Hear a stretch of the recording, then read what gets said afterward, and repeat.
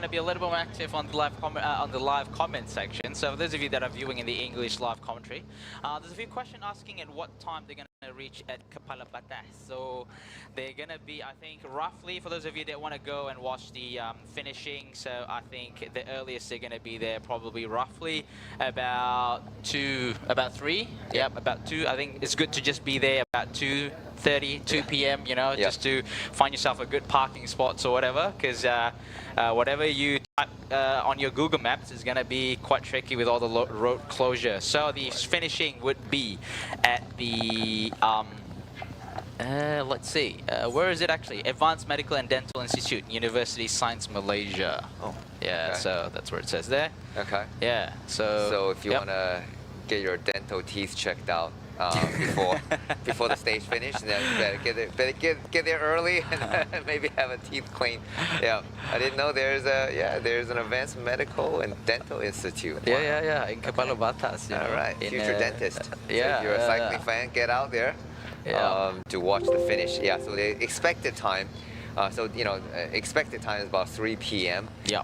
But if the speed, that's based on a average speed of 44 kilometers an hour. Yeah. So if it goes faster, especially in the rain condition, likely to go faster, so it could finish even like 2:50 p.m. So. Yeah. But yeah, just watch out the traffic. There will be roadblocks and along the way. So you want to get there early and get a good spot to watch the finish. And talk about finish. So yesterday we saw Maricelli won the sprint. So based on the course profile, it should be a bunch sprint again. Yes, again. Yeah. So for sure. do you suppose the Maricelli is gonna repeat today's victory, or Alva Decline, or Uno X? Is going to be able to bring a victory for Alexander Kristoff. I think we had a chat a little bit before the stage started. Now, considering that now Maricelli is the wearer of both jersey at the moment, the PETRONAS green jersey and also the KBS orange jersey for 2 classification, GC and also points classification. So the workload mainly is going to be to Astana. So Astana is pretty much going to do the workload, you know. So like, oh yeah, I think the other sprint teams is going to go like, oh yeah, you want to defend the jersey, all right, you do the fair share of the work, right? So I'm just gonna be here and sit in, right? So we're gonna see. But although we've seen in the past years, Maricelli has been one of those guys, a little bit like Peter Sagan, can carry himself without any lead out. But obviously, yesterday's stage was pretty much from the perfect lead out by Anton Kuzmik. But we will see. I'm going to put my bet still on Maricelli, but I know you have different opinions on this. Yeah. So what do you think? I think the task I mean, yesterday, XD Astana did have a rider in the peloton doing the work to make sure the breakaway doesn't succeed to the end. But I think today other team is gonna lay the majority of the work on them. So they're gonna have to burn a few riders, during the process. And today is a 166K stage, so it's not super long, but it's definitely not short by any means. So they're gonna have to use up a few riders, so they may have less riders in the lead out at the end. So I think, so I would actually think, I think Uno X looked really good.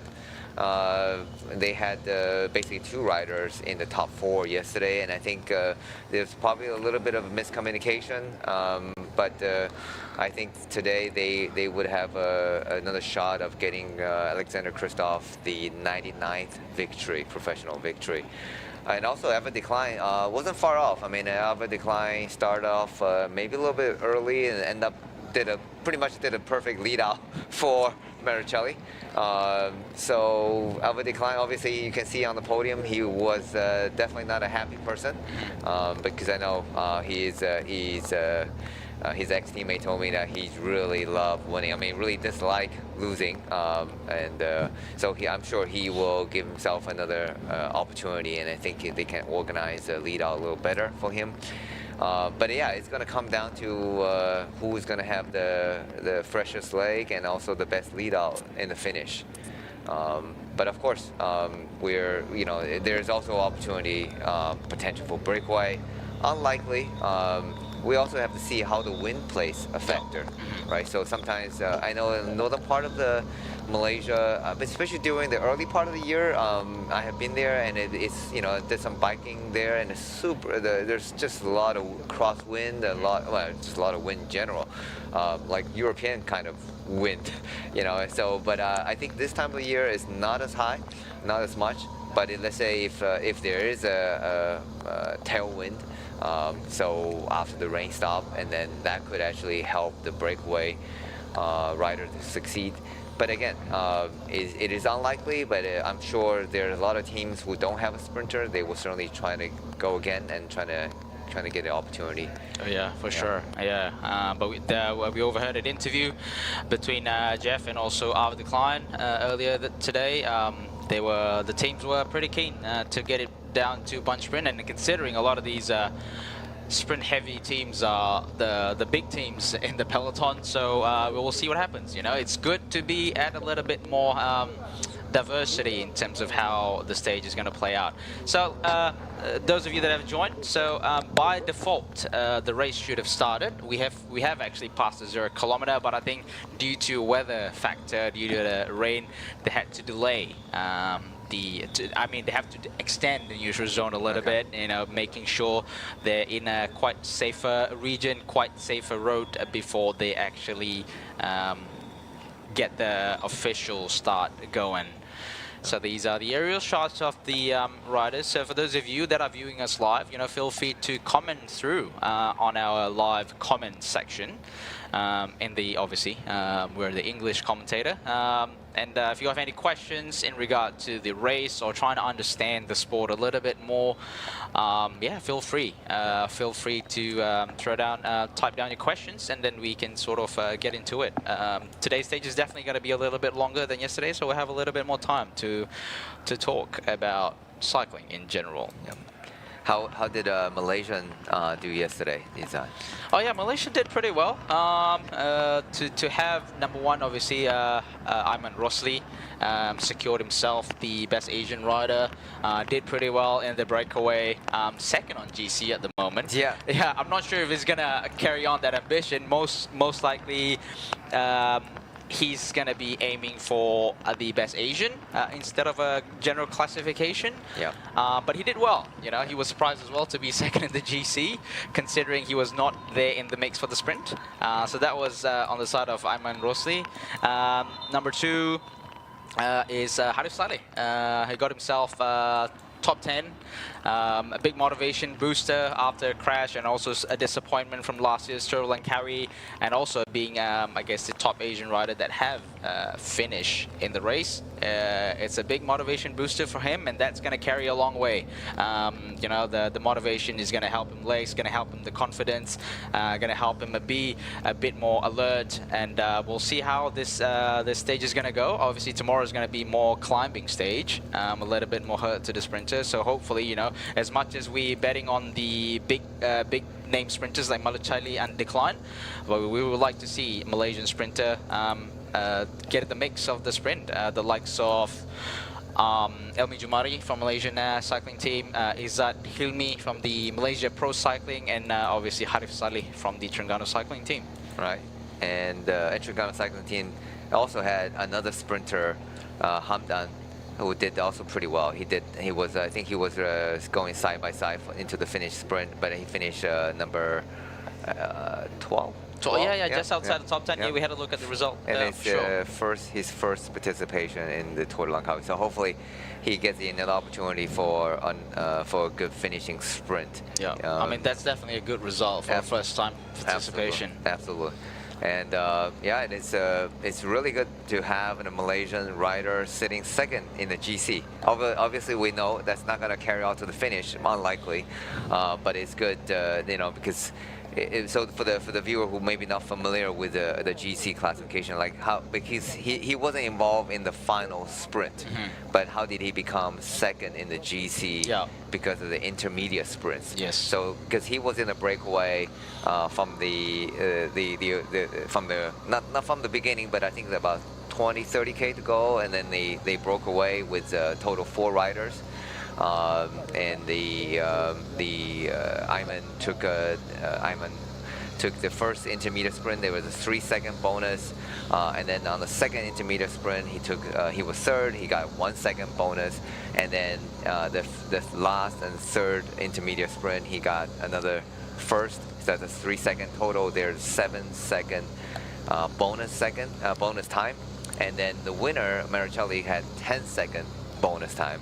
So so that all add up to the general classification. So Maricelli had 10-second bonus, means whatever the finish time, they took 10-second off, and that's his the finishing time. And then Ayman Rosli had a 7-second taken off his overall time. So he is he's second in the GC, 3 seconds behind. So now we're looking at the official start. The UCI Commissar finally decided it's safe to start, and the race is on the way right now. Yeah, we see straight from the gun when the commissaire waved the flag of the race starts. The rider from Isan immediately stomping on the pedals to initiate the first breakaway attempt for today's stage from Kepala Batas. Sorry, from Padang Besar to Kepala Batas. There are still a lot of water on the camera, so it's going to be hard to spot who are the riders that in the breakaway where we're trying to on the front. So we're going to try to get that information to you as soon as we can. But right now it's just all one big bunch, and everyone are. The peloton is pretty much straight out, and it's not a one line, but it's going. I assume it's going pretty fast, and everybody is trying to stay ahead and trying to avoid any incident, because it is super slippery and potentially dangerous racing condition. Yeah, so I think this is going to be. I think the camera is showing us the POV of the riders. That's pretty much what the rider's lens is going to be when they're looking at the road at that moment. Yeah, through they can't see a thing, just as we do on the live commentary. Yeah, it is. But the good thing is that generally the roads here are not super slippery, because in some countries, the roads, especially the white lines, are very slippery. But back to the front of the race, Unibike Rockets are pushing again. So yesterday, we had a funny incident yesterday that we couldn't really tell. Exactly. We didn't really know who was the Unibike Rocket rider in the breakaway, because on his body number was 62. That's right. But his bicycle was 61. Exactly.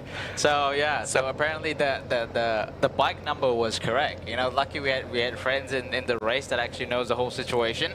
So apparently the bike number was correct, the body number was wrong. So Baptiste Vuillet was getting the whole limelight. But it was actually Adrian Mayer. Yeah. Okay. So here back at the front of the race, and again the riders are super active, trying to get in the breakaway. But the peloton is actively chasing right now. So I think for the first, I remember a couple years, many years ago, that also a raining start, and I think the peloton was averaging 49 kilometers an hour for the first 1 hour racing, really fast because of the rain. As you can see here, the peloton straight off to pretty much one line, and that just shows you the speed of the race is. Well, it's at a maximum pace. Even though the guys on the back seems like they're just strolling around for a Sunday ride, or for a Monday ride. But yeah, the pace, believe me, the pace at the front is probably going at 50 k an hour, potentially even higher. Yeah, so it's like a Terengganu cycling team rider in front there, judging from the gesture, potentially maybe Vadim Plonsky. I think that's Adnan. Adnan? Okay, yeah, that's your rider. You probably know a little bit better. Yeah, he's a Dutch rider. A Dutch rider. But not typical Dutch rider. Typical Dutch rider, you have someone probably like 5'10" and 1.8 meter. He's a fairly small guy, but a great climber. Excellent climber. So there you go. He just won a race in Oman with the mountaintop finish. So he's certainly in a really good condition right now.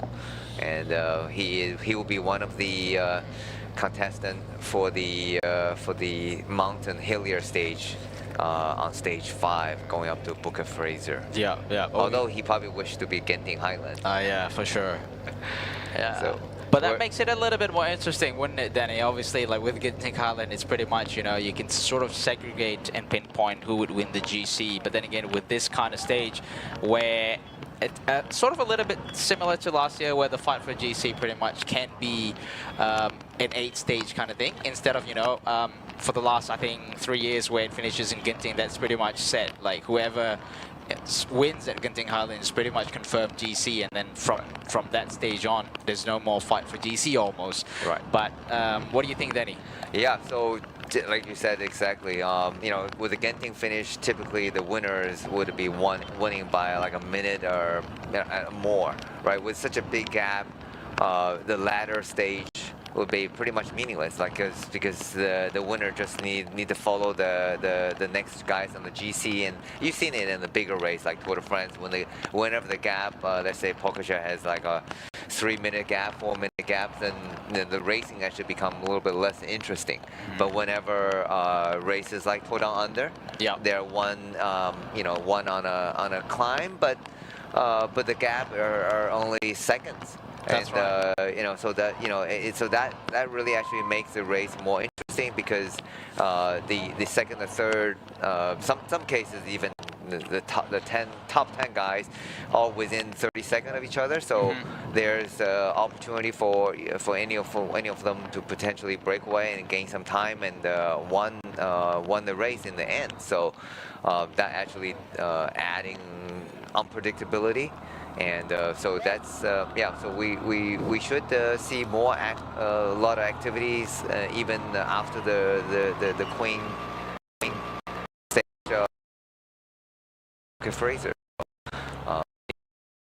The Tour de Langkawi on Sunday, they're finishing in the KLCC. And then you have to get to pretty couple climb, Bukit Hantu and Bukit Ampang, in order to get to the finish line. So and that's by no means an easy climb for the riders who ride locally and who have written those climbs. Certainly can spur some surprises.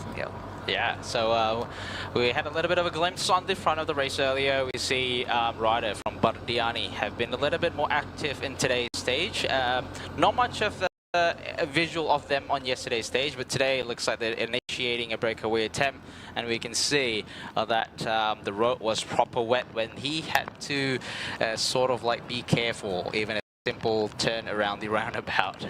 So just a little bit more careful. So these riders are, they spend hours on the bike, they're attuned to what feels like grip or no grip on their tires. Absolutely. So right now, fortunately, the roads are pretty straight, pretty wide, and again, the road conditions are very smooth, which is great. So we hope this condition, this roads will keep to be smooth, keep the smoothness. I don't know how to say it, but yeah, because also if we have a lot of bumps and that would potentially cause the rider lose traction. So we see the riders are trying to making the attack on the right side of the peloton. That's and, right from Iceland. I read it from Iceland. Okay. Yeah. All right. It's a good eye. No, POC helmets, their bikes. There you go. There you go. Talking of a tech expert. I think, I wouldn't call you tech geek, but tech expert. There you go. Yeah, so yeah, I've latched on immediately by Ayman Rosli from Terengganu cycling team, currently in the white jersey of the best Asian rider. So there you go. So their bikes, POC, POC helmets, so they are Iceland. Yeah. See, I was right. Excellent. Yeah, that bike used to be written by the Uno X mobility team. Yes, you're right. But now their Uno X has changed to Ridley. Yeah. So all these teams tends to change bike every couple years. And that seems to be a common, obviously because of sponsorship and so forth. But and sometimes when a bike company actually targeting a specific market, so they actually sort out the teams that are popular in that particular market. So I think that's the case with Polygon as well with TSG. Polygon was really looking to expand their market out of Indonesia. So Malaysia is the next country, but also Terengganu cycling team obviously being a fairly global team, as we talked about yesterday. They are the top-ranked continental team in the world. They have riders from all over the world: South Africa, Eritrea, and who are Danish, Netherlands. We just talked about Adnan, and as well Kazakhstan, Vadim Pronsky, and also Ukraine, represented and by Anatoly. Yeah. And in fact, he was in the World Championship yesterday in Takali, Rwanda. So for those guys who watched the World Championship yesterday, what an exciting race that was. It was. It was. I think it was definitely a hard race. It was by far the rider was saying that was one of the hardest, if not the hardest World Championship race course. I think it was only 30 finisher. Only 30 finisher. Wow. From that has to be a tough. From yesterday's that race. Has to be a tough race. So has it 269 kilometer? Yeah, right. Yeah. And I think about over 5,000 meter climbing. That's tough. That is tough stage. Around there. So and it was won by no other than the king of cycling right now, Tadej Pogačar, of the UAE team. Yeah, congratulations. Well, from Slovenia. So since Slovenia. Slovenia. Sorry, Slovenia. Yeah, I got confused. Yeah. Got confused. Peter Sagan with Slovenia. I was thinking of Slovakian rider in the race. Dusan Rojevic. Yesterday's. He laid out the early lead out. I mean, he started sprint early. He's a very good rider, and he started sprint early, and then but it was caught by pretty much latched on by Arvid Klein, and then Malucelli straight behind Arvid. And then like you said yesterday, it was Uno X also did a great Blicka, and it was almost he was doing after the race he explained he was actually doing a lead out for Alexander Kristoff, and but he definitely had a speed. I mean, he was. And Blicka was also a former stage winner of Tour de Langkawi and also a green jersey. Orange jersey. The orange jersey. Yeah. Back then was green jersey. Back then was actually was green jersey. So he was a point leader. So he's definitely a fast sprinter. So it will be interesting to see the finish today. If it comes down to a bunch sprint, would Blicka once again work for Alexander Kristoff, or would he fancy his own chances of sprinting for the victory? All right. So that's the first sprint point. Location, so that you can see the cavalcade. So cavalcade are the cars at the beginning of the whole convoy. So cavalcade will go ahead and pretty much clear the road and signaling the people around that it's going to be a convoy coming behind us. So these are a shot of where the town of the first intermediate sprint is going to be, which is, let's have a check, it is in Jitra. That is still fairly far away. We're still that's going to be 54 kilometer from the start. So right now on the screen you're looking at a 152 kilometer. That's the distance to the end of the race. That's right. Yeah. So we still gonna need to travel about 40 kilometers before we get to the intermediate sprint. That's so give it a chance, give a chance for the peloton to sort of settle down, and then let's it'll be really interesting to see which are the teams controlling on the front. But right now, still full of attacks. I mean, there's still multiple teams I see from Thailand. And from other teams, that I think the smaller team without a sprinter, and they are certainly fancy. Well, they fancy their chances of trying to get in a breakaway, especially with the weather like this. And here's Bardiani. I'm pretty sure that's Bardiani. Yep, that is Bardiani. The green helmet. That's right. And then we've seen quite active a few teams.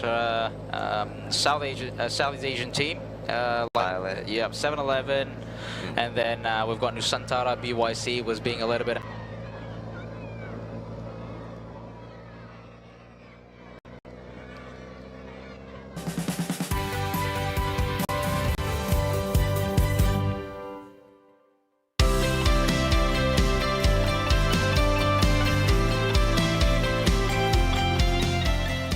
Mata ganjaran tanpa kad di Petronas. Senangnya, ini baru Mercer Rewards.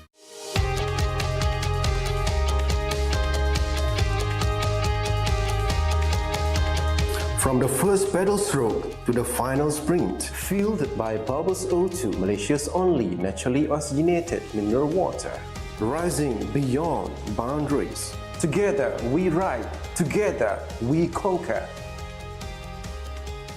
Bubbles O2, empowering champions.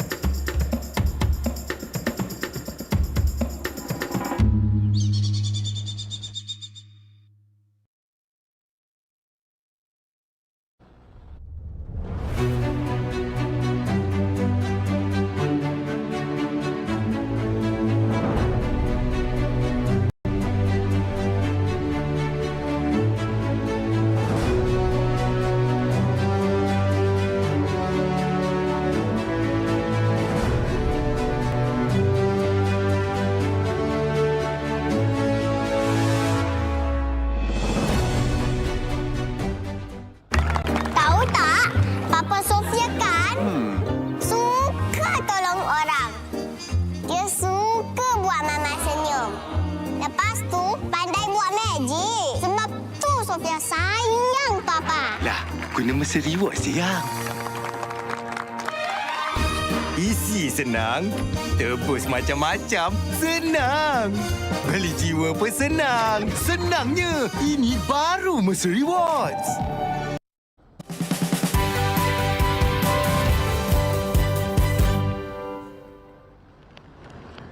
But now he's under the national team, and preparing for the SEA Game later in December. That's his big target for the year. All right, SEA Games is this December. All right, so that's definitely a target for a young upcoming rider. How old is he? He's 22. All right, 22. still pretty young. Yeah, Still pretty 22. So he actually just did a month and a half racing in Spain under. With Kyle Royal on the 23 team. So yeah, he should be in really good condition, and it's really good opportunity that he actually managed to do a little more racing. But I see a group of four or five, but well, a lot more, maybe 7, 8 rider, but there's still rider trying to come across this breakaway. So obviously the peloton sense that's danger that these guys can has a good chance. It's a strong group, has a good chance to get to the finish line. So more rider wants to get involved in the breakaway. That's a proper amount of rider. I think Uno X also sent one rider to sort of limit the gap. A few riders from Polti visit Malta as well. A lot of these few riders that coming into the established breakaway are sprinters team. I think the goal is not to let the breakaway gone too far. Yeah, so that's I think Total Energies as Total well. Energy, yeah. So if we have a breakaway group of containing all the major, like a lot of the major teams, so that actually the chance of succeeding to the finishing is actually increased dramatically. So let's see, Polti, we have Polti, you have Total Energy. So we're looking at suddenly the 3-rider trio have grown up to like maybe like 15 rider. Yeah, that's a proper amount. I guess we're just trying to understand for a lot of these teams. Obviously, Confirma is there pulling at the moment, but we have Uno X, we have Polti, also Astana up in front here. What would be the motivation? Obviously, they're not trying to get the breakaway to go a little bit further, right? Considering they have sprinters. Yeah. So, like, from your understanding and what your thought would be, why is that the case? So it obviously the reason I think they're not, the Astana XDS are not committing 100% on the front of the peloton to do the chase. And when other riders and the team see that they are not committed to just control it from the beginning to the end, as we talked about earlier, it's going to be a 166K stage. If Marichelli decides to just go ahead and use up all his troops and controlling from the kilometer 0, he won't have any lead out left. So maybe it was a good idea just not over controlling at the beginning and let the sending one of your rider into the break. So put the responsibility onto the other team, because they can easily say, well, I have a rider in the break and I already won on stage. So if you want to win the stage, then it's your turn to do the work. Right. But we also see Tudor also have a rider in the breakaway, and I think Uno X also have a rider in the break. So yeah, we saw that. Astana have a rider in that breakaway as well. So it seems like the Polti as well. Obviously, they have a mission with Peñalbe. Peñalbe, yeah. So they're sort of like everybody's putting the responsibility into somebody else. So again, it's a moving chess game, a poker game, however you want to call it. Yeah. So they are sort of pushing the responsibility into another team. But 166K, still 144K to the finish line. It's a long way to go. But I think, again, it's the weather condition that makes the first hour racing so fast. Everybody, whenever you're raining, and it actually makes everybody on the alert. Everybody becomes super reactive and active as well, and you're not worried about overheating for sure. So it's actually safer in a way in this kind of condition by going one line. Because the last thing you want is a big group bunch together, and then there's the touch of wheel, and you can easily bring down 20, 30 guys in wet roads like this. Yeah, so looking at the weather at the moment, Denny, it's not slowing down. The rain is definitely not slowing down. We had some information from the start line. A few of our compatriots of the PETRONAS Tour Langkawi gave us information that it has been raining pretty much since last night, about 2 a.m. or so. We can see on the screen now, like, it's not just raining, but also the sky is pretty dark as well. So it just indicates that there's more rain to come.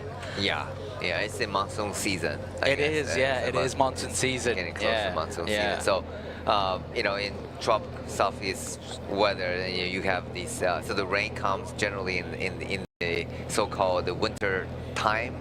But there is no winter season, so end of the year. So I guess the cold air from the Himalayas and sort of carry down to Southeast Asia, and then brings a lot of moisture.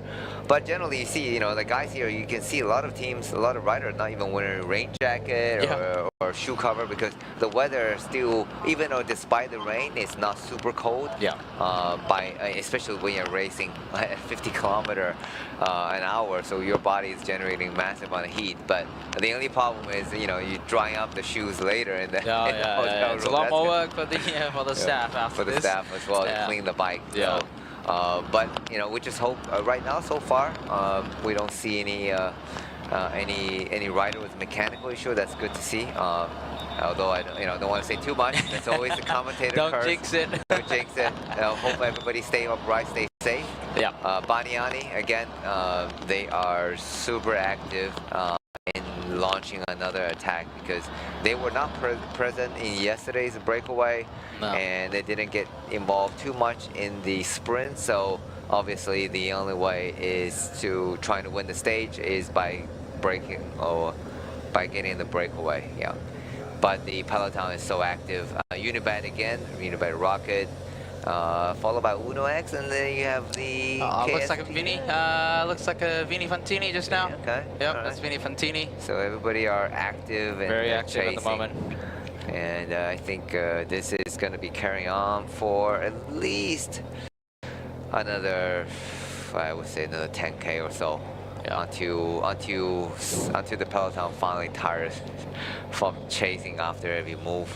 Yeah. But I think the first 1 hour of racing, you're going to be covering 50K an hour, and and it's going to be active until probably until the first intermediate sprint. Yep. I would say, and then maybe there will be a breakaway. Will be let to go. It's Santara, rider from New New Santara, yeah, Santara BYC, sort of initiated another attack to establish a breakaway with 141.5 kilometers to go in the race. It's been very, very active. Follow along. Looks like I'm Rosty from the back with laser helmet and white jersey. Okay. Yep. And then joined also by another rider. Looks like, yep. The visuals are not very cooperative at the moment due to the heavy rain. It's totally understandable. Sun, moon, monsoon weather. Yeah. Monsoon weather at the moment. There we go. The rider just moving along right now. Yep. These guys on the back, they're getting a lot of water. Oh yeah, shedded, for sure. Yeah, onto their bikes and their body, but. Yeah, it is, again, fortunately, it's not cold weather. If it's in Europe or Northern Hemisphere, Yeah. This kind of rain would just would just drop the temperature by 10 degrees Celsius easily. Yeah. So fortunately, most of the riders still look to be fairly good, and but you just, and one good thing that you definitely don't need to go back for the team car for a lot of water. Oh yeah, for sure. You're not that thirsty. Thirsty. Yeah. You're right. Yeah, absolutely right. So yeah, the back here seems a little bit more chill. Not a lot of chaos, whereas here in front is a completely different business. Attack after another attack, trying to establish a breakaway. Another attempt by the Santara BYC, a team from Indonesia, the only team from Indonesia in this year's edition of PETRONAS Langkawi. Yeah, and it looked like followed by 7-Eleven. 7-Eleven, yep. Okay. So the two Southeast Asian team, 7-Eleven and Nusantara from the Indonesia, and one from the Philippines, trying to break away right now. But the peloton is still very active, either by the rider. Still lack of control. I mean, I don't see Astana XDS coming to the front just yet. I think they are happy with the current situation where a lot of riders trying to bridge across, and whenever this rider trying to bridge across, that sort of actually carry out,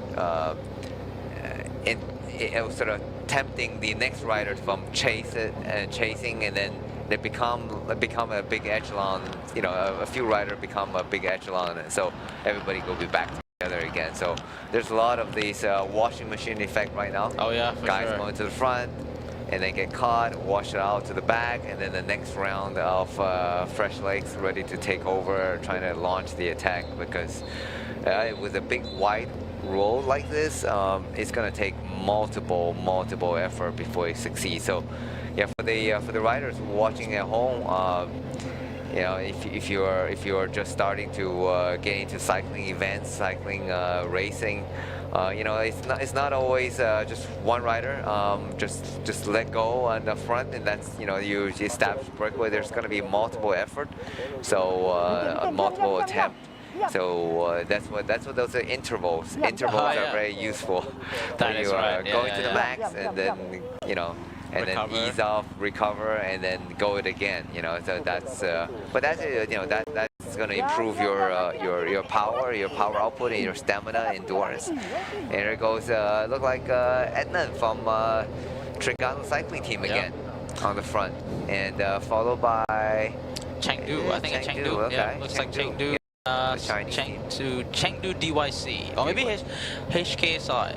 Yeah, okay. Yeah, some of the jerseys are fairly similar. That's very right. difficult to tell Especially apart. with this visual. Yeah, especially with the wet weather like this, it is absolutely difficult to tell. But however, I do see a bit of light in the sky. Seems like they're potentially is the rain is gonna slow down. Yep. So one good thing about, you know, Southeast Asian rain, monsoon rain, it doesn't last all day. Yeah. I mean, you get a fairly strong downpour, and then it clears up. So hopefully it will be the case. I do see the sky is getting brighter. So hopefully the rain will stop. Then we can see what is the actual situation at the race. So right now, a group of look like 7-8 riders again trying to make the junction, make the breakaway, but the guys in the peloton are chasing and are not letting up the breakaway go just yet. Oh yeah, very active still, Denny. I think we've only just 137.4 kilometers to go. We're looking at probably we've only done no more than 30 kilometers, and the race is very active still. Pretty much the same as yesterday.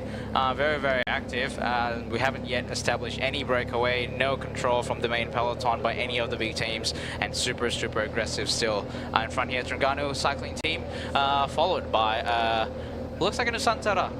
Just behind them, Kepala. Thailand. Thailand Continental cycling team is there as well. 7-Eleven is there, trying to establish the breakaway. But yes, as much as they're as hard as they're working in front here, we see just right behind there, peloton is still chasing, Denny. Yeah, it's there's no letting up right now, and I think it's because the XDS Astana are still refusing to come to the front to just shut down the to shut down the pace and set a steady pace and let a break go. It's really really interesting to see.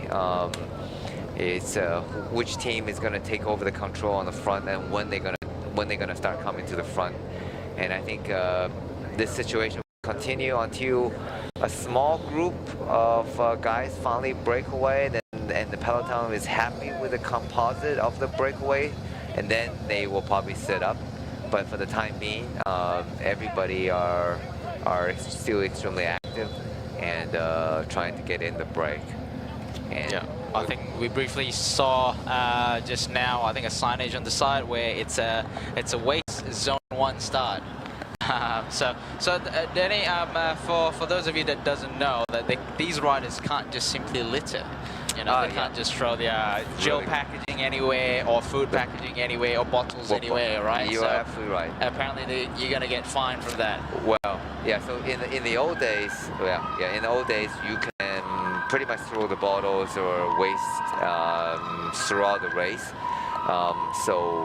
We just hear the disc brake I was just gonna say, I just cannot not hear that disc brake squeak. It's so loud. Carry on. Yeah. So in the old days, you can. Makes me cringe. Sorry. Yeah, it is. It does. So in the old days, you can just pretty much throw the gel wrapper or the bottles anywhere. But it is really good that UCI have decided to, and that actually brought us such a bad image for cycling, because it's supposed to be a clean sport, good for the environment, less cars, and more people riding bicycle, less cars. But if you're just throwing trash, plastic bottle is pretty much non-biodegradable. I mean, it's going to be there for years, and especially in a beautiful country like Malaysia, it's just bad for tourism as well. Yeah. So UCI had put a very strict rules, and not only fining the rider for throwing bottles or waste outside the waste zone, but also there are severe UCI points deduction. Yeah. So especially nowadays, the points ranking are so important. So not only you're going to get a big fine of I believe it's 100 plus Swiss franc. Swiss franc. That's a lot of ringgit. Then you're getting 5 to 10 points, up to 15 points deduction. So yeah, that's all that is certainly that's definitely reduce the number of littering. But still, you look at the results, you still see some riders either accidentally or intentionally litter. So hopefully we see less of that, because we do want to see cycling with a good image to the environment and trying to get more people into cycling. Because there are we should have brought it up, and there are certain incidents happen in Malaysia that have brought a lot of conflict between riders and the drivers and the cyclists, and I understand that issue is not even isolated to Malaysia. Oh yeah, absolutely right. Yeah, just generally, I think after COVID-19, there was a lot of new cyclists on the road, and that brought in a lot of frictions and a lot of conflict between the drivers and the the motorbike and the cyclist. So so we certainly don't want to add more to that potential conflict. That's right. Yeah, for sure. So we're about 132.7 kilometer to the race. We see on the visual now is Matteo Malucelli with number 3 jersey, wearing the class. He's the last one on the wheel. Yeah, he's probably suffered from that washing machine effect. No, I don't think so. I think he's carrying out. He's probably doing some domestic duty, trying to help his teammate take the jacket. I see there's a rain jacket in his hand, left hand. Yeah. So I think something shoved in the front part of his jersey as well. Yeah, I think he's actually helping his teammate to take the raincoat back. Yeah. Because we talked about earlier that even though it's raining, but the temperature is still fairly high, probably around 20 to 30 degrees. So the rider heat up. I mean, they certainly put in a lot of effort, generate a lot of heat. So they already warmed up. So they are time to take out the rain jacket, and maybe he's sending his troop to the front, controlling the pace, and he's the one that bring the jacket. So I mean, respect goes both ways, right? Like you're like, obviously you want people to work for you. You know, in the case of Matteo Malucelli, you know, you want your teammate to deliver you to the finishing line, but also, you know, when in times of your riders needing your help while you're not needing to do the work of on the bike, you have to sort of support them as well. So the respect goes both ways. You know, we probably only see that these riders are being, you know, delivered to the finishing line, the star riders, so-called, the race leader. But then obviously these are the kind of things that we don't see, that where the race leader or the main person in the team actually going back to the team car, doing a little bit of domestic duties, and that way you build that I guess team chemistry and team bonding, and then from there you create this trust and relationship where you don't need to say anything, like you know what to do, kind of thing, right? Yeah. So definitely, it is. We talk about cycling as a team sport. Yeah. It is individual winner. Only the winner gets to go on the podium at the end of the race. However, but it is also a team sport. In order for the winner, for the leader to continue winning, he needs the team to support him to win. But there is also team prizes, you know, for the best team performance, because the top 3 finisher of the stage, you know, the time actually adds onto the team classification. So there is also a team classification in the end. But generally, those are the minor prizes. The main prizes is to protect the leader. So all 5 rider from XDS Astana right now are working for the team leader Marucelli. So Marucelli decided, you know, he'd go back and take the rain rain jacket back. And back to the front of the race. So finally, Confama, one solo rider, are attempting to break away right now, and the peloton is looking a little bit. They're still chasing. I see that there's riders still chasing. We can't tell who, but they're looking back a little bit. So maybe Ayman Rosli. Maybe Ayman Rosli. It looks like Ayman Rosli. It's possible. Yeah. And Confama from Spain. They're a pharmaceutical company from Spain, and that's with their green jersey and the green bike. Yeah, it's quite nice to see. Yeah, it's, but he's sitting up. Sitting up. up. We're talking about that he's trying to break away. It's actually sitting up and taking off his gilet. Wind vest or jacket. That's so right, the rain jacket. And then, we see riders are still chasing. Well, we saw, see Uno X is there. The Astana rider is there as well. Looks like they're going to call out like another breakaway attempt potentially from the rider from Terengganu cycling team. Is that Adne, Denny? And I think that's could be Vardin. Yeah, looks like Vadim Pronsky. Yep. And then follow suit by a few riders from the back chasing again. Judging from that, we can't see that St. George. St. George followed the initial breakaway attempt. The initiated breakaway attempt from Vadim Pronsky. School day today. So we just reached into the state of Kedah. I think we're just passing a town called Kodiang. Same as last year. It says Kodiang, Denny, but the correct way of pronunciation is Kodiang. Kodiang. There's like a K in front of that O. So Kodiang. And I think that's the rider on the front is from St. George. Yep. It looked like Daniel Whitehouse.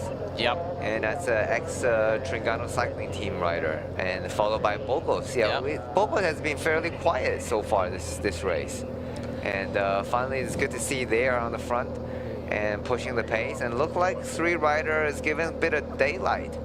And Tringano, I can see Tringano cycling team, Bogos, and St. George. Look like Daniel Whitehouse. Yeah, go Daniel. Yeah, go Daniel Whitehouse, Bogos rider, Bogos Borbele BH.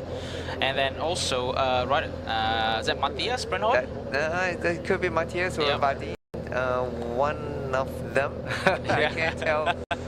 They're very similar in terms of heights, but yeah, but it looks like 3 are given a bit of daylight, and you see the peloton immediately going across the road. Hopefully, this is actually a great opportunity for the trio to actually finally go, because whenever you see a peloton spread across the road, that means they actually decided to let the breakaway go. Rider are sitting up, and that's Vadim. Vadim that's Pronsky. Yeah, Vadim And then Pronsky. we just want to get a visual on who is the Bogos rider. Yep. Yeah, the riders are sitting up. You can see the Uno X rider on the back. He's probably going to get some waters or potentially a nature call. Yeah. So 163. Yeah, 163. 163. That is Nate Haddon. Nate Haddon. Yeah, So Nate sorry. Haddon. He was in the breakaway as well yesterday. No, Vadim one- Pronsky Yeah, okay. and a rider from Burgos. Okay. Burgos is rider number 76. Let me see. 76. That is Jose. Yeah, Jose Jose Gallego. Yeah. Okay. Jose Gallego. Yeah, Jose Manuel Gallego. Gallego. Okay. Whoa. 76 from Spain. Bogos. Yeah. So 3 riders. Vadim, and Nate, and Jose are Jose. certainly open at daylight. I mean, these are 3 strong riders, and they are able to open a daylight. And seems like I think there was a little bit of hesitation in the peloton, and I think teams are finally getting organized and setting a pace on the front. And my guess would be XDS are on the front now working and controlling. They're happy with just letting 3 guys go, because it's still a long way to the finish. 127K to go. Well, unless you're Tadej Pogacar, you can just attack with 100K to go by yourself. And that's but for general, that is generally that's 3 riders. That is good to let these break go and bring them back a little bit later. All right, so it looks like pretty much established at the moment. We're seeing a little bit of a gap between these 3 riders that have been in the breakaway. They just initiated, and looks like that is going to be the case. We have, here you go, on the head of the race, we have Jose Gallego, Vadim Pronsky, and also Nate Haddon.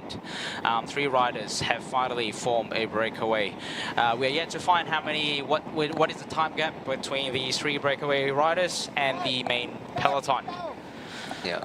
Looks like the rain has eased off a little bit, and also water droplets have cleared off from the lens as well. Yeah, it's getting, you can see there are more spectators coming out on the side of the road, but the roads are still very wet. But fortunately, the heavy rain has finally eased off, and then potentially the peloton has eased off just a little bit to let the three gentlemen to get on the road, take away some intermediate points, because we're about 14 kilometer from the first intermediate points. Yeah, but there. So those of you that have just joined us in the live commentary at the moment, so we have started the race from Padang Besar, in Perlis, and then they made their way now already in the state of Kedah. They just passed Koh Diang. And then now they are in their feed zone. So a little bit of a tip for those that are viewing at home. If you wanted some bottles from the riders, you know, just stay at the feed zone. Yeah. That's weight zone or the feed zone. Weight zone or the feed zone. Yeah, that's what the rider is gonna give throughout the bottle here. But Kepala riders are not satisfied not for missing all the brake, and it looked like he's trying to go across. Because you see on the front of the peloton, there's still lack of. I don't see the XDS coming at the front controlling it. I see Uno X, I see Tudor, and then and so I think there's still lack of commitment from the leading team, leader. Team to controlling it, so we don't have Kepala rider in this breakaway, so they are still very much intent to get in the break. Oh yeah, for sure. Being a team that is more heavy on the GC, not into the sprint, so they would want a representative in the breakaway to care either number one to get as much time bonus from the intermediate sprint, and also the potential of being in the breakaway and won the stage in the breakaway. Yeah. Although the sprint teams will have a completely different idea, they want it to come down to sprint. But yeah, we'll just see how this stage is going to play out. You know, it'd be interesting to see, considering none of these sprint teams are actually still in front controlling the main peloton. Yeah, the gap is 14 seconds. This trio has 14 seconds to the main peloton, and but then the chaser are about 10 seconds behind them. So it is now if the chasing guys are here's the time gap down to 10 seconds now. So if the chasers probably end up just brought the peloton back to them and look like they start looking behind to see the time gap. So 10 seconds is not a whole lot. And they look like they're being caught right now. Yeah, that's it. The peloton is still very aggressive. We thought the breakaway is gonna break away from the peloton, but unfortunately, quickly brought back by the peloton by the likes of some riders, a few riders from the sprint team. We've got the Uno X. And then, as we expected, as soon as the breakaway being caught, another attempt, another rider from, looks like Burgos. Burgos, yeah. Burgos, Kepala, BH, Kepala, and immediately followed by Poti, Visit Malda. So yeah, it's still you see there's a lack of full commitment from XDS Astana, so that's really smart. So they you know, it is you don't have to do the work.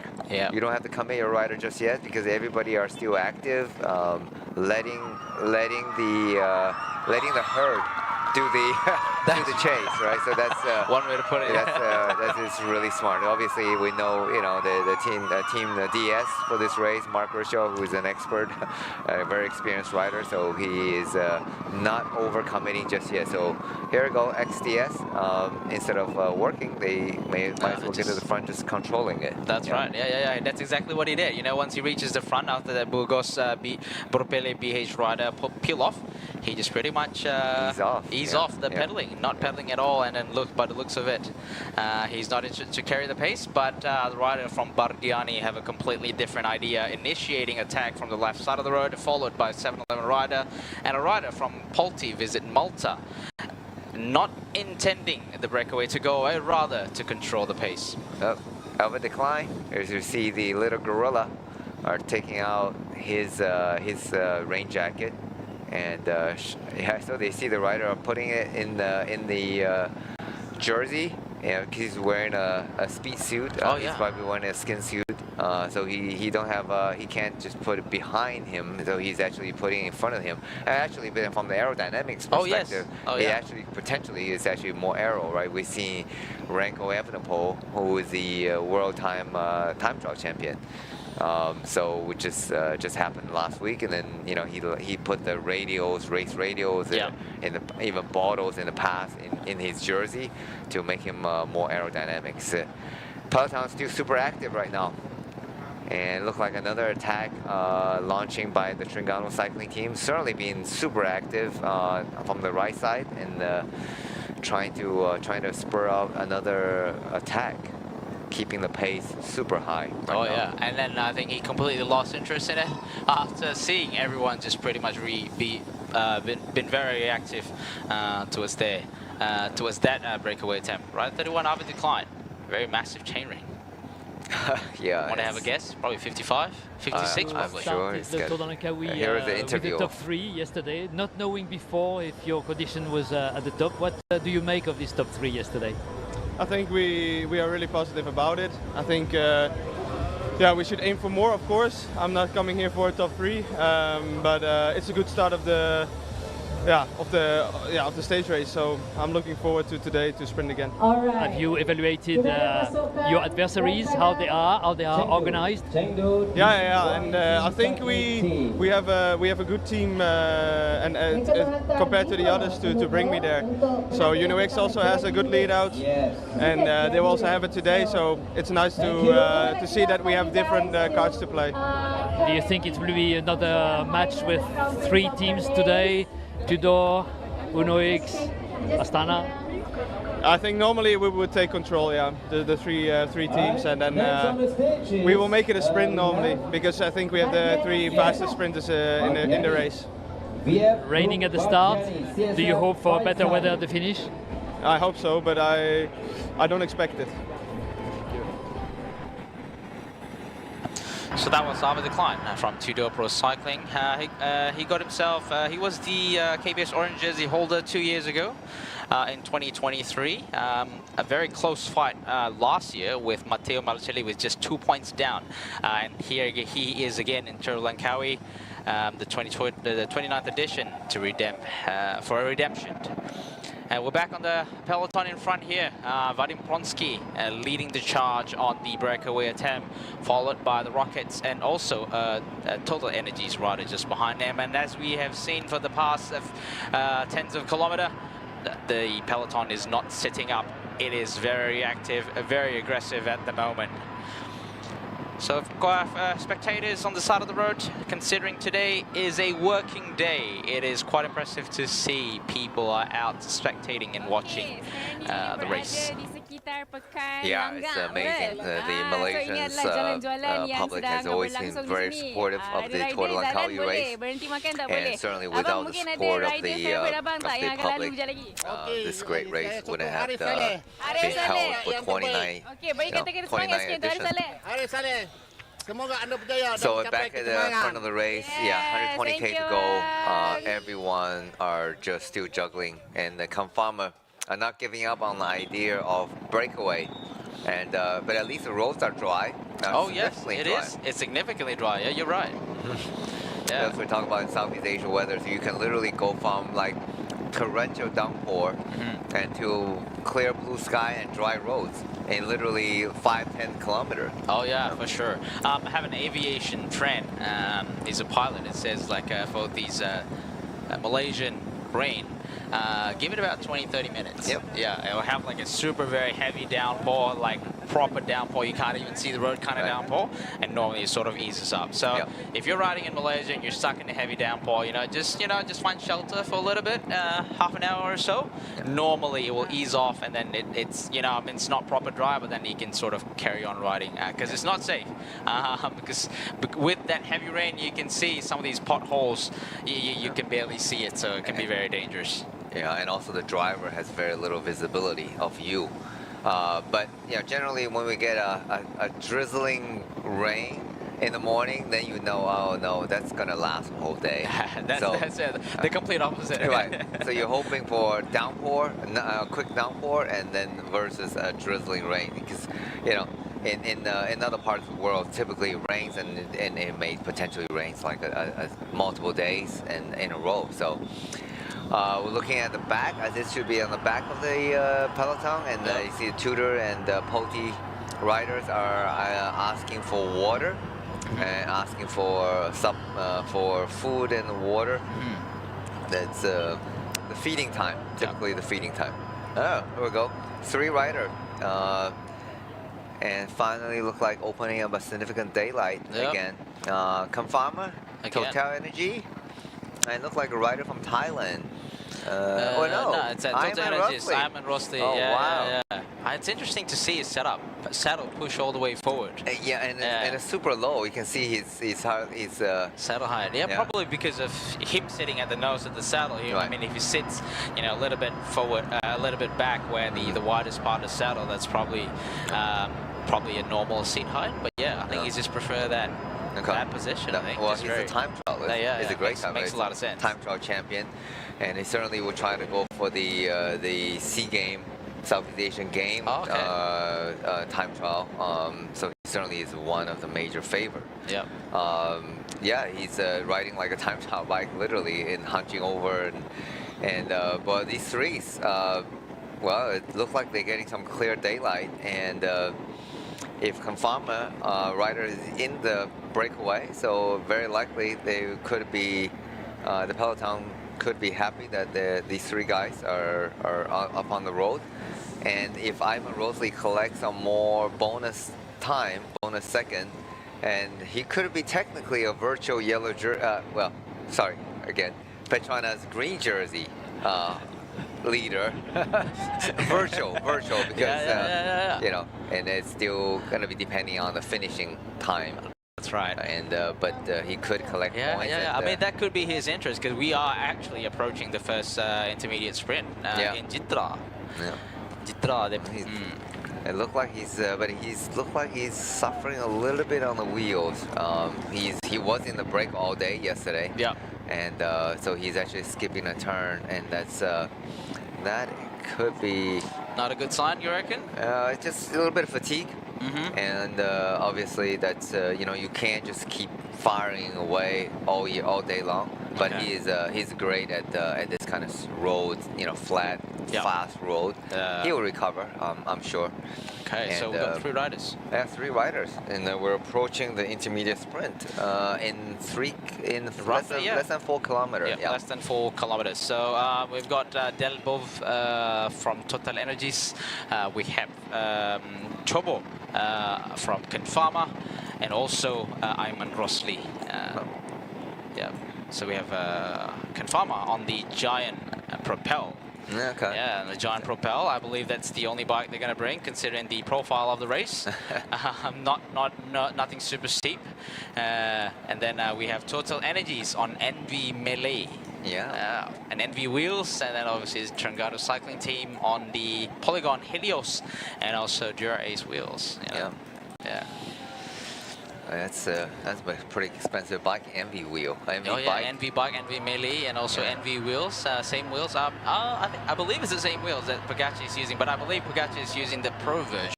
Okay. The latest edition. Okay. 214, Elmi Jumari, I believe. Yeah. Rider 214, Elmi Jumari last year.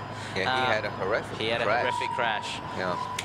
I think almost the same course as last year, except that last year. All right, with 1 kilometer to go. To the first intermediate sprint. Looks like Delbov actually initiated a quite early ramp up into the pace, and then followed by Chobo just behind him. Ayman Rosley looks like he's struggling for this first intermediate sprint, and let's see who's going to score the maximum points for the first intermediate sprint. Still riding together, Danny. These 3 riders heading toward the first intermediate sprint. And I see Ayman just have a quick look back to see the gap, because I think they're approaching the, let's see, the 500 meters. So there's still 500 meters to go. So it's still a little too early to start a sprint. They want to wait and they probably want to wait until the last 100 meter to actually do the sprint, especially this is intermediate sprint. There's only 3 of them carry the momentum. Yeah, Ayman Rosley playing a little bit of a cat and mouse, baiting one rider, see who's going to bite, and Ayman Rosley looks like he goes before. Looks like he's losing the wheel. Chobo looks like leading the pack, followed by Delbov. And is Chobo going to get the maximum time bonus? Looks like Chobo, followed by Delbov. And then looks like they have almost swallowed by the main peloton.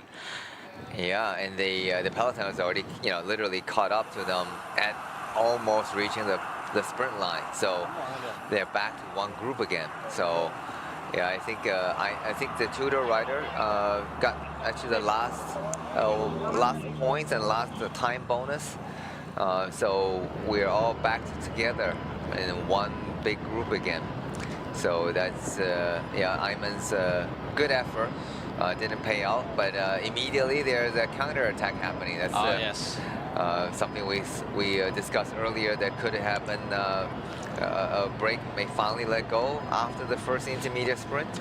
Let's see if the peloton decide to sit up, or we're still chasing. They're still chasing. They're still chasing. We can see from the body gesture of the rider in front, he's absolutely putting the power to chase the breakaway attempt. We got 3 in front and a few riders that are actually chasing the 3 riders that are formed in front. And again, we see in the main peloton, they're not sitting up. They're still chasing with 110.9 kilometers. We have raced for about 40 kilometers, and the riders are not actually sitting up. Yeah, well, we actually covered 50, yeah, 56 kilometers, yeah. Yeah, 56 kilometers, and I think they averaged, easily averaged 50K for the first 1 hour racing up to now, right? So there was 3 riders, and I think joined by another 5 riders. Now we probably should have 8 riders on the front, and but they only have about 150 meters in front of the peloton, because the peloton are strung out in one line. And I'm wondering how long they can keep this going, because it looked like they are just motor pacing throughout since the whole day. Yeah, so we're gonna get a result of the first intermediate sprint. We're looking at alpha decline. Looks like just testing. Make sure you don't have a puncture. Yeah, look at that. It just really likes riding. Yeah. Big gear. It's interesting because Tudor this year comes with a 1x chainring in front. Oh. Yeah, single chainring in front. More aero. They're on the BMC bike, right? BMC bike with SRAM red group set. Okay. 1x chainring. I believe they're on 36 cassette. Oh, yeah. okay. So full range, I suppose. Yeah, I don't know, unless they bring spares to go up the hills. Okay. Spare chain rings or whatever. Luckily, there's no Genting Highland stage, because I doubted many people will be able to climb that with a 55 chainring with a single chainring of the Genting Highland. So back on the front, everyone looked like back together once again. No one is letting go. Here's the intermediate. Here's a replay of intermediate sprint. Yeah. And it looked like Ivan Chobo with Delbov fighting together, but it was quite obvious that Chobo had the better of Delbov, and Iman Rosli just had no more legs to follow the 2 riders for a maximum point. So first, second, and third by Badiani. So Chobo, I think he's more interested in the time bonus. Obviously, he is one of the better contender for generative classification in the Ken Farmer. Right. So that's what exactly I was thinking, that he's probably trying to get a few bonus seconds in order to help on later. I mean, it's not important right now, but in the later, as we talk about the Fraser climb, it's going to be separated by seconds.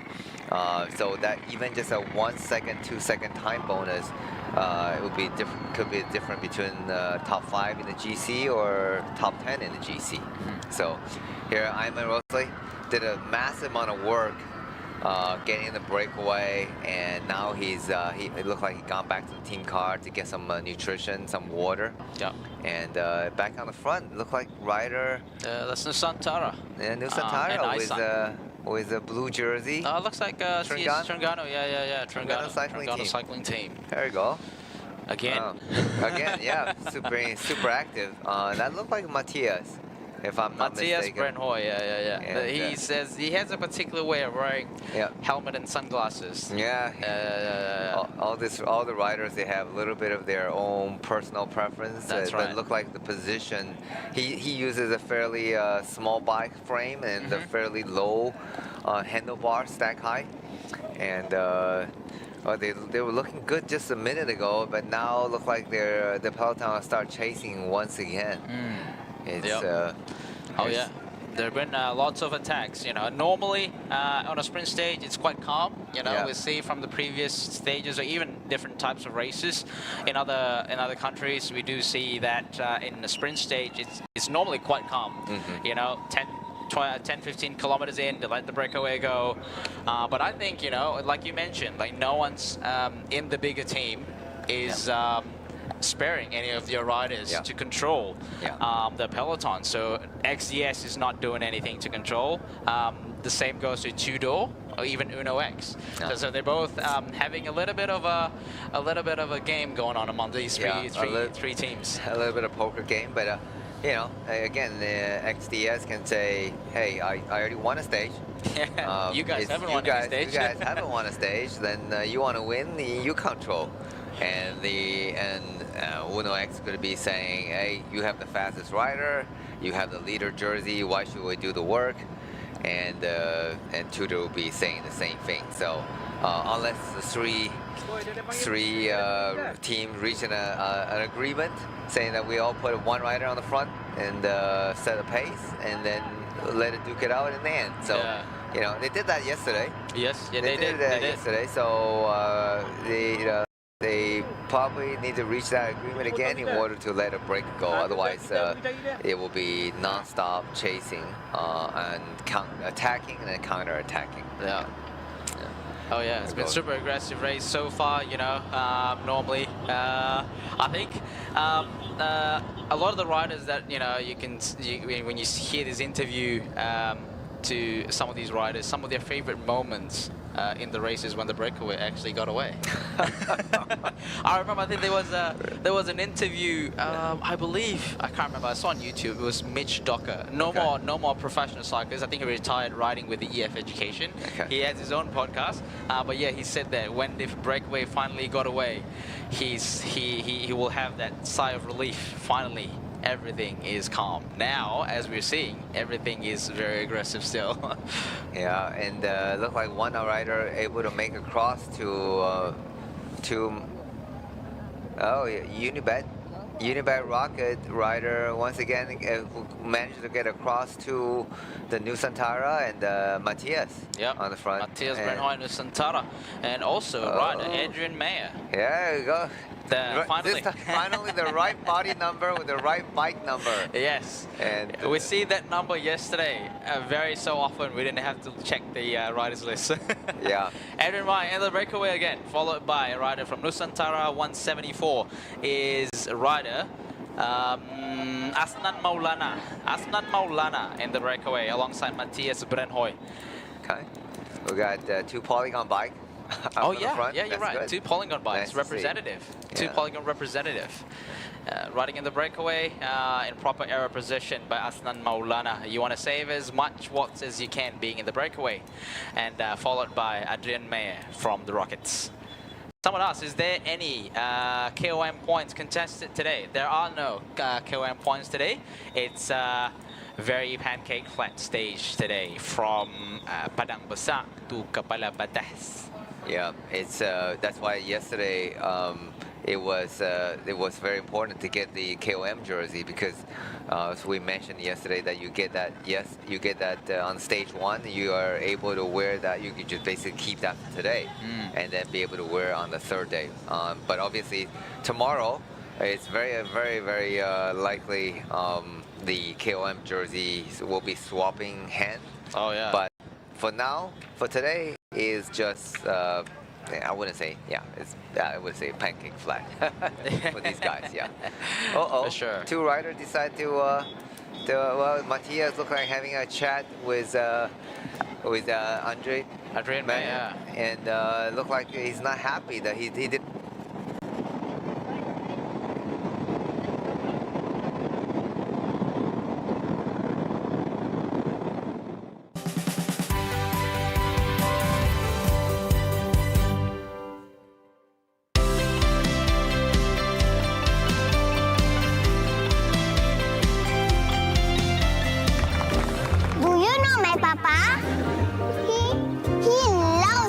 People always makes Mama smile, and he can do magic. That's why I love my Papa so much. I just use Mr. Rewards. So easy.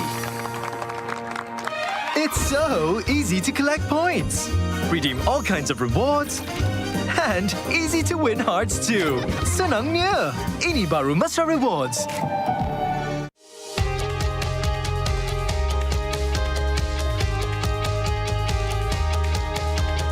From the first pedal stroke to the final sprint, fueled by Bubbles O2, Malaysia's only naturally oxygenated mineral water. Rising beyond boundaries. Together we ride, together we conquer. Bubbles O2, empowering champions.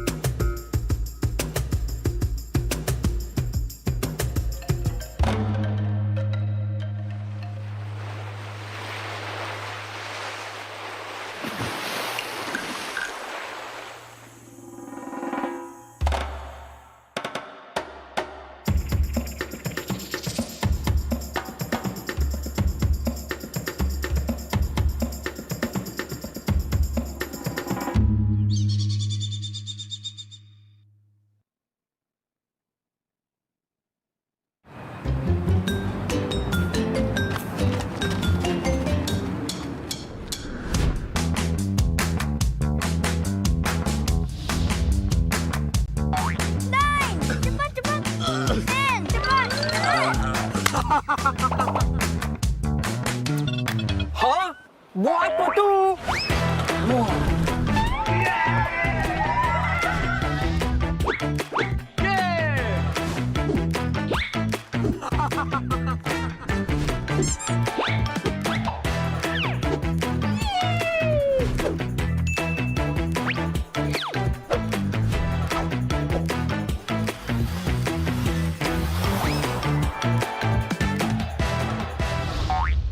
Hey, free barang kepala rumah lah. Thank you, Petronas. Petronas, let's go! Ganjaran lebih bermakna dengan Petronas Mesra Rewards. 40 ahli Mesra Rewards bertuah bakal menang voucher beli belah bernilai sehingga RM5,000 dan sebahagian daripada 35 juta mata ganjaran Mesra Rewards untuk direbut. Senang je, hanya isi minimum RM45 untuk kereta atau RM5 untuk motosikal dan masukkan nombor telefon anda di PAM atau gunakan aplikasi Settle. Itu je. Gunalah kad kredit Petronas Visa untuk menikmati 3 kali peluang menang. Jangan lepaskan peluang anda untuk menangi ganjaran lebih bermakna hanya dengan menjadi ahli Mesra Rewards dan isi di Petronas.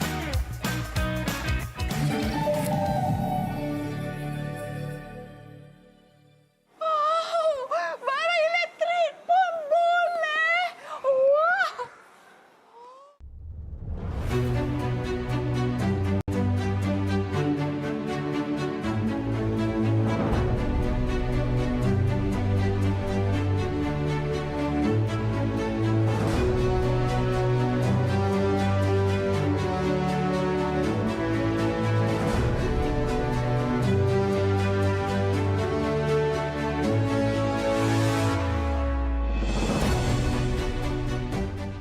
Isi minyak di Petronas guna Settle 3 kali mata ganjaran. Senangnya, ini baru Mesra Rewards.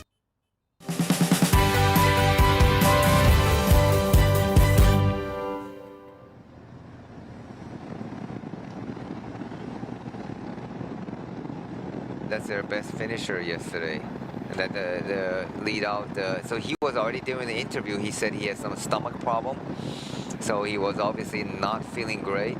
And then I think he's finally Dosan. I think it's Dosan. And then I think he's finally succumbed to the stomach bug, and that's very unfortunate. And because I mentioned he's a very good rider, and he just let out the sprint a little bit too early yesterday, and got overtaken. We certainly hope he recovers. But you know, in the UCI race, for the viewers who are not familiar, because it is a stage race, so if you get sick or DNF today's stage, you cannot start the next day. Yeah. So that is what makes the bike racing so tough, right? You can, I mean, imagine you're doing a 21 stage grand tour like the Giro, the Tour, and you have one bad day, you got sick. And let's just say if your intention is to continue to finish, you could easily drop, massively in ranking or very bad performance. But and a lot of them still suffer and trying to make through the stage in order to carry on to be able to race the next day. And we saw famously in the Tom Dumoulin, it was I believe that was in the Giro. He had a stomach problem. He had to relieve himself on the roadside. Oh, yeah, obviously, it's so serious, and but he had to continue. He's not like you're sick and you get a replacement and there's no substitute, unfortunately, for bike racing. Right? Literally, he had to do his business and then quickly get back on the bike, and even with a stomach problem, and trying to chase back and fight on. So that makes bike racing really tough. I mean, you're 5-6 hours. Imagine you're working 5-6 hours in the office. Yeah. And you're not working well. You're not feeling well, but you still have to have all that things, and you cannot call it a sick day. And you got to carry on and get the job done. So. It looked like again, Terengganu cycling team is just in the break with Thailand and Isun and Unibet. Unibet again, but this time Unibet Rocket is working now. Oh yes, so, maybe a different rider. Yeah, different rider. Yeah. It's not. I don't think it's Adrian Maria. And so looks like the rider number 63. So that is Christopherson. Yep, Christopherson and Vadim. Yep, Vadim And Ponsky. let's take a look at who the Thailand rider and the Iceland rider. Right, so the Iceland rider, 183, Hayatou Tobaru. Okay, 83. 183, I believe that's 183, Hayatou Tobaru. Yep. And then the Thailand rider, we'll see if we can get a visual on his number. That's 231. 231. Good eye, gee. Oh yeah. Is it now? No, it's not. 213, I suppose. 213. No, they can't be. Okay, let's take a look at it again. One, two, three. Okay. There you go. Sorry. 1, 2, 3. I'll say he was there in the breakaway as well, trying to bridge to Ben Carmen yesterday. Tanakan Chaya Sombat. Okay. All right. There we go. 2, 3 Asian riders and 1 Unibet from Norway. Yes, yes. Excellent. So the 4 riders look like working well together. Yep. Let's hopefully this one sticks, Denny. Yeah. There's still 8 kilometers for the next intermediate sprint. It's wide open space. I think it's going to be windy in this particular area. It does look windy. It does look potentially windy, absolutely. So whenever you see there's no trees anywhere around, there's hills, so the wind comes over the hills and then, must be, then blowing through the wide open space. This looks like cowboy country. Almost, but it is quite common in the state of Kedah. So you can see that's the paddy machine. Yeah. The paddy machine. That's paddy field. They're actually riding through some very nice paddy field. Obviously, it's they've just actually how do I say, cut the paddy for lack of a better word. Yeah, but they just trimmed it. Whatever the word may be. So you can see from the aerial view at the moment, they're not as green. Some of them are still green. These paddy, where rice actually came from, if you're wondering. They are actually at the moment they just passed the capital city of Kedah, Alor Stan. Okay. All right. Yeah, and they're heading towards, I think, Gurun Sungai Petani. That's where they're heading. And then I think if you look at the course profile, there will be riding they will see Gunung Jerai on the right. Okay. Yeah. All right. Gunung Jerai is a big mountain, but unfortunately we can't. The race is not going up there. Oh no, definitely not. It is probably the only mountain only major mountain in the northern part of Malaysia. But it's a couple years ago, the Jelajah Malaysia did go up there. But it's a one-way up and a one-way down. So obviously for a race like this, it's not possible to, unless they decide to finish on top of that. Yeah. But it's a pretty steep hill with a narrow climb. I enjoyed that. It was nice. But it looked like the peloton are finally under control. And I would have presumed that's the XDS Astana team. Looks like XDS. On the front now. Keeping the pace fairly steady. Nothing slow, but fairly steady.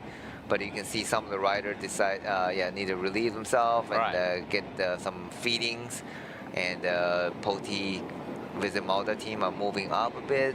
Yeah, so it looks like there's at least organization instead of complete chaos earlier. So good job for the 4 rider. Managed to finally break away. And I'm wondering who's going to be the most aggressive rider of today's stage, because everyone would deserve an award. I mean, all the riders attempted would certainly deserve an award, but Terengganu cycling team certainly tried many attempts in order to make the stick. It was Matthias, Ednan, Ayman Rosley. So everybody certainly have given a go in order to help to try to get in the break. Right. Yes, someone corrected. It's paddy harvesting. Yes, that was what I was looking for. Okay. Thank you very much.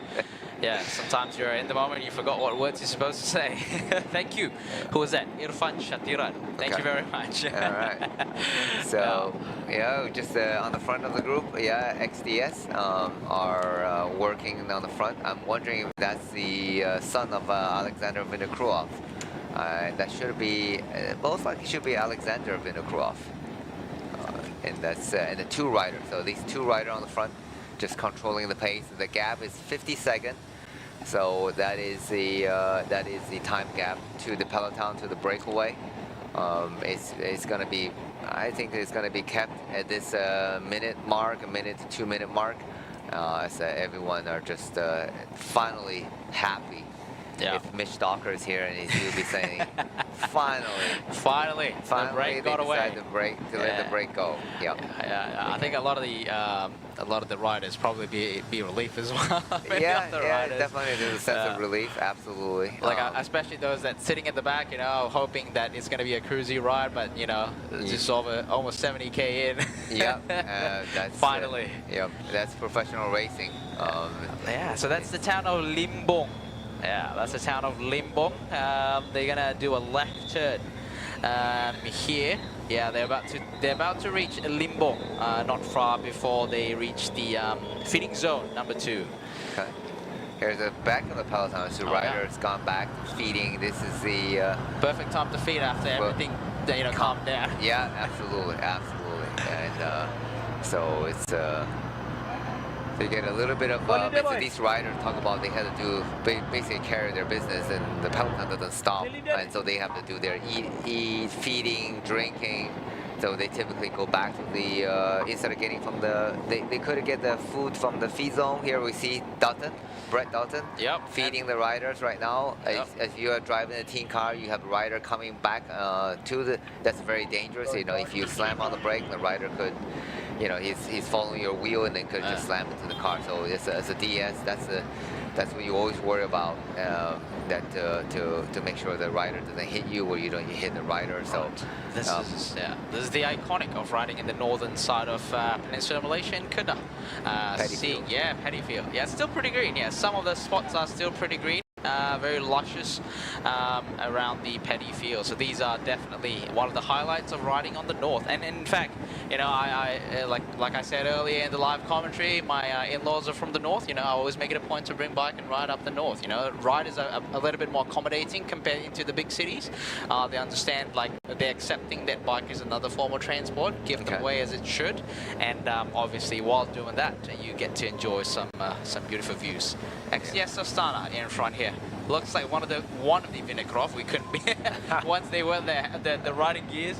We can't really tell unless we see. I think it's Alexander Vinacroft. Okay, Alexander Vinacroft. Slightly smaller stature. He has a twin brother. So for those who are not familiar, they are the twin son of the famous Astana rider, Kazakhstan rider from.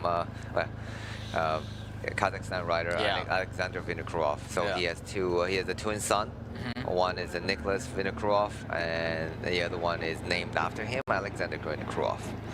So they are from representing the XDS Astana team, doing the work right now for the team race leader, Matteo Marcelli. Oh yes. And I'm just wondering who is going to be the. I think his brother Nicholas is going to be one of the contestants for the overall GC. He just finished the Giro. Finished the Vuelta in pretty good form. Back at the front, this is the front of the race. We see a blue train. A blue train. Oh yes. Different shades of blue. Different shades of blue. We see the Unibet rocket. Light blue with the Thailand team, and Trengganu cycling team. They're darker blue, very similar to the Isun. And the four quartet are working pretty well together. They're not doing a crazy pace. They know if they go faster, the peloton probably happy to keeping the gap to about a minute plus. As long as they're not threatened, they don't have to go pushing too hard, then the peloton will speed up again, just trying to limit the gap. So here we get the aerial shot where they're actually in the race. You see the orange dot is ahead of the race, and I don't see where the peloton is. Probably not far from there. Yeah. So they are heading towards south of Kedah before they reach into Penang. So they are heading. They just passed the town of Langgang. They're heading down to the second intermediate sprint, which is Padang. Okay. Not far now. So I think we are at 91 kilometer. Still actually almost 20 kilometers into the second intermediate sprint in Padang. Okay. Yeah. This is a quick look at the Malaysian team riders. This year they have a new jersey, quite colorful jersey. Oh yeah. Typically they're sort of a darker color, but this year it's multiple color jersey. Really stand out. I like that's a good idea. Oh yeah, definitely. Last year was blue, another blue. Yeah. So this year, they make it a little bit different. So that I guess among all the Malaysian teams that are here, if you looked at last year, all were blue. Like Terengganu cycling team, MPC, Malaysia Pro Cycling, also Malaysian national team. So I think they made a good choice to stand out a little bit. Otherwise, it's just another blue. Well, I heard rumors that the Terengganu cycling team is going to have a different color jersey next year. All right. I won't tell you what color is it. Oh, now that you've said it, I'm interested to know. That you're going to have to wait for the team launch. All right. For the review the new color. Yeah, they've been blue for a while. Yeah, they've been blue for a while, and partially it was because it's one of our major team sponsors been with us for so many years, Shimano. Right. That's their company color, the blue color. So we're trying to represent these sponsors. But the Polygon bike, actually, one of the things they're doing, they don't have a company color. I mean, it's a black and a bit of red, but the Polygon bike, they're trying to sort of have that customization, so you can actually get it customized, sort of like the Trek Project 1 many years ago, and you can literally customize it any color you want. And my friend from Shimano, Eugene, and he was actually recommended, why don't you have a different color for each rider? That's actually pretty cool, right? That was a good idea. Yeah. So that rider, you can always tell what bike the bike whose bike it belongs to with a different color, and then that's also a good way to showcase. Yeah. And look like the rider Peloton on the front, they're just chit-chatting right now. Oh they're yeah. A bit of, some food delivery. Some, Uber Eats or whatever. In Malaysia, we have Food Panda. Food Panda. And Uber Eat. Uber, So not Uber Eat, Grab. Grab. Yes. We don't have Uber. No, we don't have Uber here in Malaysia. No Uber. So if you're visiting Malaysia, don't try to look for a call Uber because it will never come. Yeah, it's useless. The Uber app is usually here. So get the Grab or Food Panda. Yeah, Food Panda for food delivery. Yeah. For cars, you can get Grab as well. Grab. Here's the teams are very happy just keeping the current pace, and the rider are chit-chatting with each other. So finally they can chit-chat, right? So they can actually this is a time where rider actually talk about everything from life and training and the teams. So it's nice the calm. Again, we're gonna get probably a couple hours of maybe an hour and a half of calm before we're hitting probably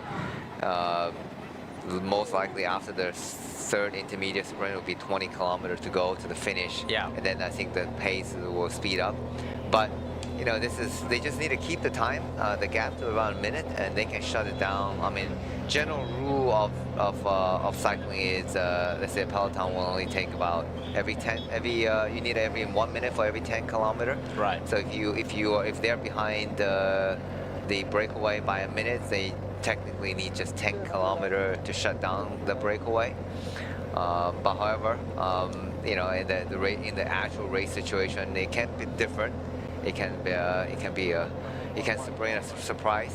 And also yesterday, if you're watching the World Championship, I think Pogačar had like a minute ahead of Remco Evenepoel and Ben Haley and Skill Mosen.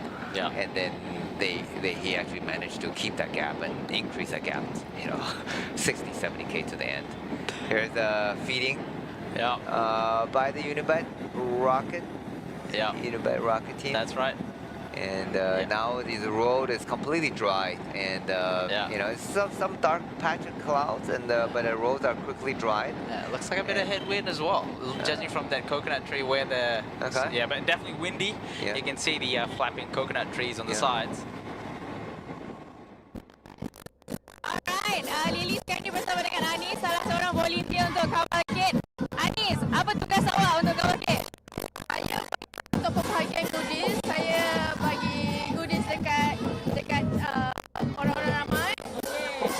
Jadi siapa yang dia dapat macam botol air, beg,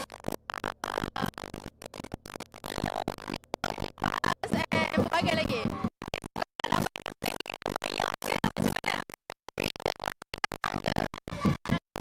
Datang siapa aja?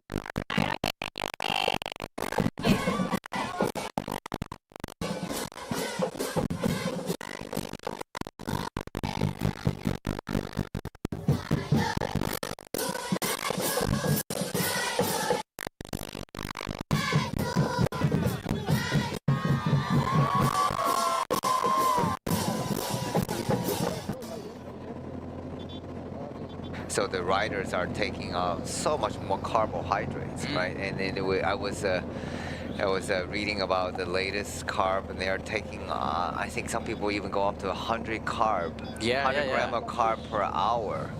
To give you an idea, for those who probably don't know exactly how much is 100 carb, like generally a gel pack is like 20 to 30 grams of that's carb. right. Yeah. So you're literally taking 4 to 5 pack of gel per every 1 hour.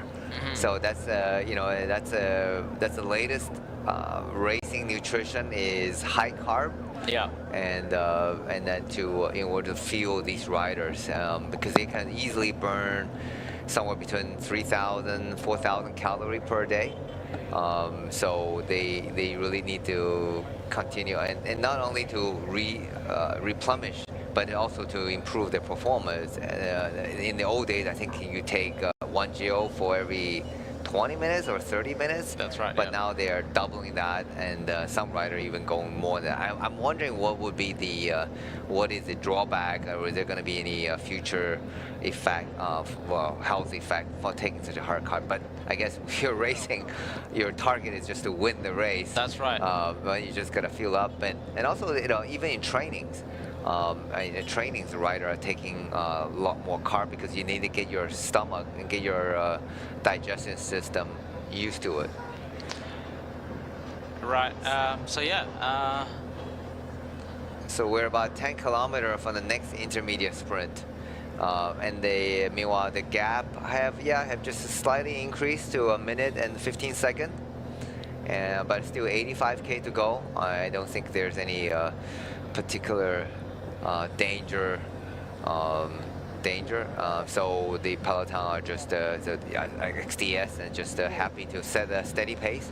And the breakaway guys are also, I mean, there's really no need for them to keep pushing faster. They might as well just keep the current gap and save a bit of energy. And then maybe, I've seen it before, like 30K to go, and when the peloton really start to chase, a rider in the breakaway maybe have very much, still have fresh legs, and they may be able to keep pushing on, trying to survive to the finish line. So it's a bit of a cat and mouse game right now. So we've got these minute and 15 gap, and they're pretty. The gap grew a little bit from 1 minute, but actually. Two-door pro cycling just in front here, driving the pace. We've got back the three teams in front. We've got Tudor, we've got Astana in front, a representative from the team, and also Uno X just behind them, controlling the peloton. Again, these are the three big sprinter teams, pretty much the same lineup as yesterday, as they are now in front of the race, in front of the peloton, sorry, controlling the pace of the peloton. 1 minute and 15 seconds gap, with 84.5 kilometers to go. Danny, you were talking about carbohydrate intakes earlier. I think I briefly saw Harry Sweeney. He does a lot of YouTube video. And in recent Tour de France, on that stage where he initiated the break for Ben Healy to finally score the yellow jersey, he was pushing, I think 3 hours normalized, about 400 watts. Wow. Right, and he was consuming about 160 grams per hour of carbohydrates. That's a lot of carbohydrates, you know. That's a lot of carbohydrates. That is a lot of carbohydrates, yeah. So there you go. So, talk about maximum carbohydrate. That's 160. That's equivalent to. Let's say, you know, for easy math, five gel. Yeah, no, it's like if you're like 30 grams per gel, 5-6 gels. 5-6 gel, right there. Right. That's there a you lot. go. Yeah. That's a lot of gel right there. But I think, a lot of these gels and nutrition company have come a long way. Yeah. They've introduced something called cluster dextrin. Okay. Yeah, so cluster dextrin is a kind of technology developed by Glico. You know, that Pepero candy, that biscuits or whatever. Yeah, so it's Glico. They developed this technology called cluster dextrin, where it releases the carbohydrates in a very slow and stable manner, so that people, when you consume that big amount of carbohydrate, does not have bloated upset stomach. Right. So it's easier to digest, and also don't give you the sugar spike or something, right? Just let it steadily. Technology. Hey. Okay. Yeah, it's something to learn. Yeah. So that's something that it's super important if you're training. I do some casual ridings with friends, and I find a lot of them. They told me that they don't eat breakfast. Which was a big surprise to me. I mean, it's important to have some food before you start riding, and then that's important carbohydrate that's gonna help you fuel, especially you're doing a race like this. Yesterday, you talked about Ben Haley, who finished third on yesterday's World Championship. He was super happy, to finish among to stand on the podium with the two of the best rider in the world, and he certainly is one of the best ones. I remember watching the race yesterday, and all the rider had a lot of gel in their pocket. I can see there were so many gels, and every one of them has basically gels over the pocket, and so that's just they are just taking it constantly, steadily and constantly. So there you go. And then so if you are out there for a long ride, a hard ride, so make sure to fill up and take the carbohydrate, sufficient amount of carbohydrate. Yeah, of course. Even if you're not like a racing cyclist as well. For example, like myself, I do a lot of my ride. And then they say, here, before we move on, so here a bit of a view from the team. This is Stringano cycling team with Saiful and the iSports sponsor. He's helping out. So iSports is the official clothing apparel sponsor for the Stringano cycling team.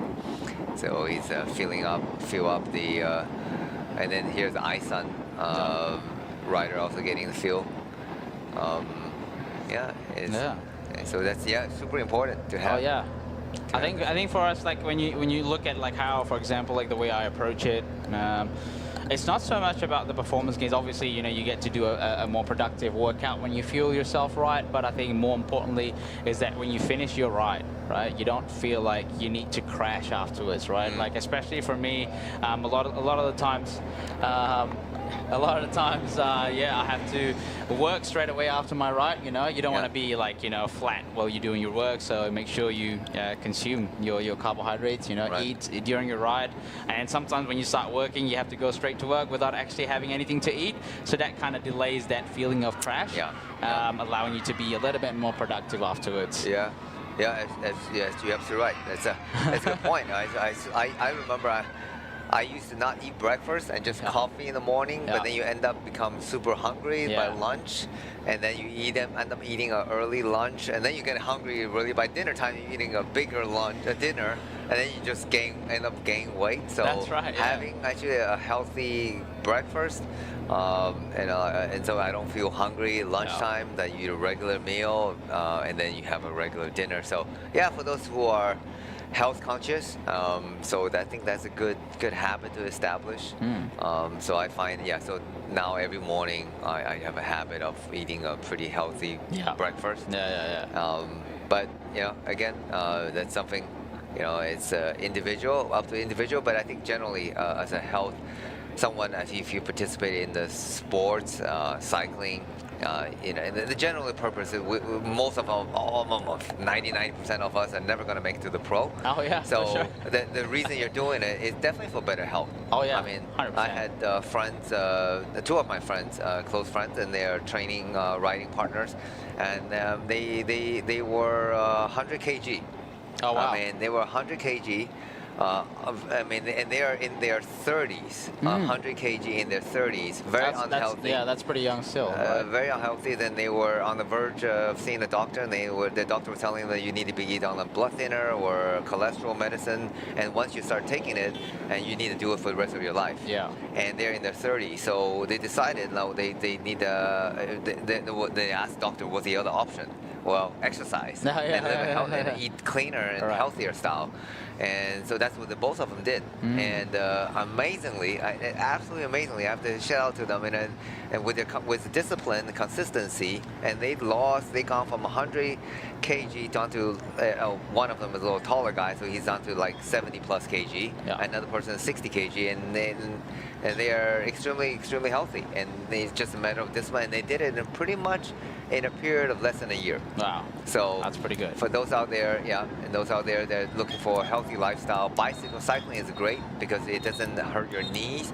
I do a little bit of running, and I don't do it anymore because I'm getting too old, like a dinosaur. So my bones are fragile, but I still kind of get out there and cycle because without hurting the knees. Right. So we just that was just interesting to point out at the back of the Quate, the Thailand rider, he actually had the shoe cover and the helmet cover. Helmet cover. Yeah, interesting. To prevent from the rain, and also provide a little bit of aero benefit as well. So I see that he's he's prepared for the rain. Like I think, like judging the way he is, like the kind of details that he put on the bike. Yeah. He would put the kind of detail on that sort of thing, because he has an OSPW aero. Yeah. So that means he's particular about aerodynamics. He's wearing a shoe cover. Yeah. And also he's wearing the helmet cover. Yeah. So wherever gain you can get. Yeah, absolutely. And then here they have the aero cuffing. Yeah, you see the rider on the front. The rider on the front here from Uno X. Uno X. So explain to us. What is this aero cuff thing? Yeah, so this aero cuff thing, it's basically a form of cover. It's not a full shoe cover. Some people might not be interested in a full shoe cover. So this aero cuff provides the biggest chunk of the benefits of a shoe cover, which is covering the either lacing system that you have, whether it's shoe lacing or the boa dials, because that's most cases is providing a lot of air disturbance, causing a lot of dirty air and air turbulence. So by smoothing out the lacing system, whether you're using a shoe lacing or a boa dial, can actually give you some kind of aerodynamic benefits. And you're looking at, I think both me and you know that testing it at Silverstone Hub Engineering, that is easily about 2 watt savings at 40 km/h. And these riders are traveling at 50 km/h. That could potentially be 4 watts of savings. That is pretty much similar, or even potentially greater than an oversized polywheel system. Yeah, absolutely. For a lot less money. Yeah. So talk about these. So the dials for those who are not super familiar with it. So the dials and the buckles on the cycling shoes, they are really easy.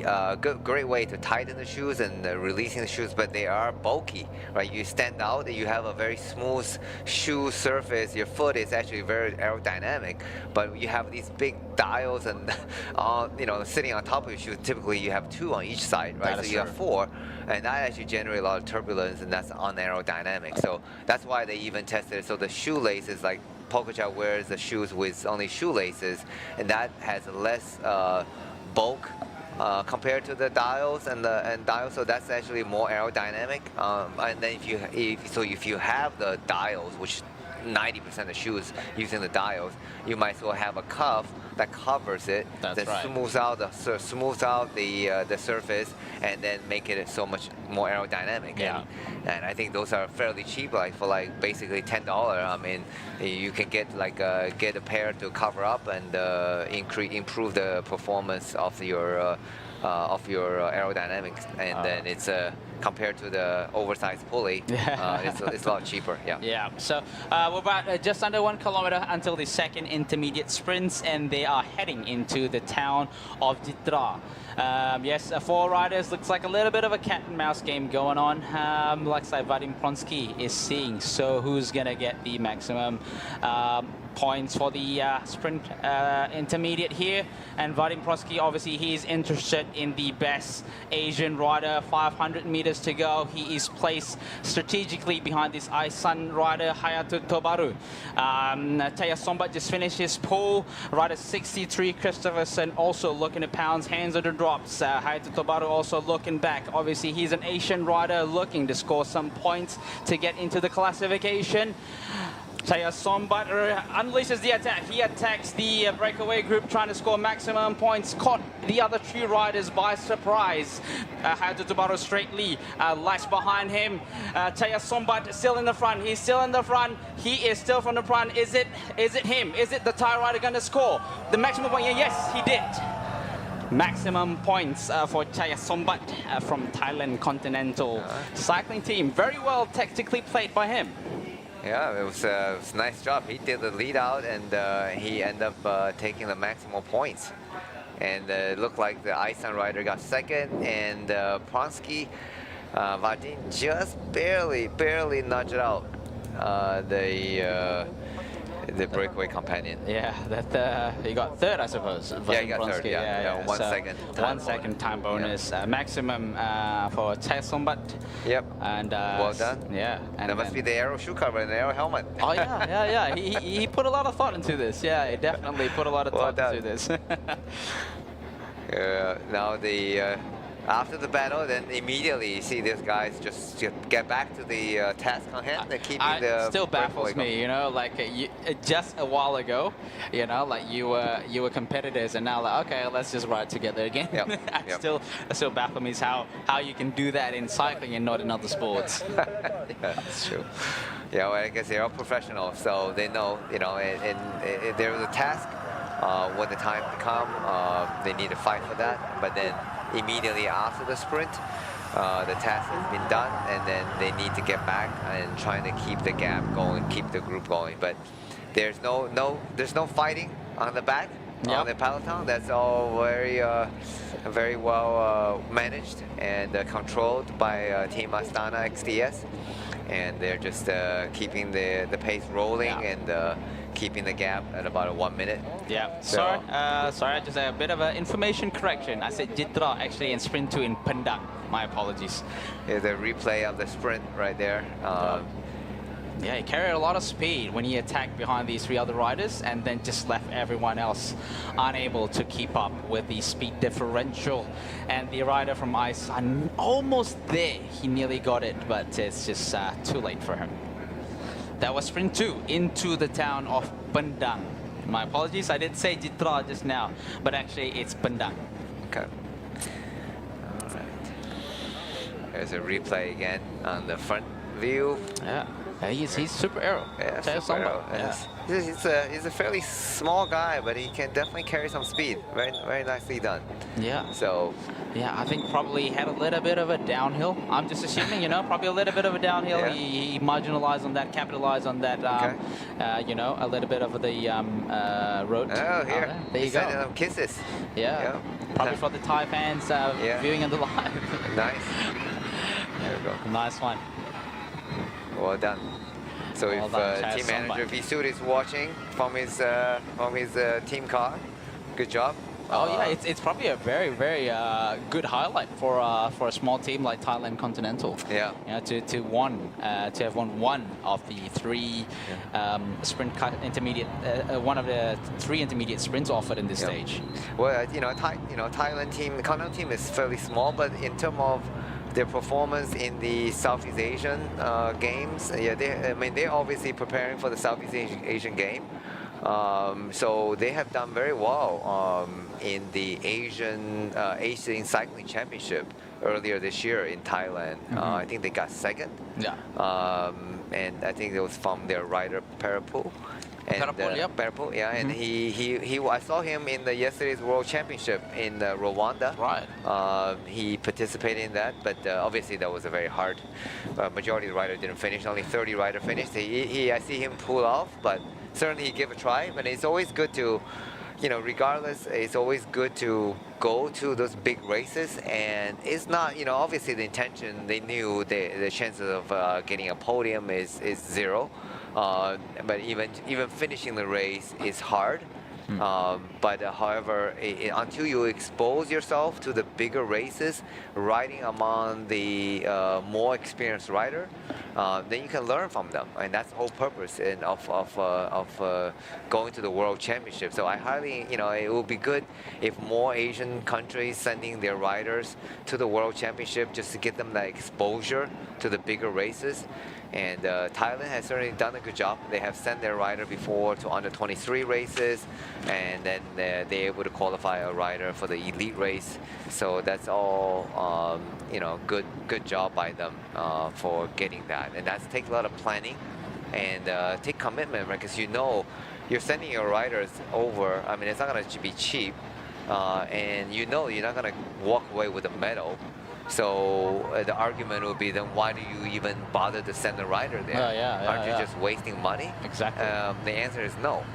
If you want your rider to develop, and nobody become a champion overnight. No. And this is a part of cycling I've been talking about. Actually, in fact, now I'm talking with John Beasley, who has been involved with the Malaysia cycling for so many years, and now Shane Menon, who is a major part of the Singapore Cycling Federation.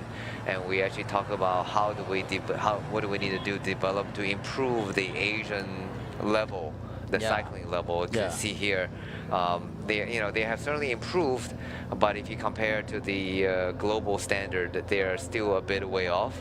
And that improvement takes a commitment of development.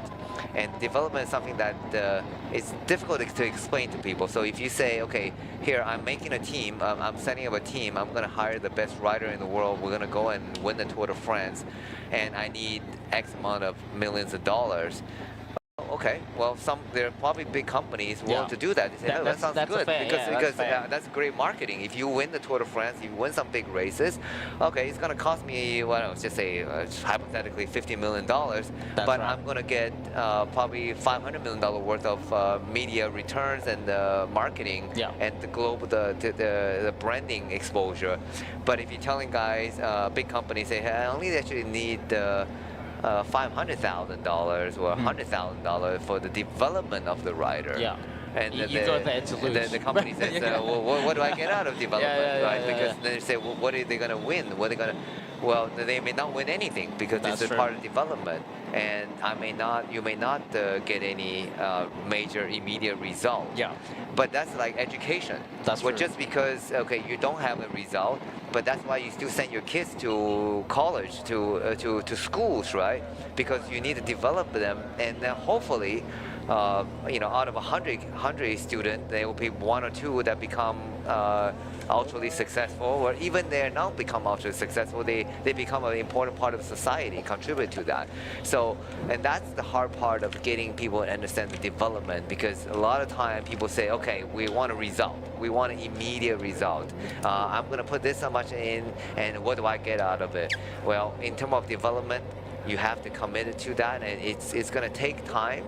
But again, if you look at the strong cycling countries, I mean, Pogačar wasn't developed overnight. I mean, there wasn't any Slovenian.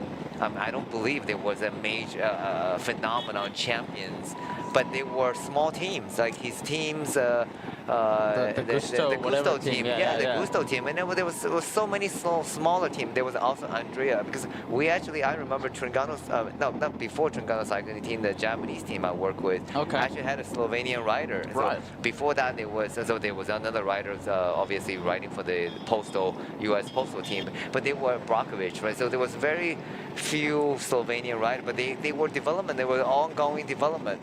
And there were a lot of ongoing development. They never won any major races, but they were development. They were the junior team, the younger team, and then took many generations of development. I was gonna say, and then you produce a rider like phenomenal, like Thailand Polka show. Like Roglic right? or Roglic, Primož exactly. Roglic was from Slovenia. He was with the Andrea Mobile team that my friend was racing for. Yeah, so all that takes time. It takes time, and there's we're talking easily 15, 20 years, I suppose. Absolutely, absolutely. Yeah, that's how old I am. Yeah, I was I've already back then with the Japanese team. Right.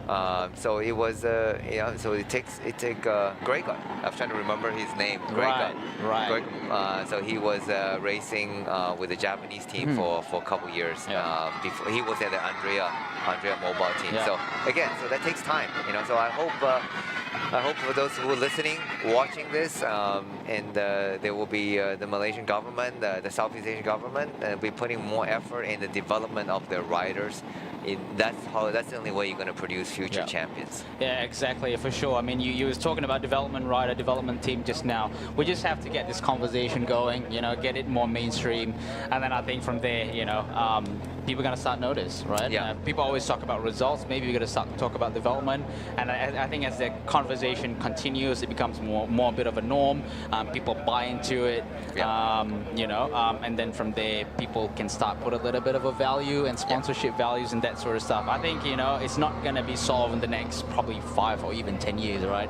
Yeah. It's going to be the conversation needs to start now, and it needs to be a continuous conversation for years ahead. Yeah. But it's a crucial part, right? It's just a crucial part because I want to, I had a fortune to go to Spain. My friend Aniko was, inviting me to go to Spain and to see their junior development, junior teams. They had, I was in a fairly small town in Spain near Basque country. They had the local teams, and even just a small local team. They had team buses, team van, team cars. Pretty proper. And they, the sponsored bike from Mobia. It was just a small town, and probably no more than 5,000 to 10,000 people. Wow. And so they all had a small little development team, and then passionate cyclists and volunteer their time. Wow. And to support these young kids from racing. And then I had a fortune of one of the Malaysian cycling legends, Siang Seng Hong. His second son was actually sent over to Spain to follow my friend Aniko, and then they put him in one of the top junior team in Spain, it was in Victoria, Alenco, and so he actually did racing. Then they were literally racing. I was asking him, so how much racing, when is next race? And the team explained to me that they have raced 3 times a week. Oh, wow. And they will be racing on Wednesdays, and then Saturdays, Sundays, and then at the age of 18, 17, 18, they're already exposed to there's a stage race already, 4-day stage race. And I'm thinking 16, 17 years old, so they already start doing that. So yeah, this is what's much needed in Southeast Asia for sure. For sure, more exposure, and then from there, I guess it builds that quote unquote muscle memory for them to learning how to race, I suppose. And also at a younger age, they have a chance. So Siang Seng Hong's younger son Ranhan. So the brother, the older brother is in that junior. The younger brother of Sam Ranbao, racing who was racing for St. George. He was so he actually did a couple races in Spain, and it's a fairly high-level junior races in Spain, and he actually got second, and I believe a fourth, a couple really good results. So we hope that it's and it was all done by a private effort. But if this was with a bit of support from the National Council, Development Council, he could have easily stayed there and done more races. So we hope people are listening, and then they can support the government to do a little more development for the entire Asia region. Literally, we're not just talking about Malaysia, in Thailand, Indonesia. I know Hong Kong. Actually, Hong Kong sends out.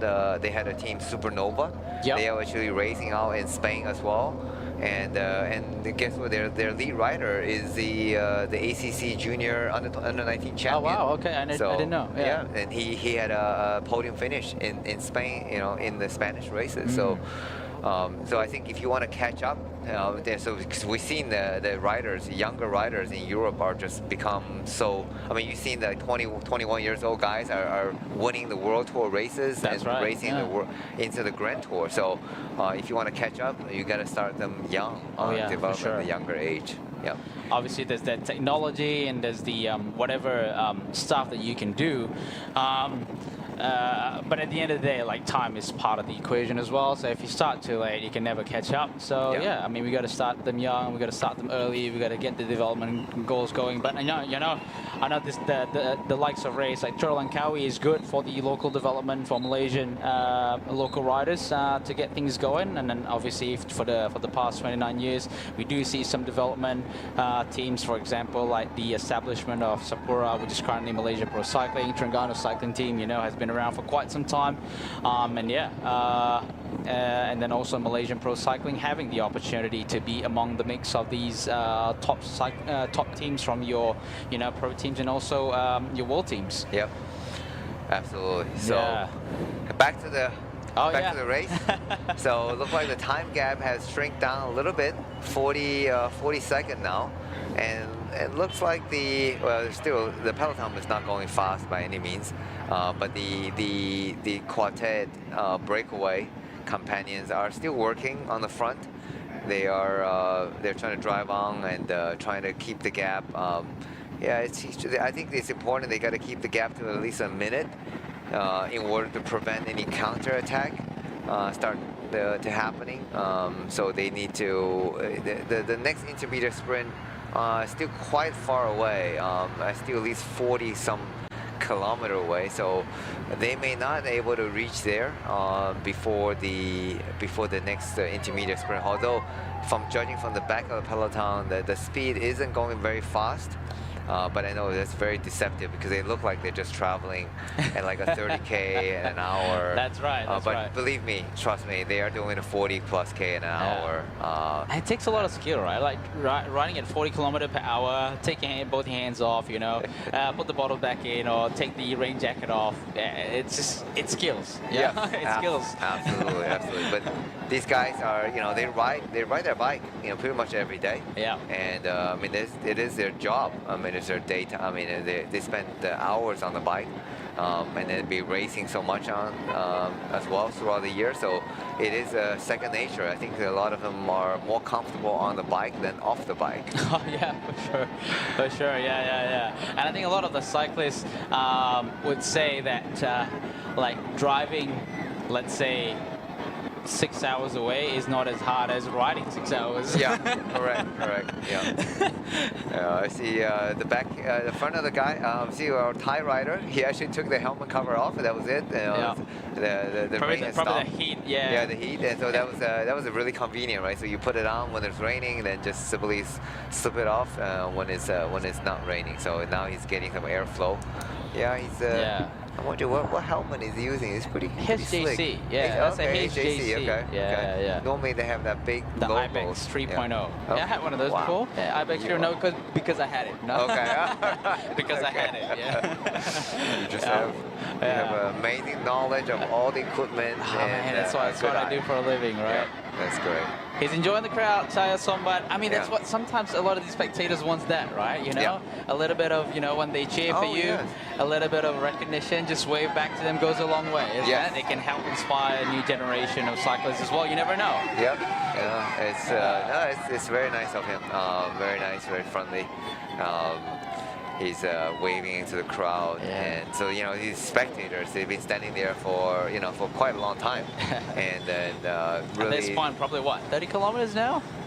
40? Yeah, I think so. Yeah, absolutely. So they've been there supporting the guy. So it's really nice for the rider to acknowledge and wave back and to show some appreciation. And it's great to see. And good to see good control also, like road control. There's no it's very safe, very well controlled environment. Meanwhile, in the peloton, so you see here, 2 XDS Astana, 1 Uno X, and I'm sure there's a Tudor rider right behind. Yep, you can see that. Doing the work, just behind the third wheel. So it's very well divided since you have the sprinter. So we all put one each, Yeah. and since you have the leader jersey as well, then you put one extra to do the work. That seems to be the case. Look at that. Look at the kids on the side of the Yeah. road, just doing a little bit of formation. There you go. So that is probably, we mentioned a shout out here. That's a primary school of Bukit Jenun. Sekolah right. Kebangsaan Bukit Jenun. It's a primary school.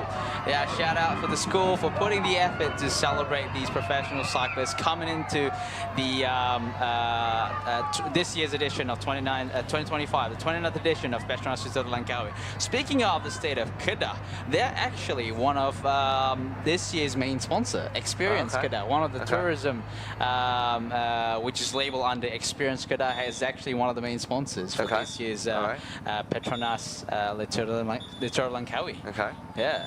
So Langkawi Island is actually in the state of Kedah, yeah. right? So they exited off. They went to Perlis for a short while, and then all the three intermediate sprints will be in the state of Kedah before they actually go into Penang. Okay, there you go. Yeah. Here's we talk about here's the tutor rider just adjusting the shoes a little bit. The Boa Dao, Fabian. Yeah, Fabian, you're right.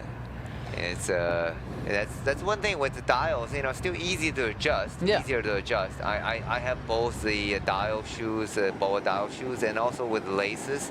I have to say, you know, like the Boa dial is definitely easier to get on and easier to adjust during the race.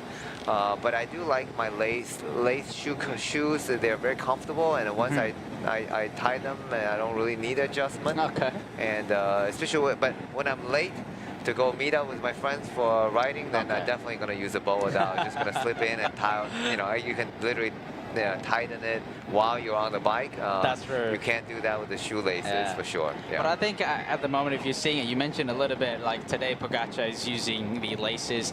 I think most of the time, number one is probably because of the tension system. You can have a little bit more, you know, places where you can adjust the tension on the shoes. Yeah. But also riders that are a bit more, I guess, marginal gainy minded. You know, even Remco Evenepoel uses laces. Okay. Yeah. Let's see. I think Jonas Vingegaard uses the nimble but laces. Who else? Ben Healy also uses laces. Oh, wow. Yeah. Okay. So although it's not as easy, but I think if you're a bit more aero-minded, I think I saw who's that Stefan Kung on the time trial. Right. Yes, it ripped off his Boa dial. Oh wow. And put the laces on it. Customized it. It was a Shimano shoe. He customized it, making it into laces so that it is more aero. Wow. Okay. There you go. Yeah. So for those aero-minded riders, so laces, more aero. a good pair of laces shoes would be good. But I think a lot of sprinter will probably prefer the dial. I believe so, for sure. You need that retention. They need to tighten it. Yeah, it's individual. You know, sometimes come down to individual preference. But you know, again, if you with the shoes, it's tricky, right? You need to find a pair of shoes that really fits you well, and then it's like you wouldn't want to change that all the time. No. Because it takes a little bit of time to get fit into it. So get comfortable with it, and everybody's feet are a little bit different. Than each other, so it's not easy. It's not easy to get something to fit them perfectly. Yeah. The thing with the cycling shoe as well, it's not like you're buying a sneakers where you can just you size up to accommodate for the width, because your foot is doing a mechanical work of pedaling the bike, right? So you want a shoe that fits. You got to find out whether the shoe actually have the correct width or not. Some shoes are a little bit narrower than others, so that affects your control on the bike when you're enjoying cycling. Right, but you can always put on a aero cuff to make it a more aero. That's right. So that's the easy way to do it. So yeah, it's something that for those getting more serious into aero gains, those are the small little thing that the professional does to improve their performance. Yeah. So, and it's I think I've seen even like soccer players, football players, and then they have these kind of things that's on their to cover up. Not so much for aero, obviously. Okay. No, but for to prevent the shoelaces from coming loose, or they obviously go through different kind of ruggedness usage of their shoe. I agree. All right. four still working very well. The time gap has gone to over a minute now. So as we mentioned earlier, just it's important to not to bring them back too early, but not let the gap grow anything more than a minute. And so they four rider must know that there's pretty much no chance to go all the way to the end, but they need to keep the pace going. So I'm sure they want to get to the next and the last intermediate sprint point, trying to win some more bonus second. So they need to keep it going. Meanwhile, to trying to conserve as much energy they can, not to exert themselves trying to get a larger time gap, because the peloton can easily close that gap. You can see that they're still traveling a pretty good 40-45 km/h for sure. Yeah. What's going to be a pick for the average speed for today, Denny? My take is about 44.5. The average speed? Yeah. It's a bit low, but anyway. Because I think it's the starting was super fast. Okay, no question. They did a 50k an hour, over 50k an hour. But I think right now, because they're sort of the four rider is being very smart, not killing themselves. They're just keeping a steady pace going. Yeah. So maybe 44.6. 44.6. You want to be precise.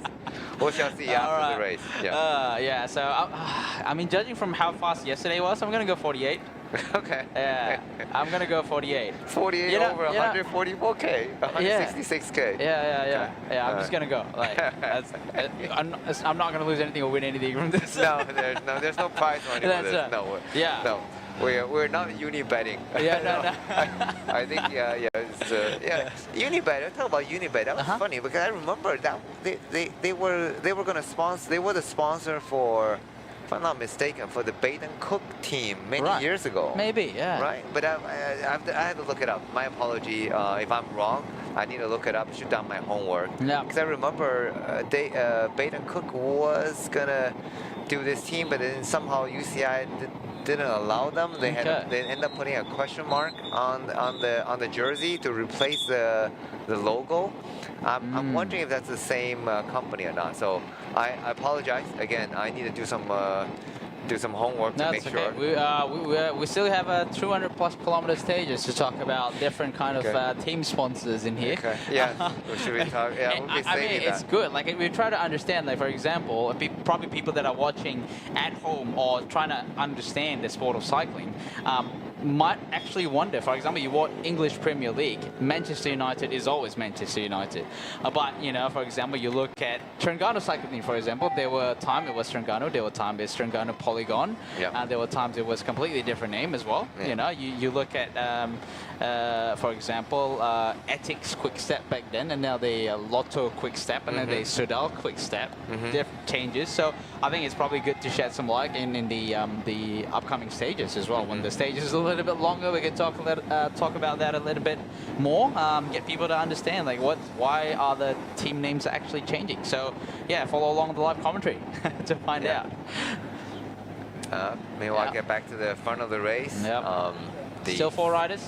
We have Tanakan Chaya Sombat in front, followed by Hayato Tobaru from Isan, and then Christopherson from Unibet Tetuma. Look at the amount of pins they have on the the race numbers.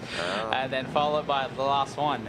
Vadim Vronsky. Yeah. That's a good thinking by the Rockets. Trying to make sure the numbers are not flapping around. Because I remember a couple years ago that they allow this race number pocket, so you can sort of they sort of stitch in or build into the jersey. But then I think the race organizer was having a hard time reading the numbers. They still allow that in the time trial, but they don't allow that in the road race anymore. So, but I like that. I'm a traditionalist. It's the idea of pinning on a number.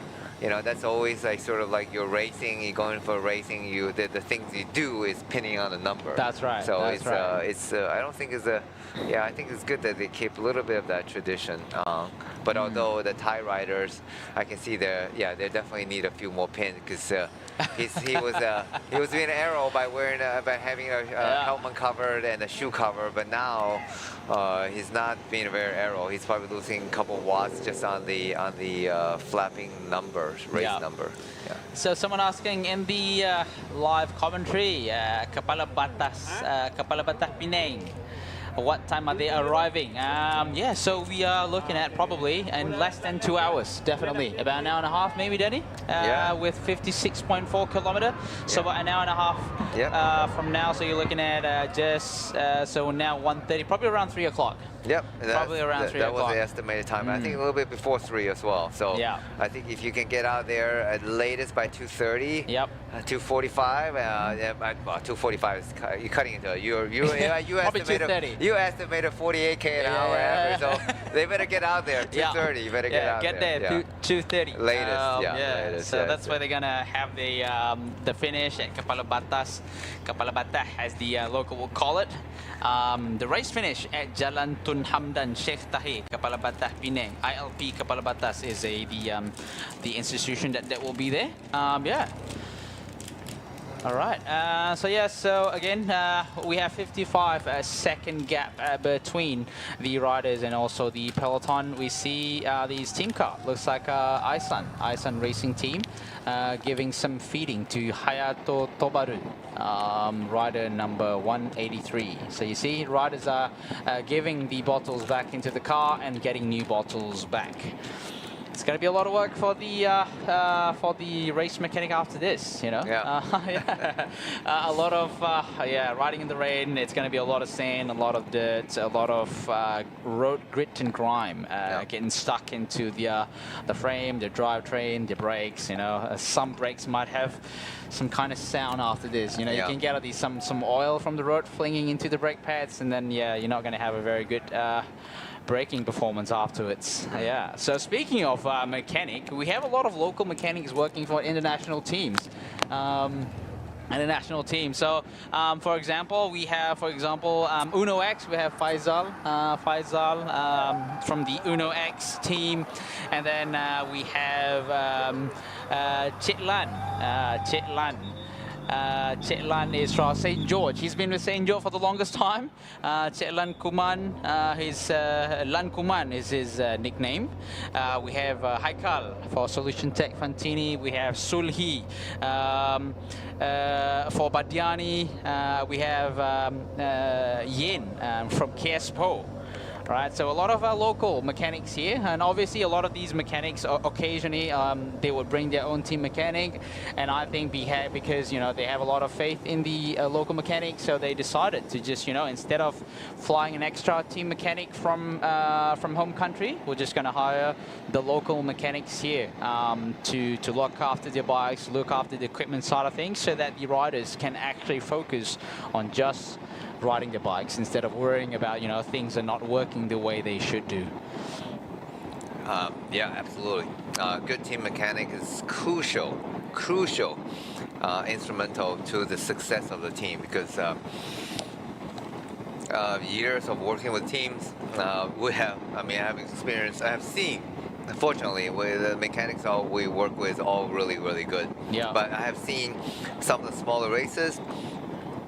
I remember I was in Mexico, and one of the local team mechanic was using tissue paper to clean the chain. Oh wow! Okay. I am not joking. No, I'm listening to that. I'm cringing at the moment. Don't show that to me, Danny. I was shocked, and so that's certainly. And I think I was talking to Rambal, who's in the race with St. George. I think they said they were racing in China just earlier. They had in Huangshan, and they had a mechanic from one of the sponsors. Won't name names. One of the sponsors company. And then came over with the tools in a cardboard box. Oh wow! No. So no.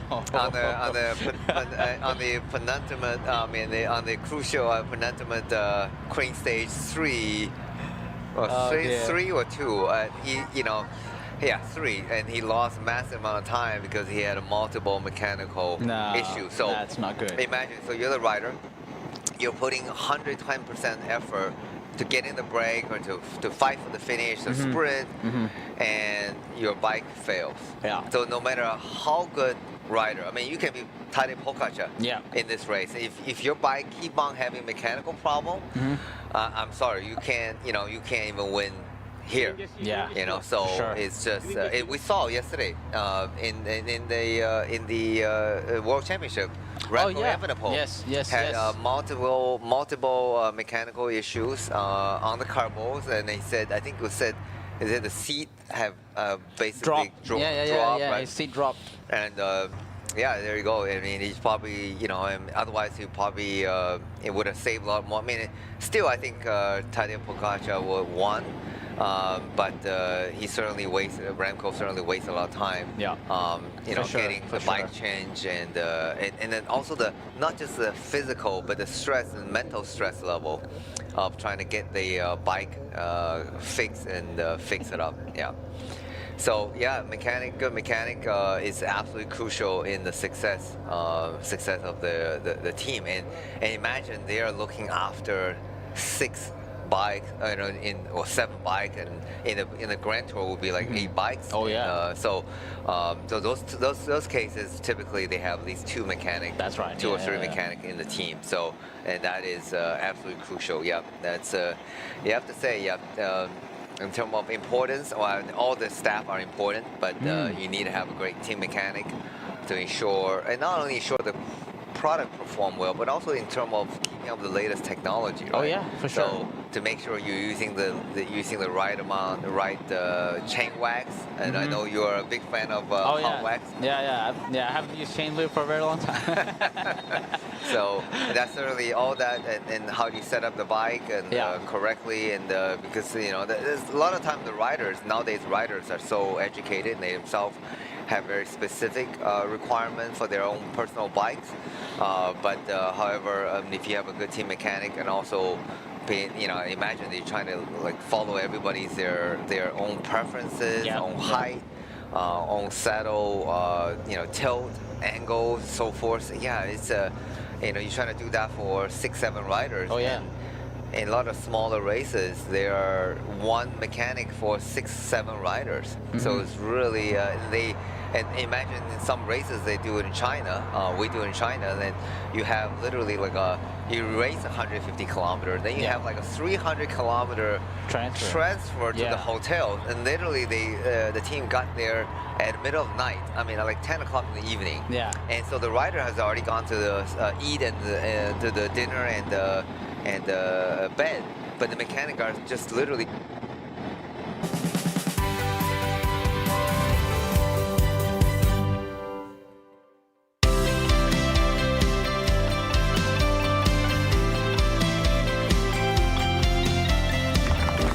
Do you know my papa? He loves helping people. Always makes mama smile, and he can do magic. That's why I love my papa so much. I just use Mr. Rewards. So easy. It's so easy to collect points, redeem all kinds of rewards, and easy to win hearts too. Senangnya, ini baru Mr. Rewards.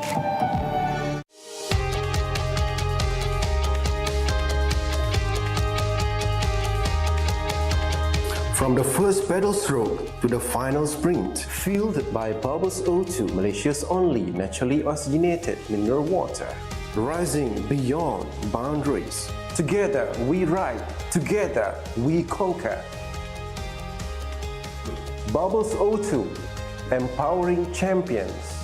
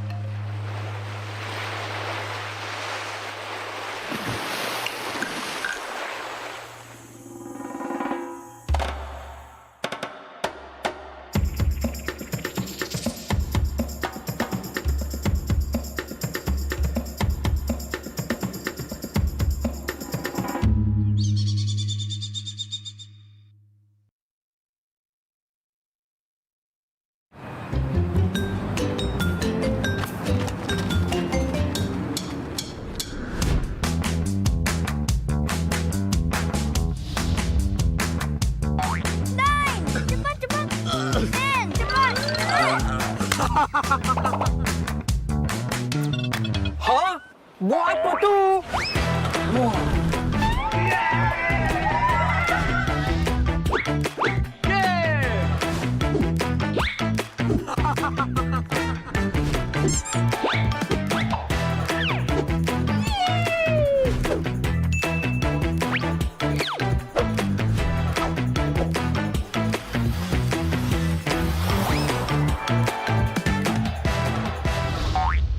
Hey, free barang kepala rumah lah.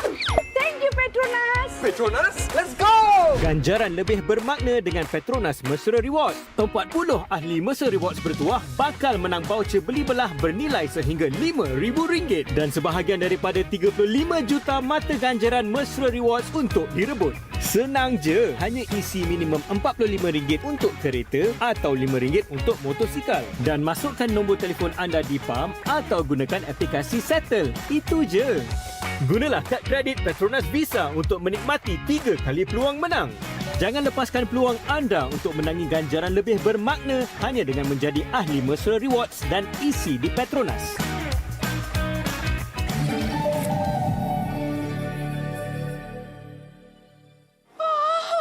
Barang elektrik pun boleh. Wah.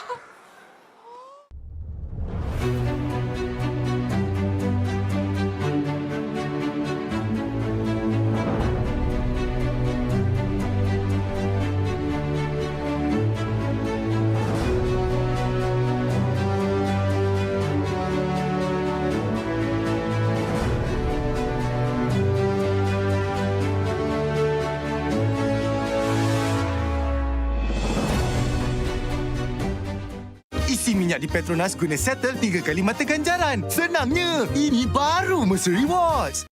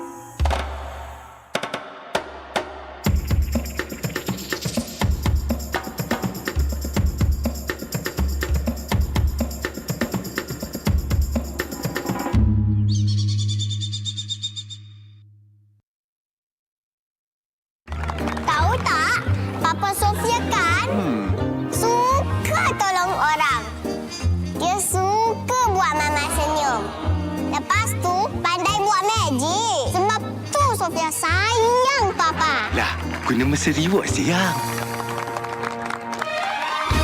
Isi senang, tebus macam-macam senang. Beli jiwa pun senang. Senangnya, ini baru Mesra Rewards.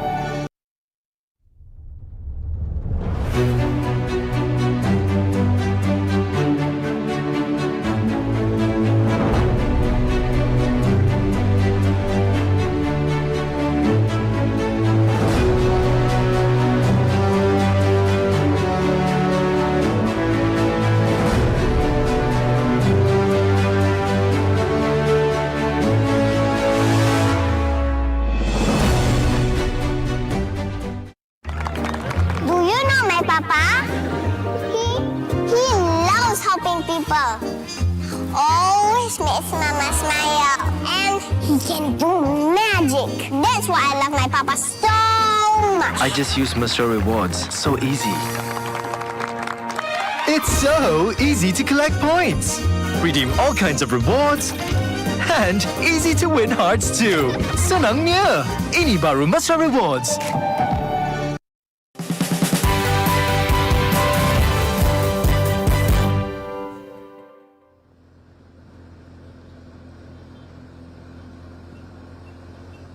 they can pretty much wait until probably after the third intermediate sprint, the last intermediate sprint at Sunabatani before they decide to reel in the breakaway.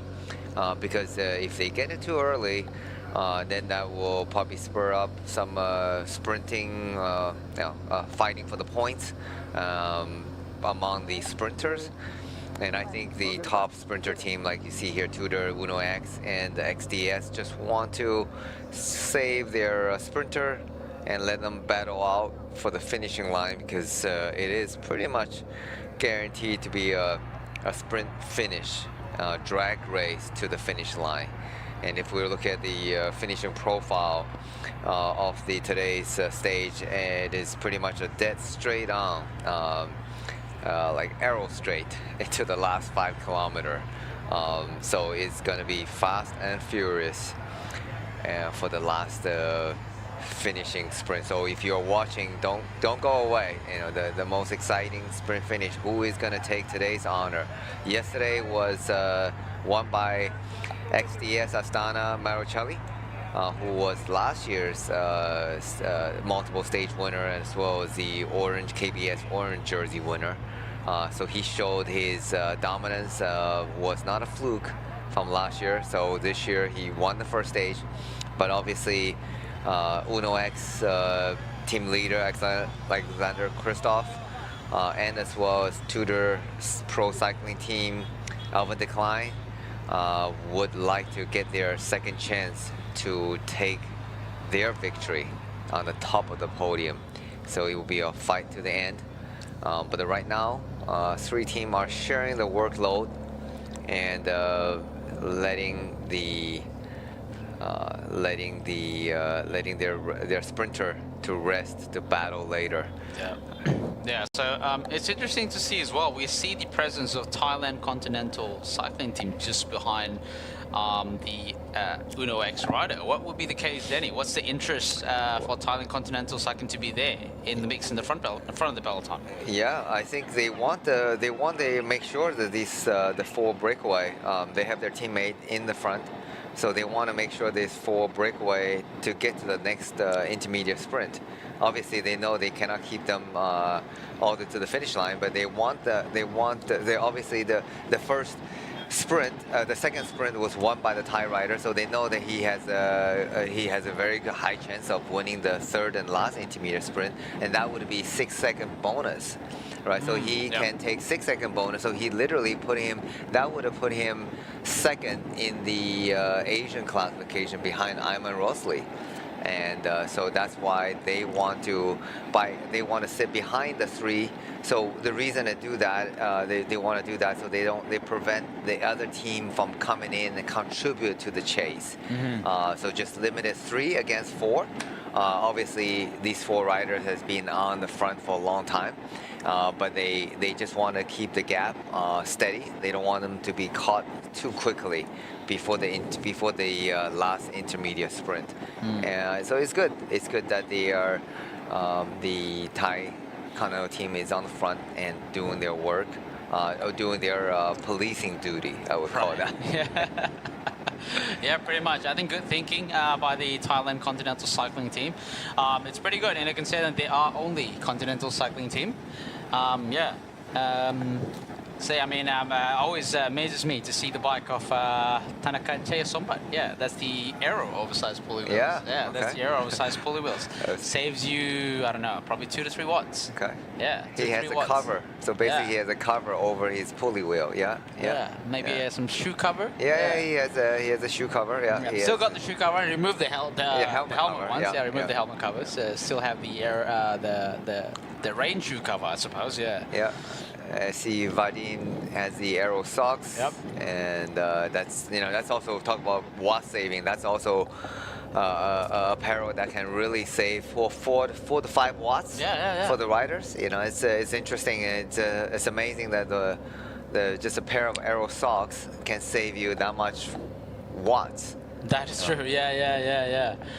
It's a lot of watts. I mean, obviously, because it's a limb, right? And it's quite a clean air that attacks your your calf, your shin, but obviously there's a UCR limit of how high the socks would be. But if you have it just halfway through your calf, that's a good in most cases that would be a legal height. Okay. And also considering that the legs is a cylindrical shape, not very aero shape, so you produce quite a big amount of turbulence behind the legs. So making it aero delays the turbulence formation behind your calf muscles. Okay. Yeah. Okay. And also considering that when the foot is trying to go at twice as the speed of the bike on top of the stroke heading towards the 6 o'clock, so that makes it more prominent.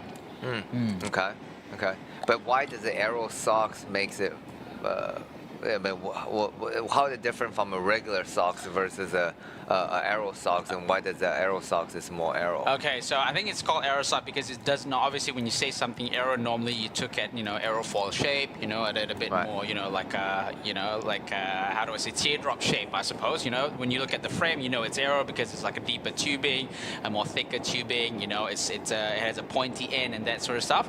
But when it comes to aero socks, what it does is that it reduces the vacuum formation behind your calf by delaying the air separation. When you look at your calf, by right, when the air attacks your calf, it separates immediately by the sides. But by wearing aero socks, by changing the texture of the socks, making the air separates a little bit later, so you reduce the formation of drag behind your calf, meaning that there's less of a drag pulling you back, so that way you can go a little bit faster forward. Yeah. So it is the fabric texture of That's the right, socks yeah, of the fabric the socks, texture right? that So makes it aero. That prevent the air from sticking, so-called quote unquote sticking to your skin and create a vacuum drag.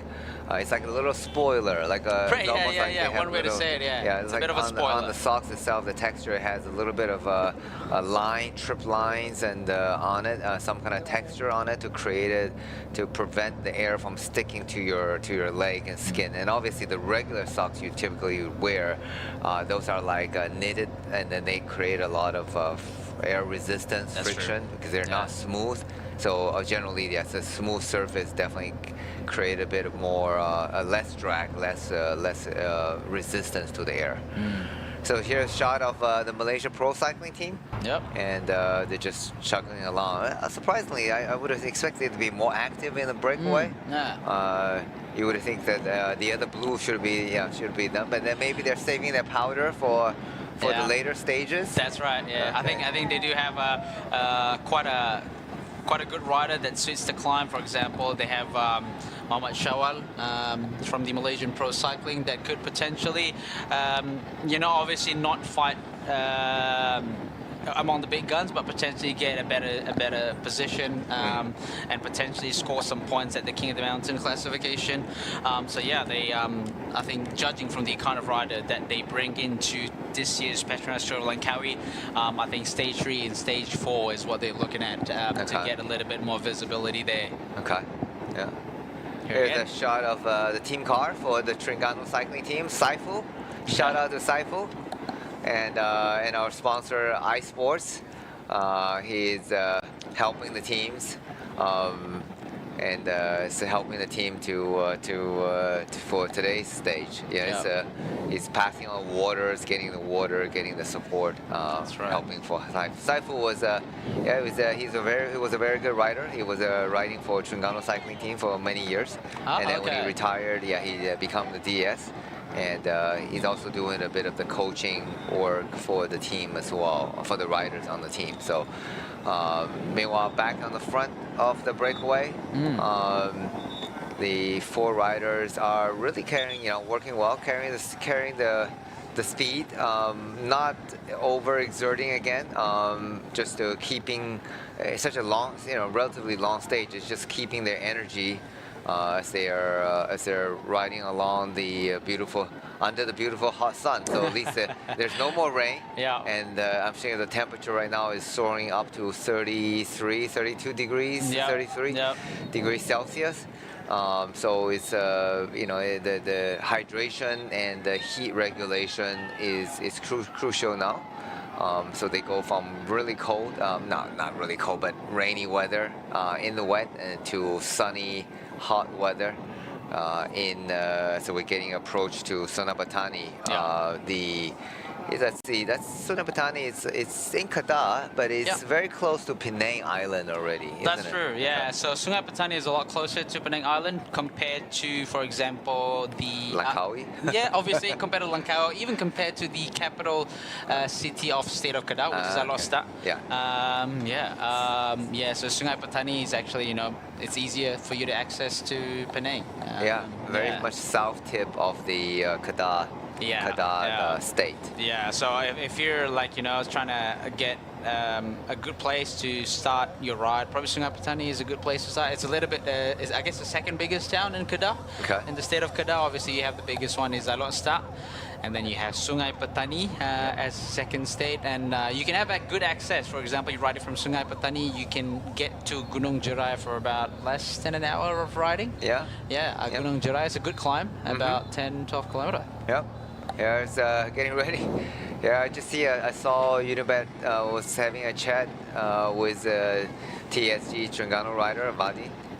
So they think they may be saying it's getting a little bit too slow, then he maybe wants to push on the pace a little bit more.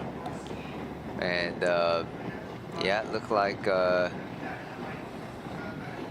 It looked like there was an attack and then immediately there was reacted. So I don't know if they want to keep it going. So they're in water for, here goes counterattack from Vadim. And followed by, he had to look back, see if anyone's reacting. It looks like the responsibility goes to him. He needs to close the gap. Looks like a little bit of allegiance has been formed between the Rockets and also Terengganu cycling team. Yeah, I saw them did have a little quick meting to decide. Backdoor meeting. Backdoor meeting, and before deciding what they want to do. So maybe Vadim want to make sure that he's trying to get the next intermediate sprints without sprinting. Trying to get the maximum points. So which is about just under 20 kilometers away. Yes. But the Thai rider, Chaya Sombat, is not giving up. He's still trying to chase Vadim Pronsky, doing a little bit of a zigzag just to make sure it's forcing the other rider, Christopherson, and also Tobaru to do some work. But Vadim Pronsky is keeping pressure on the pedal in front, trying to get away from these other three riders. Yeah, and Christopherson just literally sitting on the wheel of the Thai rider, and Isan rider is literally just here we go. Here's talk about the attack, and no reaction from Chaya Sombat. Although he's trying to, but he's soft pedaling it. Doesn't look like he's pretty aggressively trying to chase. Yeah, Hayato is really Tobaru, is hiding. Was very small rider and is hiding well behind the tall Christopherson from Norway. Riding for Unibet. So I think they were sort of having a bit of a mutual agreement to get rid of the Thai rider. Yeah, well, the Thai rider is the fastest sprinter, so let's ditch the sprinter. So now 4 becomes 3, but although he's not giving up just yet, he's trying to reel himself. I mean, that's probably the best way to do it. If you're being attacked, instead of trying to react, trying to jump to a cross every move, in some cases it's better just to ride your own pace than trying to recover a little bit and trying to ride back to the wheels. And hopefully the front guys start playing cat mouth again, so he may able to make it back. So a lot of time, you've seen that even in the bigger races. So that's probably the best way to get yourself, instead of blow up. It's very easy when you have the repeated attack. It's very easy to blow up and then you lose the momentum completely. So it is. It will be. It's funny. They're obviously playing the game a little bit early. This is still 40K to go to the finish line. Yeah. But I think they're trying to get to the intermediate sprint number 3. Right. And with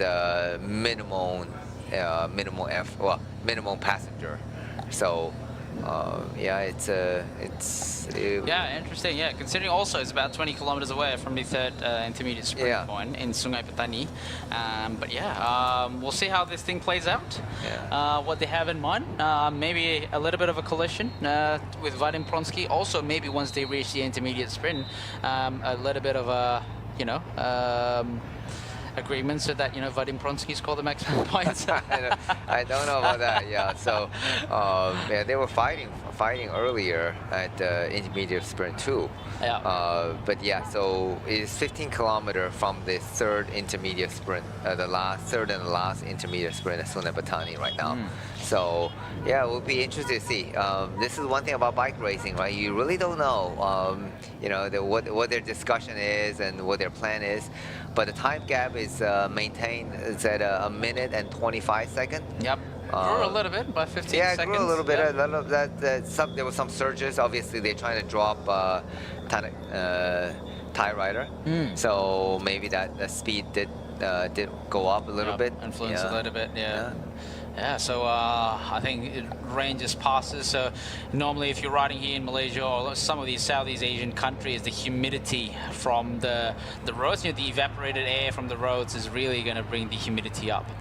Abdul Hamdan. Abdul Rahman Hamdan from Terengganu Cycling Team. Having a chat with Shahrul Madamin. Yeah, Shahrul Madamin, ex-TSG rider as well. Yep, a few riders from Kern Pharma. Yeah.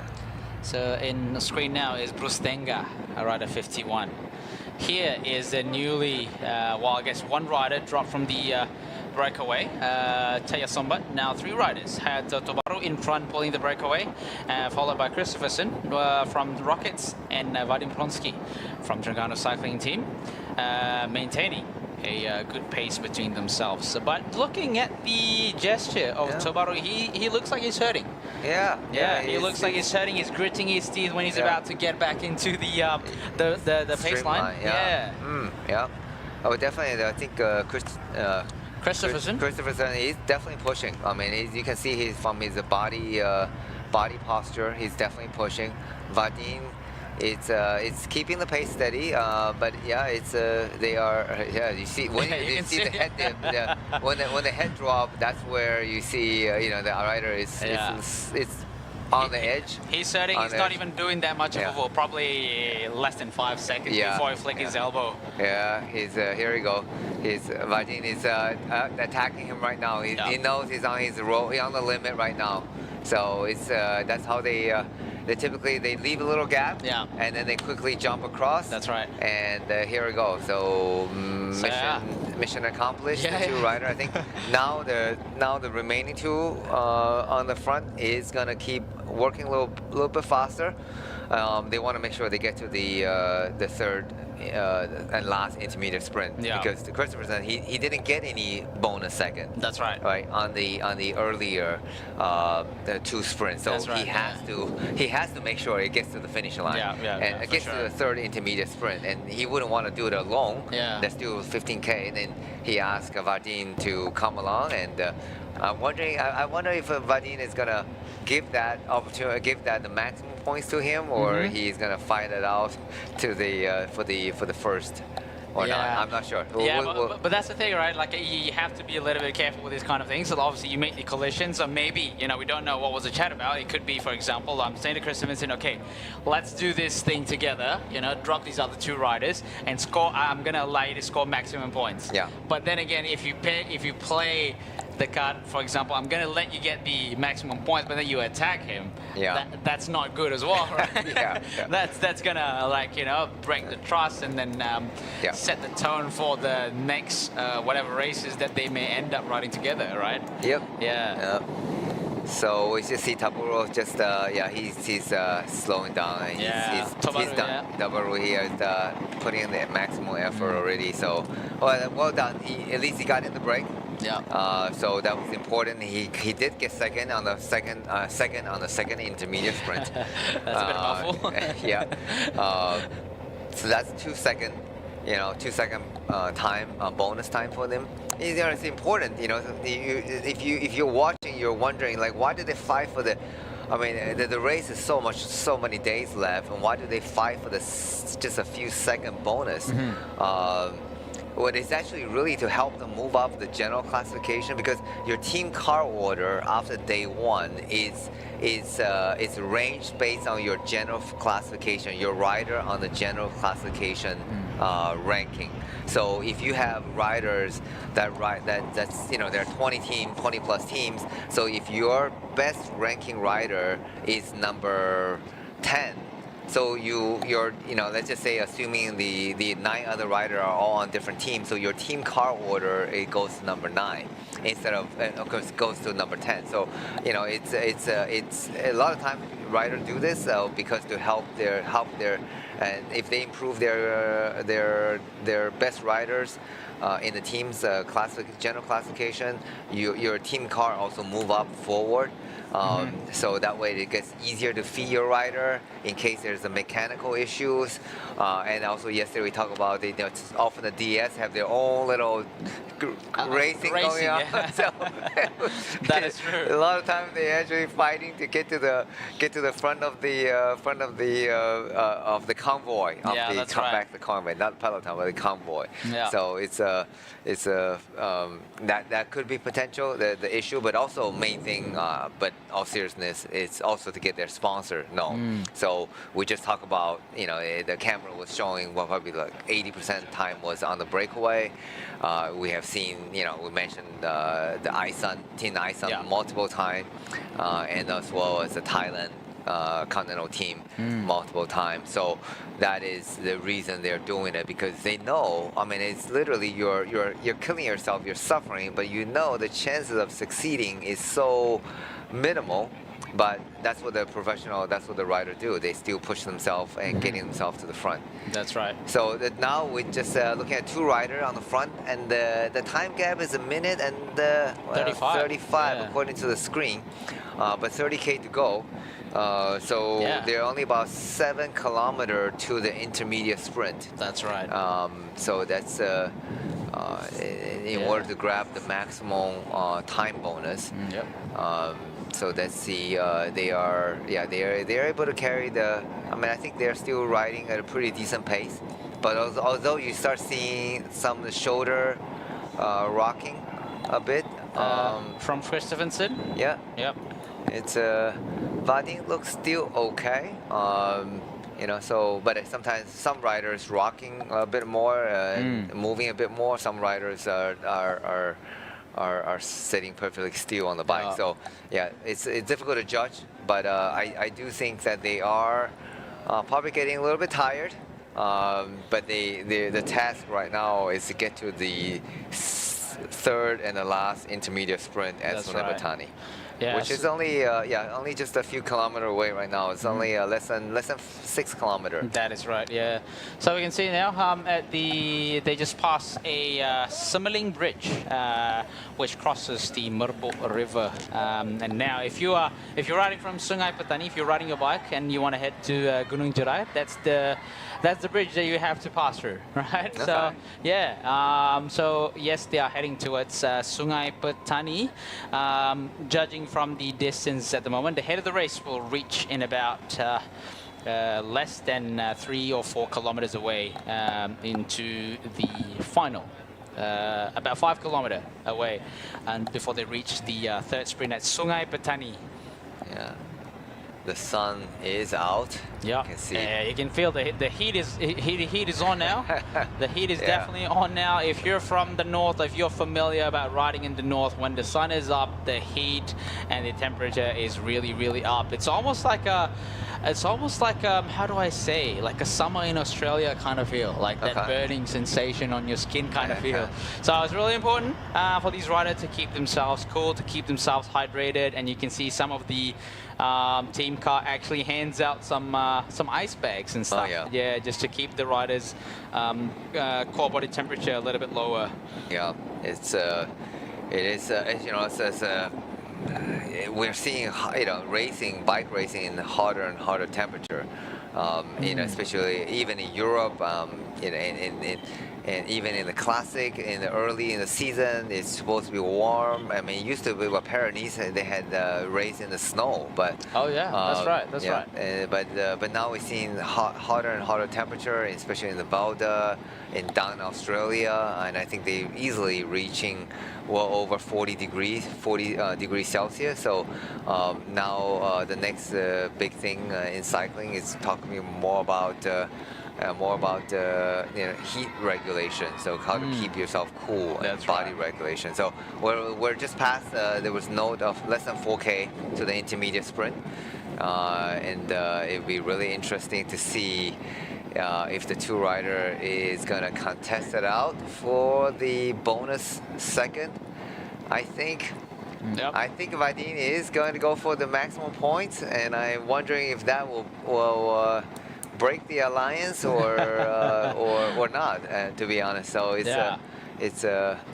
it will be interesting to see. So that's one thing about bike racing. It is always changing. It's always allies become rivals, and the rivals become allies. Yeah. It can not even just happen in one day of racing, even just within a few kilometers of racing, they can become allies versus rivals. That is true. So right now they're still allies. So let's see when are they going to become rivals. Yeah. That's true. In less than, I think it's approaching 3 kilometers to the last intermediate sprint. Yep. At Sonabatani. Yeah, so it should be at kilometer 142.9, which is about 23.2 kilometer until the finish of the race. With the sprint, the third sprint point will be at Petronas Taman Nilam again, by the Petronas gas station. Okay. All right. So you can see there's a few cars that actually stopped by. So they are passing through what we call as a feed zone. Okay. So Team Car can stop at the roadside and actually hands out some called musettes, some just hand bottles. So musettes would be like a sling bag full of their lunches, I suppose. Yeah.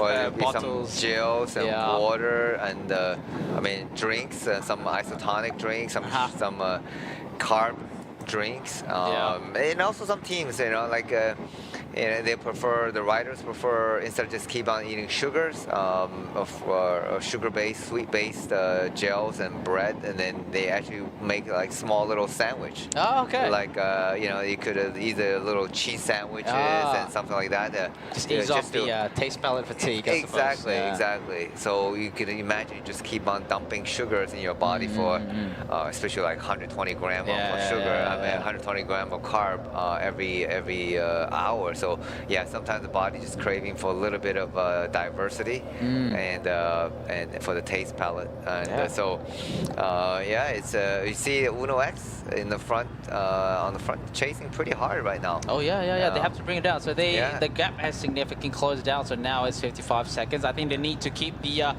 gap in bay in check because they are not far off until the race finish. Is about 25.1 kilometer left. And just keeping it just roughly around a kilometer so that they can have a good room to bring back the breakaway. Although there's only 2 riders, but they've been working good so far, heading towards the third intermediate sprint, which is about 3 kilometers away. Yeah, we're just seeing the 2 breakaway just cross the river. It's a pretty big river with a lot of fishing boat on the side. And in the meantime, we still see the Thai team on the front. That's interesting. I'm wondering where are the 2 other breakaway companions are. Have they been absorbed? Yeah, looks like Jayasumbat is back in there. You can see the shoe covers. There you go. You can see the shoe covers. Look like he's back in there. But they're still in front. So it just begs the question: what's next? I suppose. They probably want to have their sprinter a chance. So 35 seconds now. So the time has come down significantly. We kind of expected they wanted to bring them back in after the third and last intermediate sprint. So whether or not the 2 can survive, so 1 kilometer. So that should be 1 kilometer to the we saw the Petronas sign. So that's where the sprint line is. So it's 1 kilometer to the last intermediate sprint, and but they should have enough time to make it there. Just enough time before job done for the day kind of thing. 500 meter. Vadim is looking pretty cautiously. He's constantly looking back just to make sure that they have enough gap to take them sprint. And look like both riders' hands are in the drop. They're ready for the sprint. We're gonna see two non-sprint, two non-sprinters non-peer going ahead. sprinters. There you go. There you go. But Who's going to get it? Christophersen. Looks like Vadim Pronsky already got the better of Christophersen. They're fighting with one another. Really all-out sprint to see who got the maximum point. Looks like Christophersen got the better of Vadim Pronsky. All right. Have they give a maximum push there? Yeah. Here's the tie right here. Tie. Yeah. They maybe he's going for that one more intermediate sprint. There it goes. Here's it goes. Yeah, so there are still 1 point left in the intermediate sprints. So it looks like Total Energy is leading out their sprinter. And I see Iam and Rossley also want to get in the mix of the sprinting. But it looks like it's going to be Uno X. Why? It's a throw to the line. Uno X and Total Energy, I'm sorry, Team Tutor was fighting out for the last intermediate points and the seconds. So I think they are just trying to prevent each other team from taking the points classification, taking the additional 1 point. It is back to the front. Look like solo leader from Unibet is still pushing on and continue the effort. I think Vadim decided probably the job done. He earned some bonus second. He maybe gonna get absorbed. Gonna sit up. Yeah, it looks like he's sitting up and waiting to be absorbed by the peloton. But the peloton is still chasing. There shows 42 seconds. I'm not sure how accurate that is. And that's solo rider, Christopher. So Christophersen still in front. So that's the replay of the final intermediate sprint at Sungai Petani. Christophersen just sprinting off the front and got the maximum point ahead of Vadim Pronsky. So 3 points or 3 time bonus for Christophersen and 2 points and 2 second time bonus for Vadim Pronsky. So both are getting 3 seconds from today. Yeah. Okay. Sort of evens out. Yeah, I guess it's it's job well done. That's their intention, is to get to the. I think there's the intention to get to at least the 3rd intermediate sprint. Yep. But Christophersen is still in front. Still in front. Yeah. He needs to keep going. Yeah.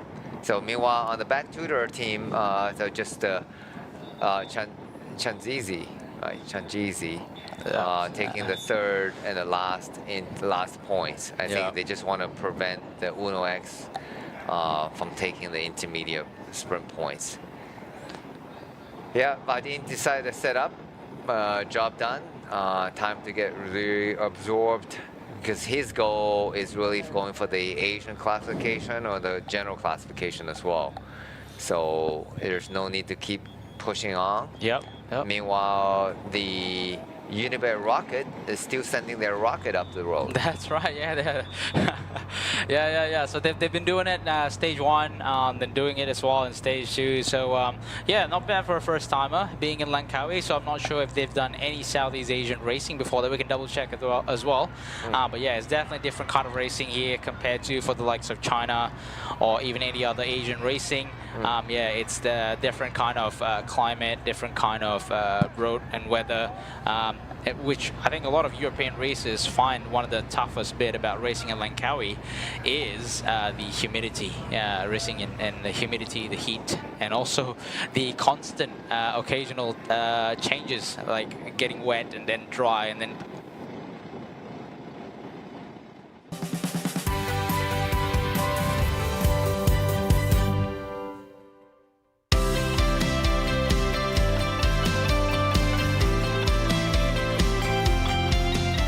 Tebus macam-macam dan tebus minyak di PETRONAS. Senangnya, ini baru Mesir Rewards.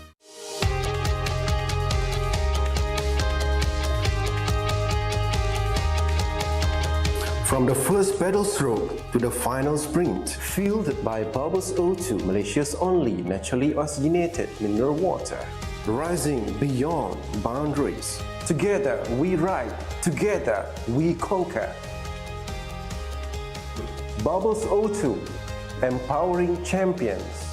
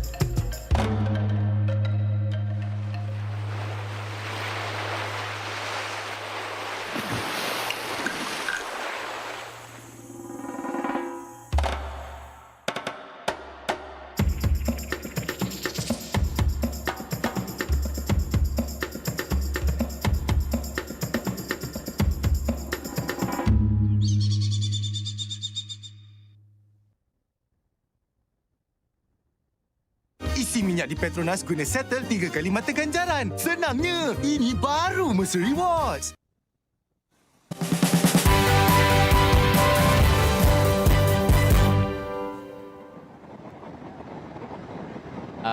Make their way up into the peloton, trying to get behind the leader train, I suppose. Yeah, at this point in time. Maybe they're talking about deciding who should take the win today. Oh yeah, maybe. All right, I give you this stage, you give me the other stage. That was just our joke aside. There's Christopherson is still chugging along. I mean, he's not sitting up just yet. Yeah. He's definitely gonna. Well, I think he's gonna get the most combative rider again. The team yesterday they had the most combative award. So today they're gonna get that again. Yesterday, Adrian Mayer had the most competitive award. So today it's going to be Christopherson. Okay. So yeah, 2 days in a row on the podium. No, didn't think of that. Yeah. That's a good day though. Good 2 days for Unibet. The main thing I think for a new team, getting on the podium, get themselves known, always a plus, right? Yeah. Especially, like it's like in the Grand Tours, so smaller teams had absolutely no chance for a podium result or victory. So it's super important to send their rider into the break, and in those big races, even just getting them. I mean, even this races, we saw at the beginning how difficult it was for any rider to get in the break, and it literally took well over 55 kilometers because until after the first intermediate sprint, it was action from the gun, and for the next 1 hour plus, and it was full-on chase, counter-attack, and attack until the breakaway goes, and that's how difficult it actually is, right? You can imagine amateur racing, you have like 5 guys go and that's it, bye-bye, and see you later. So here, guys everybody want to get in the break, and it takes literally the full effort. So and full team, and so many teams was involved from the very beginning. So there you go.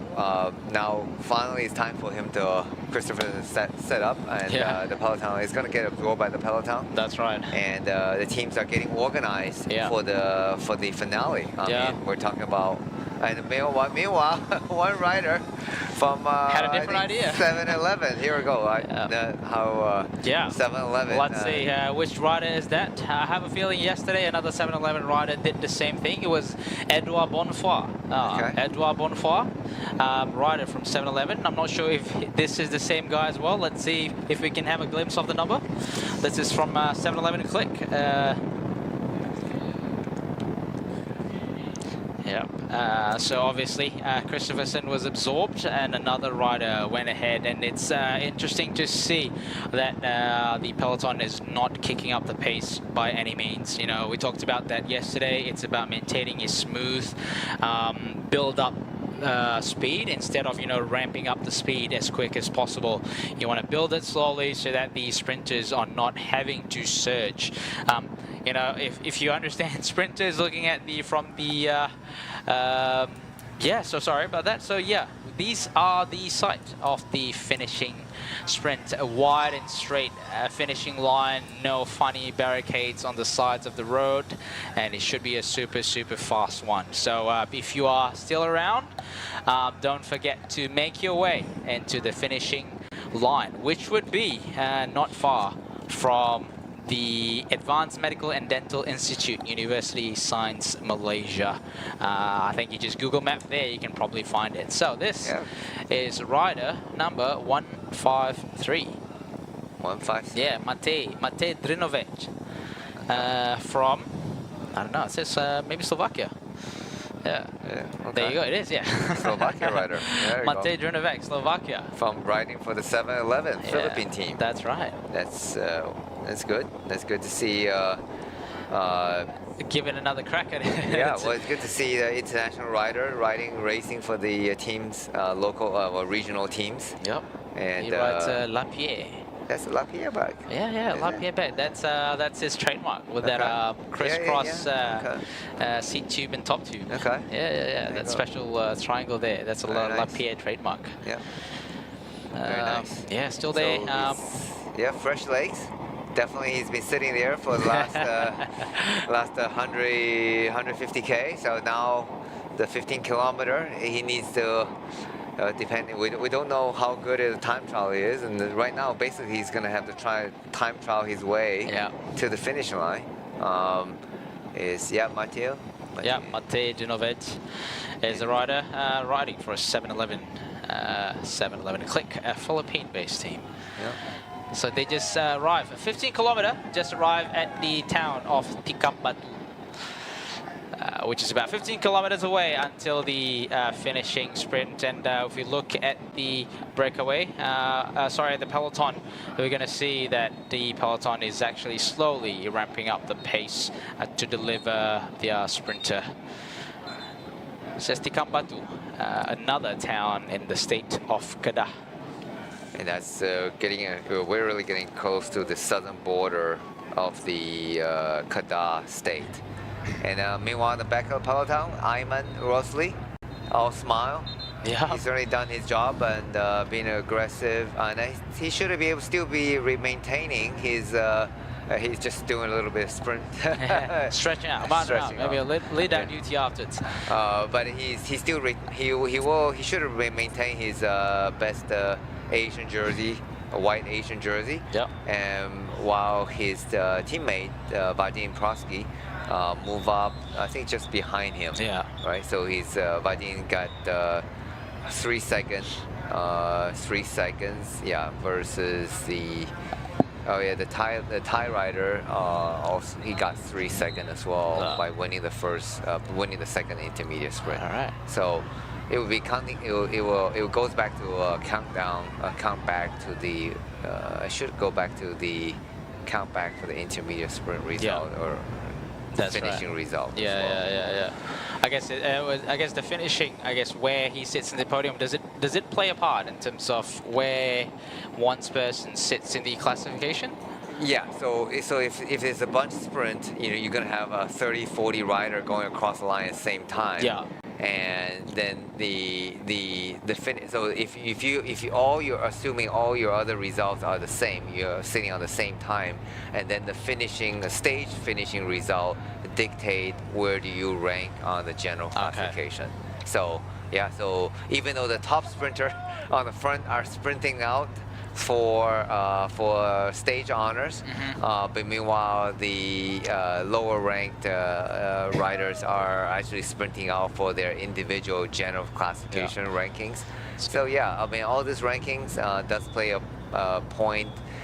So yeah, it's by no means it's not easy. Even just sitting in, it's not like yeah, cruising into the finish line. Well, just looking at the back of the peloton here, no sprinters are to be seen at the back of the peloton. I assume, everyone have moved up the peloton just to secure a better position coming into the sprint with 13.5 kilometer, which is less than 20 minutes away. Yeah. So 20 minutes away before they reach the finishing line, judging from the speed that they're going. I think easily they're going at the 46, 47, even 48 kilometer per hour is not that far to stretch in terms of how fast these are going.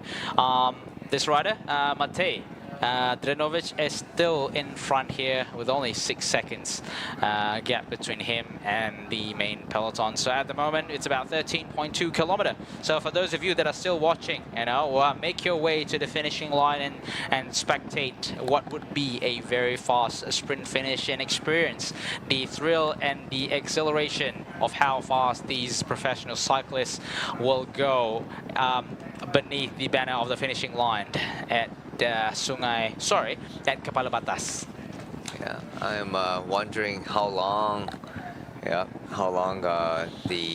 peloton is how long it's gonna take for peloton to bring them back in. Yeah.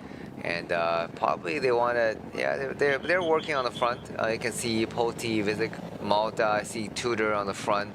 Definitely Alvin Decline want to get his second chance for winning, second chance to win the sprint. Yesterday he was very close, third. But we talk about he hasn't raced much. This year he had a crash, I think very early in the year, and then his first race was in August. So he obviously got fresh legs. So today maybe you're looking at longer stages, so fresher legs, maybe that will suit him better. And also the weather become extremely hot, and some riders tend to do well, prefer the hotter weather. Some riders prefer the cooler weather. So today with the hotter weather, so whether or not he can do well, he can finally win a stage again. So we shall see. It will be exciting, and it's getting. Here's a policeman getting a little bit stretching, so he's riding on the front for multiple hours. That's right. Yeah, here it is, the Merdeka Bridge. Merdeka Bridge, as we can see on the live feed at the moment, with 11.4 kilometers to go in front here. Driving the pace in the peloton is Tudor Pro Cycling, followed by XDS Astana. And we don't see Uno X in the mix. They're not. They probably just. We're gonna try to see if we can spot the orange jersey. Still just a little bit further back. A little bit further back. I'm not sure what they have planned with 11 kilometers to go. Matej Drenovic is still in front here, riding solo. Looks like a bit of a tailwind, looking at the way the flag is going. It's a fast one for this 10.8 kilometer. It's just gonna happen in a split second. We will see who's gonna get the win for this stage 2 from Padang Besar to Kepala Batas. Yeah, Drenovic looks pretty good on the bike. Yeah. Staying aero and putting good steady speed. I mean, definitely he's turning 90 RPM, and you don't see so much shoulder rocking. He's trying to stay as aero as possible. You don't need to look back. This is if you want to keep going, you're just gonna have to put your maximum effort and trying to stay there, stay out as long as you can. But the straight road certainly doesn't help. He's so exposed to both the wind, so we're just going across the 10-kilometer marker, last 10 kilometer to the finish. So the road surface is good. One thing about the Malaysia, riding the Malaysia roads, they are great.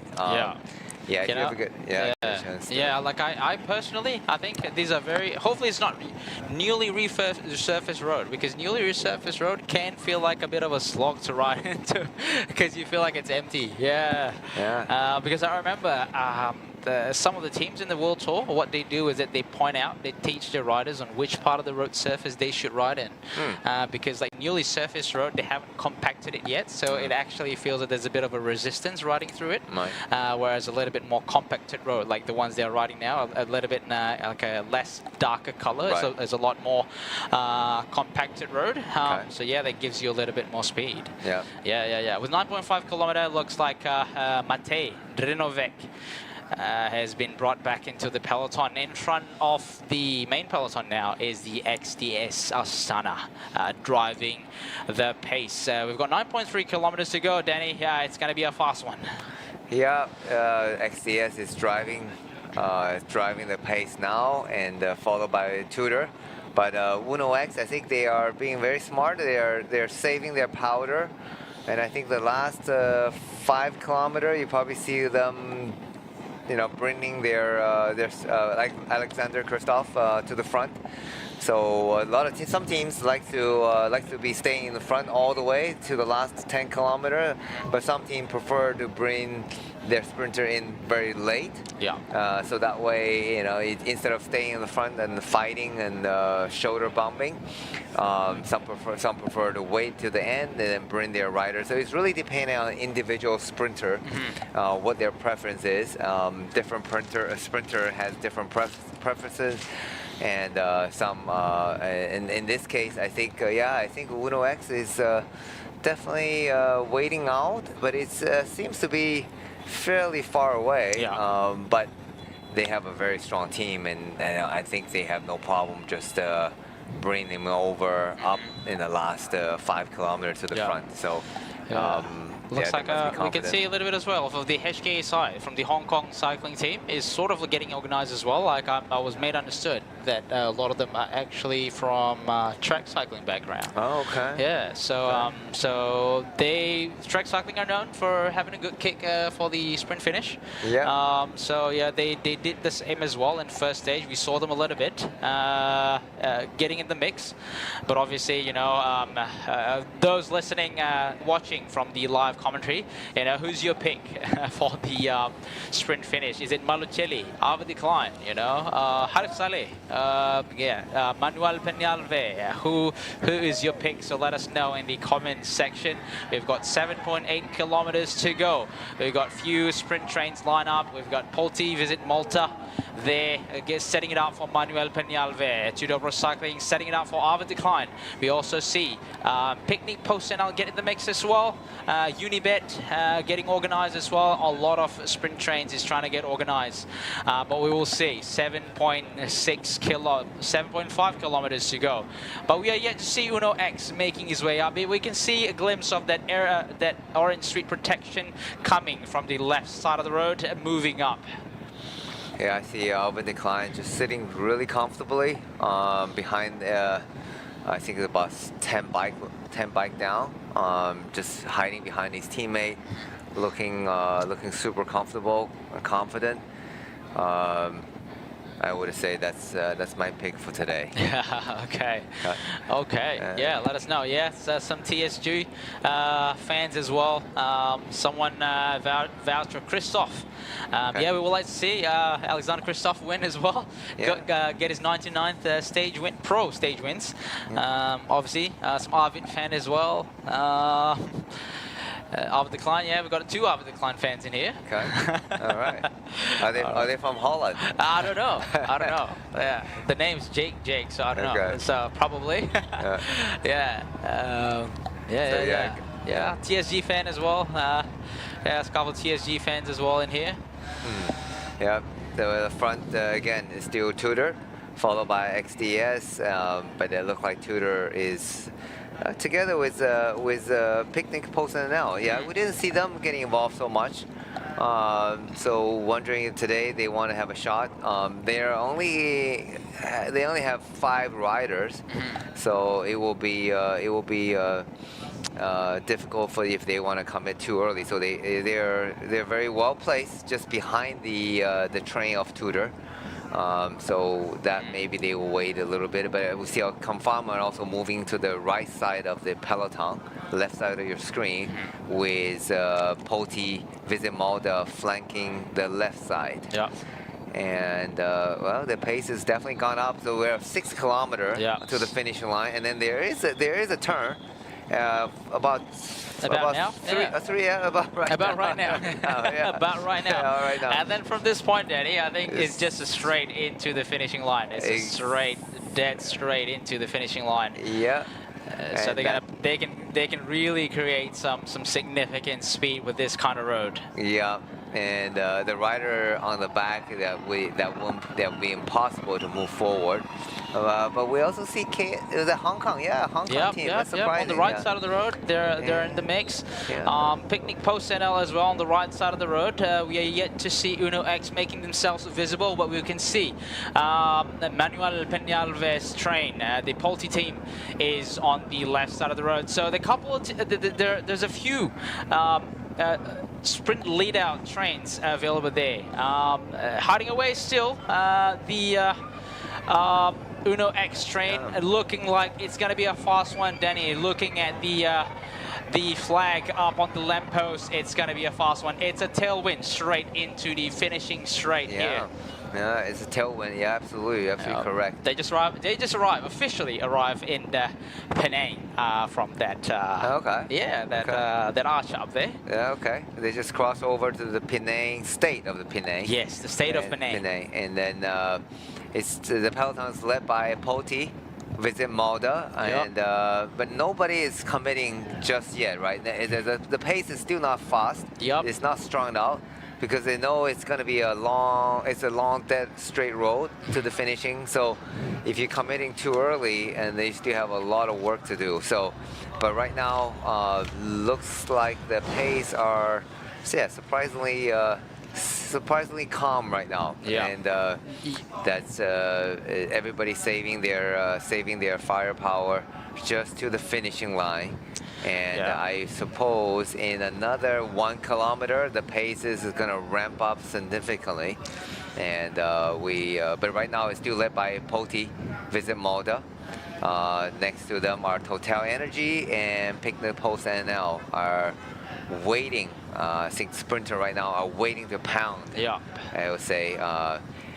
So no big teams in front. XDS Astana is not in front. Tudor is also not in front alongside with Uno X. These three giants are not in front. Only Polti, Total Energies, and also Picnic Post NL. So Total Energies is going for Jason Tessin, Peñalve for Polti, and a sprinter as well available to go and finish it off for Picnic Post NL. We see Fantini, Vinny Fantini as well getting organized on the slightly middle of the road.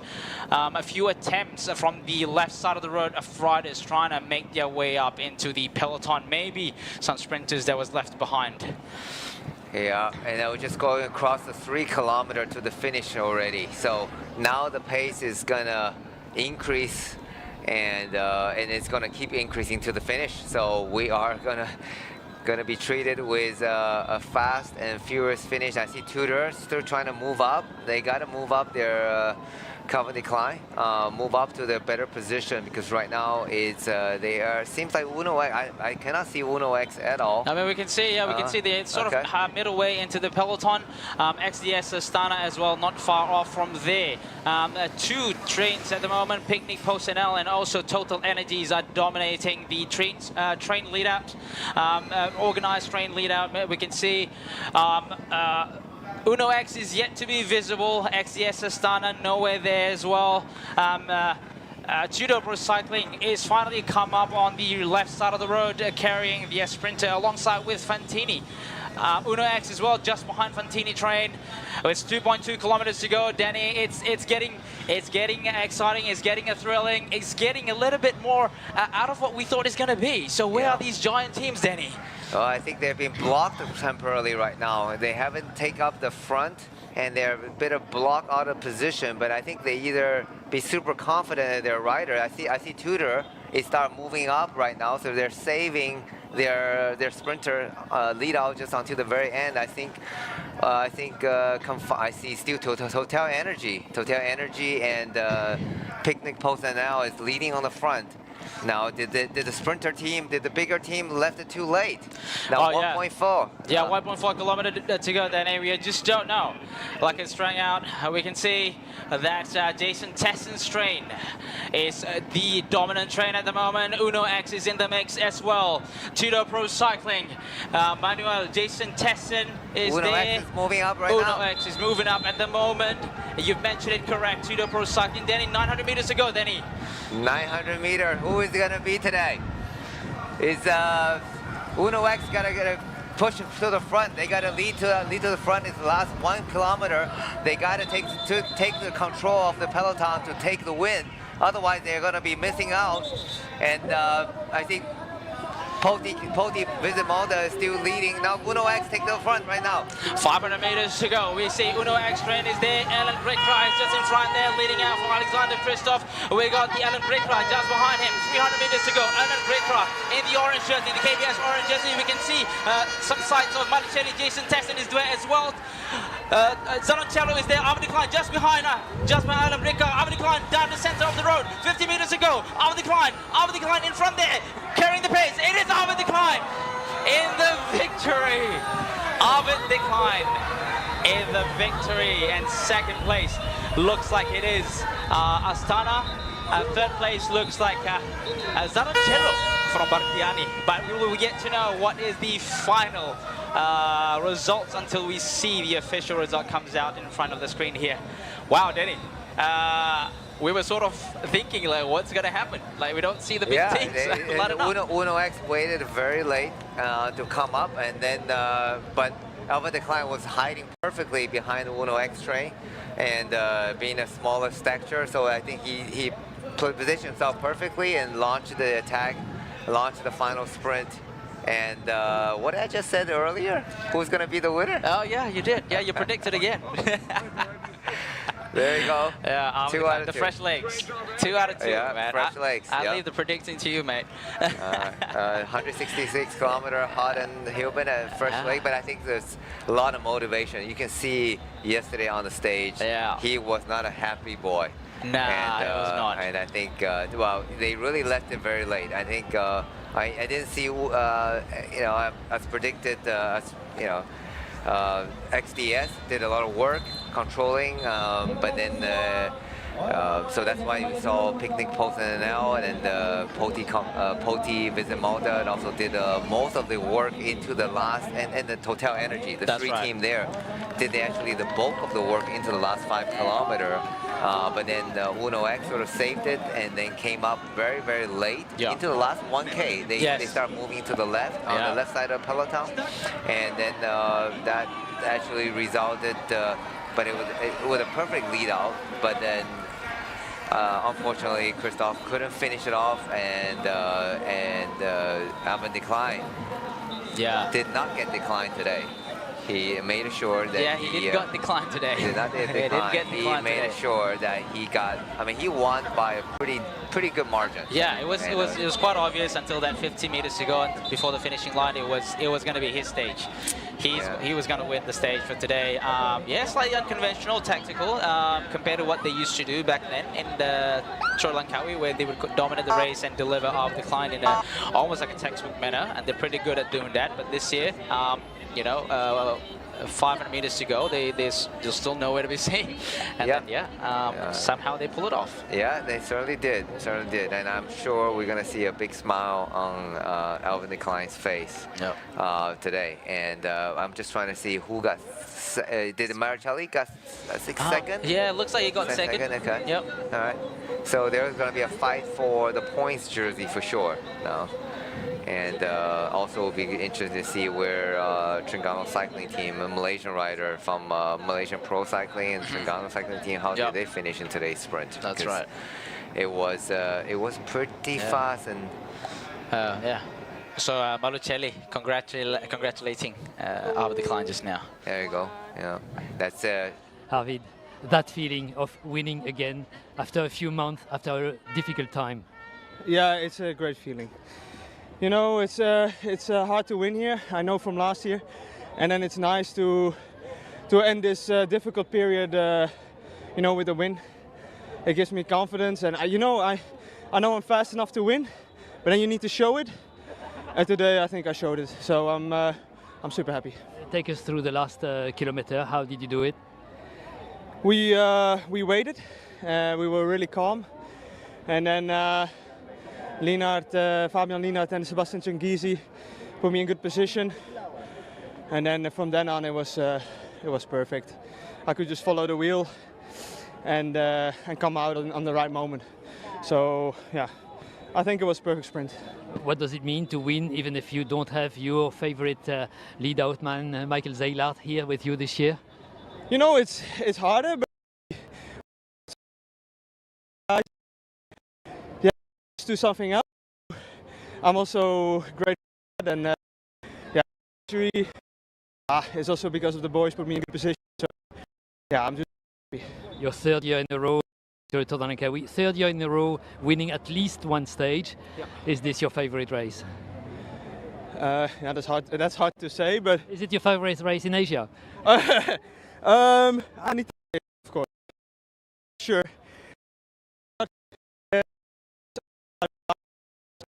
I said to the team, I really want to give to the, and it's not.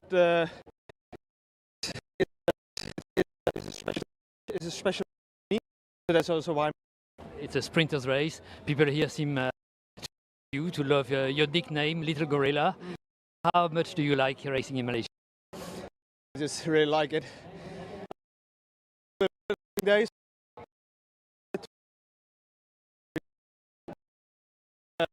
And I go to all see this.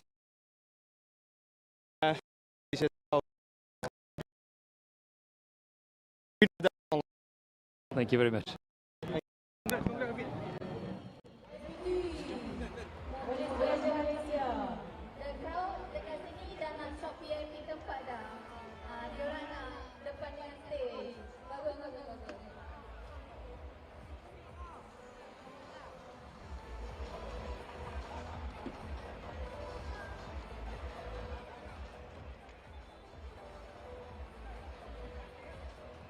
Not far off as well. We see Rajovic as well just there. Yeah, and that's Kepala. Yeah. And Kepala actually launches the tag. Launches the sprint, but obviously from far back we see Jason Tesson. Izzat Hilmi is actually in the mix. Malucelli had to bump shoulder with Kepala. Oh, that was a pretty hectic sprint, but yes, the Klein had the best of everyone. There you go. He won by a half a bike length. But so it was Berkler who was actually doing the final sprint. Yeah, Berkler, yeah. Yeah, Berkler was not Christoph, and I think Christoph did the lead out, and that's right, yeah. Christoph did the lead out because we saw the orange jersey. Yeah. So that has to be Berkler. Yeah, 100 meters to go. He's at Hilmi is there. Yep, in the mix with the big guys from Malaysia Pro Cycling. What would it be? Yeah, I know. Top 10 probably. Oh, right. Well done. Yeah. Good job. There you go, but no question, who is the winner? Okey, baiklah. Barulah kita dapat melihat senyum di wajah David Decline. Akhirnya dia berjaya untuk memenangi peringkat seawal di peringkat yang kedua selepas kecewa semalam di tangan Matthew Malucelli yang berada betul-betul bersebelahan dengan beliau tadi menuju ke garis penamat, dan satu kejutan yang sangat gemilang daripada David Decline untuk dia berada di kedudukan tempat yang pertama, menangkan peringkat yang kedua sejauh 166.1 km, meninggalkan Malucelli. Saya kira mungkin Malucelli tempat yang kedua ataupun tempat yang ketiga, dan belum dapat dipastikan siapakah yang akan dapat mengekal, apakah Malucelli akan dapat mengekalkan jersey hijau PETRONAS itu ataupun bagaimana, nanti kita akan dapatkan pengesahannya. Tetapi dalam kelompok yang menamatkan pelumba itu tadi, kita dapat lihat ada kelibat pengayuh ataupun pelumba daripada negara kita. Nampak seolah ada Cik, pelumba daripada TSD yang berada di kedudukan dalam kelompok 5 dan mungkin 6 ataupun 7. Adik Usai ni 4 jam awak ada 4 jam mengulas. Lebih kurang bang, lebih kurang 4 jam. Okey. Flat race, hujan, panas. Lepas tu tak ada bukit. 3 zon pecutan. Okey, macam mana tadi race peringkat 2? Kalau kita lihat hari ini perlombaan memang begitu orang cakap macam-macam lah boleh dikatakan Nizam. Kerana sudah pasti hari ini perlombaan hari ini daripada awal lagi pagi tadi hujan lebat. Lepas tu ada 3 zon pecutan yang ditawarkan. Setiap zon pecutan tu bertukar tangan, bukan orang yang sama. Betul. Okey. Antaranya yang paling menarik untuk dikatakan adalah zon pecutan yang ketiga. Apabila kita lihat Vadim cuba untuk membuat pemecahan meninggalkan style pelumba daripada Thailand iaitu Cahaya Sombat Tanakan Cahaya Sombat. Ya, betul. Untuk mengurangkan defisit timing antara rakan sepasukan beliau iaitu Aiman Rosli dan juga Sambayat kepada 1. Betul. Jadi Vadim pandai mengambil peluang dan terus meninggalkan pelumba daripada Thailand ini dan berjaya mengundi tempat kedua. Apa yang menarik juga hari ini, Akbar? Acik Wan Abdul Rahman. Acik. Nombor 6 hari ini. Nombor 6 Secara unofficial. Okey, unofficial. Dan Wan Abdul Rahman. Ya, daripada pasukan CAG. Dan sudah pasti dia akan mengungguli terbaik ASEAN untuk peringkat yang kedua hari ini. Dan harus diberi tumpuan juga Akbar. Izzat Hilmi daripada pasukan NPC berjaya mengungguli tempat ke-7 hari ini, peringkat yang kedua. Jadi 2 pelumba tempatan kita sekarang ni secara unofficial berada di kedudukan 10 yang terbaik. Baik, fokus kita sekarang ini, talking point kita yang pertama ni nak cerita pasal zon pecutan. Kalau semalam 2-3 pelumba yang sama akan berada di zon pecutan 1, 2 dan juga 3. Termasuklah Aiman Rusli dan sebagainya. Hari ini, zon pecutan 1, dia ada Ivan Kobokayan, ada D-Boy, ada Aaron Gate. Zon pecutan ni kedua orang lain. 100% bertukar. Jadi apa yang boleh dikongsikan tentang keadaan ini, adik? Baik, sudah pasti kita lihat untuk zon pecutan pertama tadi, Ivan Kobo daripada pasukan Total Energy cuba untuk mengungguli dan melepasi garasan dan dalam masa sama dia ingin mencuri time bonus yang ditawarkan. Dan kita boleh lihat juga Aiman Rosli memang berusaha untuk sekurang-kurangnya mendapat 1 extra time bonus, tetapi gagal di saat-saat akhir apabila Aaron Gate berjaya memotong Aiman Rosli di saat-saat akhir. Dan selepas itu, Akbar, zon pecutan yang kedua kita boleh lihat pelumba daripada pasukan Thailand.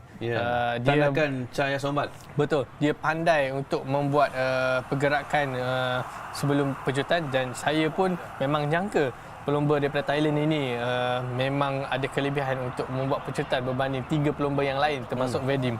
Jadi dia berjaya mengungguli di tempat yang pertama dan selepas itu kita boleh lihat Akbar, keadaan perlombaan memang begitu orang cakap sedikit kucak-kacir dan selepas kita boleh lihat Vadim cuba untuk membuat pemecahan dan ditangkap di saat-saat akhir. Okey, baik. Ini adalah zon pecutan yang kedua. Kita dapat lihat bagaimana Tanakan Cahaya Sombat. Dia melakukan pecutan di bahagian tepi laluan dan kemudian diekori oleh Hayatu Tobaru dan juga Vadim Promski. Tetapi seperti yang adik kongsikan tadi, kayuhan memang kuat, memang padu kayuhan daripada pelumba Thailand Cahaya Sombat ni dan akhirnya dia berjaya untuk mengungguli zon pecutan yang kedua. Okey, dia mendapat satu lagi mata. Tapi itulah bezanya untuk zon pecutan yang kedua dengan zon pecutan yang pertama. 3 individu yang berbeza. Betul. 3 individu yang berbeza. Kemudian di zon pecutan yang terakhir, zon pecutan yang ketiga, tinggal 2 orang je. Dia tinggal 2 orang je. Cahaya Sombat dan juga ini Cedric Christopherson. Namanya memang siapa ni kan? Betul tak? Tapi yalah, dia daripada Norway, muda lagi, 23 tahun. Dan akhirnya satu poin yang saya nak cakap pasal dia ni.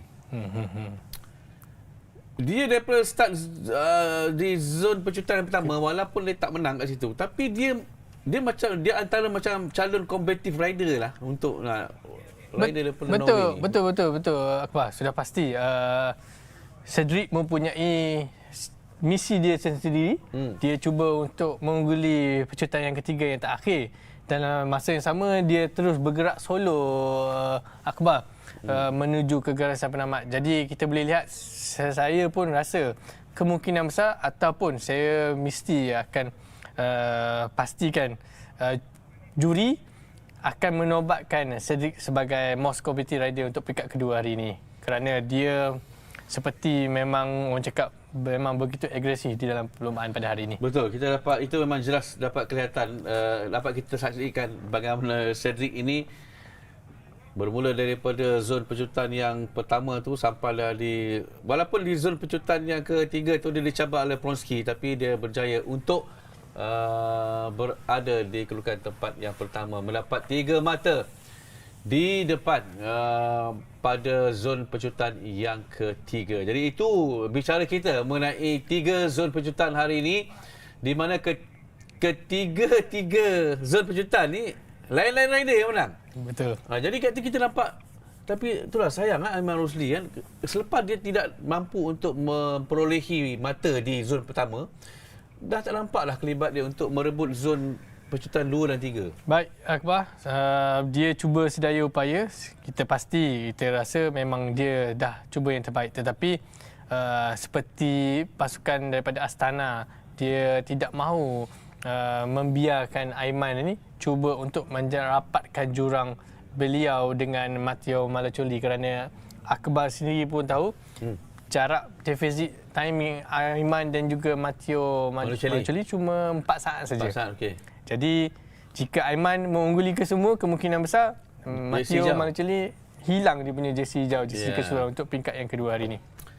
Jadi secara unofficialnya mungkin ada senarainya kedudukan Aiman Rosli, iaitu pelumba negara kita yang menangi jersey putih rakan muda. Okey, bab itu yang mungkin kita tertanya-tanya, apakah Aiman Rosli dapat kekalkan jersey putih itu? Sebab kita tengok tadi macam Cahaya Sombat dan sebagainya, ada Tobaru juga agak pantas di depan. Alright, sudah pasti Aiman Rosli hari ini masih mengungguli jersey tajaan rakan muda, jersey putih terbaik Asia untuk peringkat kedua. Ben Carmen pun masih mengungguli, betul, ya. Kerana dia menghabiskan perlombaan di kelompok yang hadapan dan juga berjaya menghabiskan perlombaan. Dan sudah pasti Matteo Malaccioli masih mengekal jersey oranye tajaan KBS dan juga jersey keseluruhan PETRONAS, kerana dia mengungguli tempat yang kedua hari ini, ada time bonus 6 saat. Jadi dia masih boleh melepasi Arvid Decline, kerana Arvid Decline dengan Matteo Malaccioli hanya perbezaan 4 saat saja. Tetapi hari ini Matteo Malaccioli tempat yang kedua, jadi dia jauh meninggalkan Arvid Decline yang tempat kedua. Sudah pasti Arvid Decline akan berada di posisi yang ketiga untuk keseluruhannya. Tetapi memasuki peringkat yang ketiga nanti sudah pasti kita akan dapat lihat bila sekarang ni dia dah mendahului Malaccioli daripada segi menang peringkat. Dah 5 dah sekarang untuk Arvid Decline, dan esok sudah pasti akan lebih menarik kerana 3 zon pecutan dan juga 3 zon pendakian. Baik, penamat tadi di Kepala Batas. Kita sebenarnya nak tengok dekat mana Arvid Decline, dekat mana Matteo Malaccioli dan juga dekat mana Alexander Kristoff. Saya tak nampak Kristoff kat situ tadi, sebab yang saya nampak adalah persaingan antara Arvid Decline dan juga Malaccioli. Baik, jika kita lihat tadi seperti Kristoff yang lead out Alembica, iaitu jersey oranye di saat-saat akhir tadi, tetapi seperti Alembica tidak dapat menyempurnakan 100% pecutan yang berakhir di Kepala Batas tadi. Dan sudah pasti peluang yang diambil oleh Arvid Decline, seperti awal pagi tadi Akbar, Arvid Decline semasa temu bual, dia ingin cuba menggunakan lead up untuk basikal Uno Mobility ini sebagai dia punya dia gunakan rider tim lain. Ya, betul. Kerana dia tidak mempunyai lead up yang bagus untuk pasukan Tudor. Jadi hari ini dia berjaya. Dan sudah pasti nanti kita tengok muka dia kat podium. Senyum lah. Senyum punya lah. Jadi bermakna strategi itu memang ada rider yang akan menggunakan rider tim lain sebagai lead out untuk menuju ke garis penyelamat. Betul, kerana sudah pasti pakar-pakar pecut ni mereka tidak semestinya menggunakan 100% lead out mereka. Mereka juga boleh menggunakan lead out pasukan yang lain dalam masa sama mengambil ruang yang ada. Kita boleh lihat Arvid Declan pandai berada di belakang pelumba daripada Norway ini, iaitu Ellen Batas sebelum membuat pecutan yang terakhir tadi. Itulah kebijaksanaan yang dimiliki oleh Arvid Declan, pelumba berusia 31 tahun daripada Belanda yang sudah pasti berpuas hati apabila dapat membalas dendam kekecewaan pada peringkat yang pertama. Baik.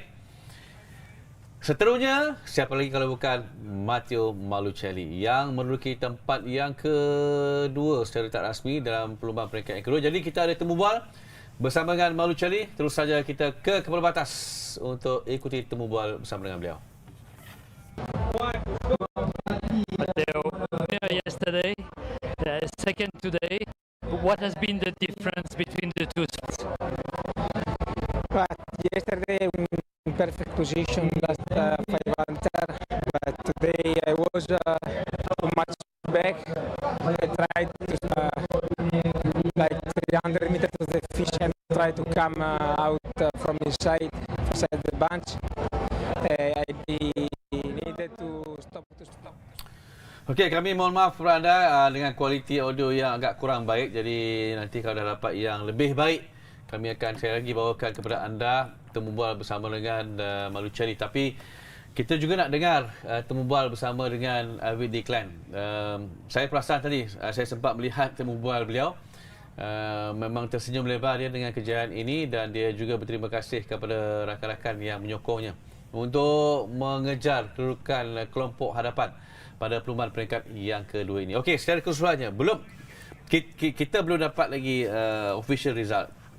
Tapi untuk rider-rider Malaysia, tadi kita dah tengok ada Acik, Aiman Rosli, Harif Saleh nampak macam sedikit terperangkap di kelompok pertengahan. Baik, sudah pasti hari ini seperti yang kita katakan sebelum ni, daripada awal lagi team presentation, pengenalan tim.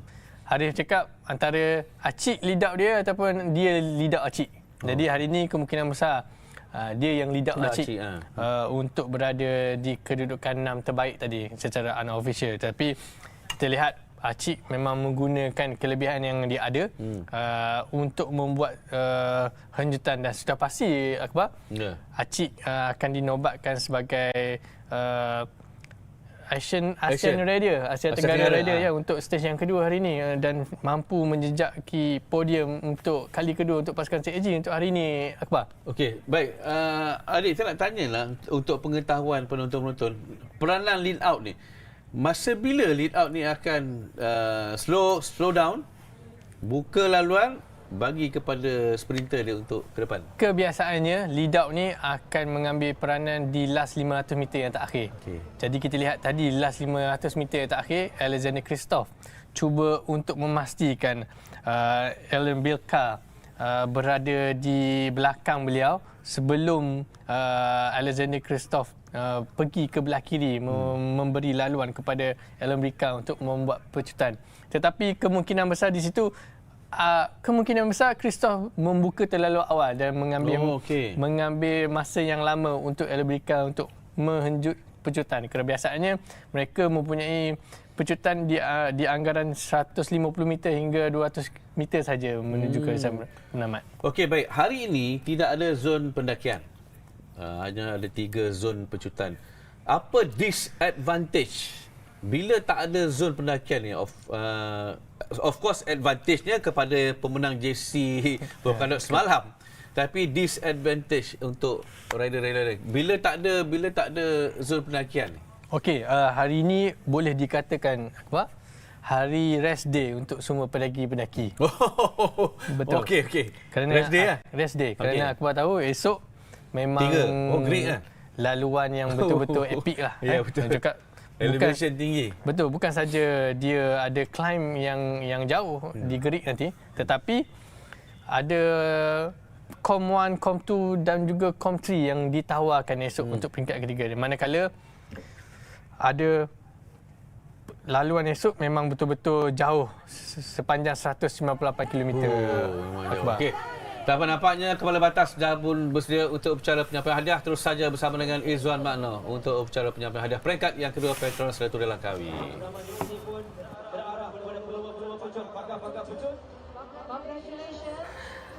A tight sprint just now, as it touched his shoulders, a shoulder bumping. It was definitely an intense one. He's a pretty small rider, small stature. Yeah, for a sprinter. So he probably get over the climb pretty well tomorrow. Yeah. Well, we shouldn't rule him out. Yeah. He looks, he's fit for the climb. Yeah. Enrico Donatello. Yeah, he was here last year as well. Tour Langkawi. No stage wins for him, and not even on the podium. It's amazing. Yeah, he's like a mini rocket. A pocket rocket from Italy. Yeah. I think he is Italian. I'm just assuming he's Italian. He's Italian. Okay, thank you. So yeah, he would be potentially a rider do well tomorrow. Should get over the climb fairly easily based on the stature. Obviously the bigger rider, some of the bigger rider, Christoph can still climb very well. Yeah. Big rider, big engine. Yeah, certainly there's opportunity. I can next to his compatriot. Another Italian, Matteo Malucelli from XTS Astana. Second today, after a good opening to his Tour Langkawi yesterday, but it's okay. They've been trading places a little bit. but I mean, on the high side, he's still retained his position in general classification as well as the KBS points jersey classification. Yep, absolutely.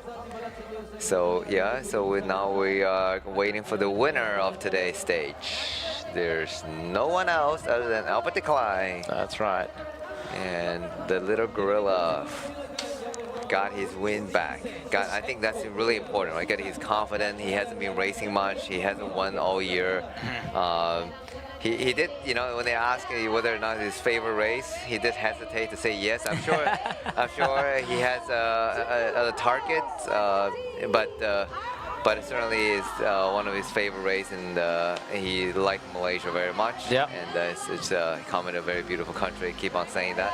Yeah. We appreciate that, I appreciate for these riders, and it's good that even the locals are giving great hospitalities to these professional riders that are coming. Good treatment. Yeah. And I don't know why they keep asking riders to move. No, I think they want him to take it center, so when the photo comes out, so he'll be centered. Yeah. There you go. There you go. Albert Klein, the winner of stage 2. The 29th edition of PETRONAS Tour Langkawi. Top 3 finisher of today. Yep. Of Tour Langkawi for today, stage 2. I see a smile. That's I see Albert Klein smiling right now. Yeah, finally he smiles. Yeah. He wasn't so happy. He's definitely happy. Yeah, he's happy man today. Yeah. That's great. Not a grumpy man. Yesterday he wasn't so happy to get on the podium. Yeah, he was there. I think if he got second, he'd be more unhappy because he's the first loser. He's the first loser of the day. At least it wasn't yesterday. Yeah. It's well, he's the winner today. There's no doubt about that today. And he won't be denied of a victory. So we're happy that three consecutive time coming to Tour Langkawi and 3 consecutive stage victory already. He keeps his. I think he comes 2 years ago, 2023, obviously with his other teammates. Simon Pilot, who actually got the King of the Mountain jersey. He got the points classification jersey. Last year was no luck. It was a battle towards the end. We lost interest in the general classification last year. Because it's pretty much max pulls. But it was the points classification that was a battle towards the end. Very tight finish. 2 points away. In the interview, he mentioned he didn't have his favorite lead-out man. Michael Zaylat. So he's still able to finish the job to get a win. That's a competitive rider. Here we go. Again, rockets. And rockets sending their rocket out. Punch through the atmosphere, no matter what the resistance is. We're punching it out just like a rocket would. €200 right there. There you go. €200. They got it yesterday and today. Yeah, it was yeah. So 400 euros now. Yeah, so I'm wondering if they're gonna try to get that every day. That would be funny if they try to get that every day. Most competitive rider. I don't know. We gotta watch their YouTube channel. Maybe that's what they've been talking about from the start. Most combative rider every day. They've sent one different rider every day to get that prize. So that would be really cool. I'm sure on social media will be popular. The most combative team. And but they're here fighting for they're gonna fight for the GC. So tomorrow will be a first test really to get over the mountain test, climbing test. It will be really interesting to see who will be the winner of tomorrow's stage. Yeah, there you go. Christopherson for the most combative rider in stage 2. So let's see what's the next prize giving. I think it's the best Asian rider, I suppose, or maybe the King of the Mountain. We'll see. Probably the best Asian stage finisher, ASEAN stage finisher. So it should be Hamdan. Nickname Achik. Nickname Achik. Yeah. So really good to see 2 different Malaysian rider on the stage. Yeah. There you go. There he is. Wan Abdul Rahman Hamdan, or locally he's more famously known as Achi. And it's his first participation in Tour Langkawi. Not bad at all. Not bad at all. Not bad at all. Yeah. Well done. Yep. Well done by the rider from Terengganu cycling team. Yes. Best ASEAN rider. So they have this thing going on in this year's Tour Langkawi that we forgot to mention. They do award every single stage Best Southeast Asian rider, or ASEAN they call it, right? So yeah, every day they will have this award, and it's not a cumulative award like your jersey classification. Right. They will be, I guess, awarded for every stage. Yeah. Very nice. I guess to help support and raise the level of Southeast Asian cycling. I guess that's what the Tour of Langkawi has been for the past 29th edition. Yep. Well done. Yeah, so this is Rakan Muda, Best Asian Rider classification. Okay, and that would be another TSG rider. Another Terengganu rider, Aiman Rosli. Yeah.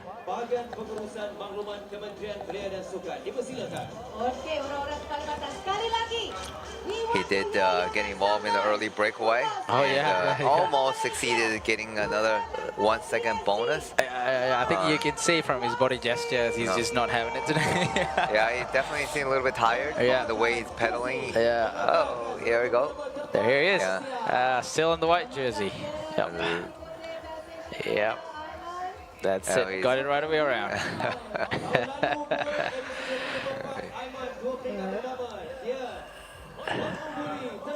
Well done. Sustain, keeping the jersey. Yeah, let's hope he keeps the jersey tomorrow, because it's going to be a fair bit of climbing tomorrow. So it's really crucial because I think last year there was a Cameron Highlands stage that actually become the determinant for who won the Asian classification. Obviously, Manabu Ishibashi was in the front group from Ukyo. Yeah, so that sealed the deal for him pretty much. Yeah, it was. So this year, Ukyo team is not here. So, but you can see the Thailand, obviously, they had the intention to get in some time bonuses. So I think they will definitely put up a good fight, and they have some good climbers in their team. So it would be good to see how the battle take place later in the Cameron Highland. Yeah. I'm sorry, in the Fraser. Fraser Hills. Last year's was Cameron Highland. Yeah. So I guess two climbs this year. Is the Titi Wangsa, they call it. Yep, climbing up the Titi Wangsa range, and also the Fraser's Hill. Okay. Yeah. So, but first, before they get to Fraser Hill, they're gonna get 3 climbs tomorrow. Oh yes. Before 3 categorized. Oh, 3 categorized. It was 3, 2, 1. So basically, category 3, a little warm up, Yeah. And you're gonna go for a harder one. Yeah. And then A bit of a descent. And then go back up in the last kilometer, category 1 climb. Yeah. So here's Ben Carmen. Well, he's pretty much just have to sit it today. Yeah, he didn't have to do anything. I mean, he planned it well. You know, he knows his stuff. You know, I had a chat with him on Instagram, Ben Carmen. He spoke in team meeting. All he needs to do was 10 minutes of work for 2 days of fame.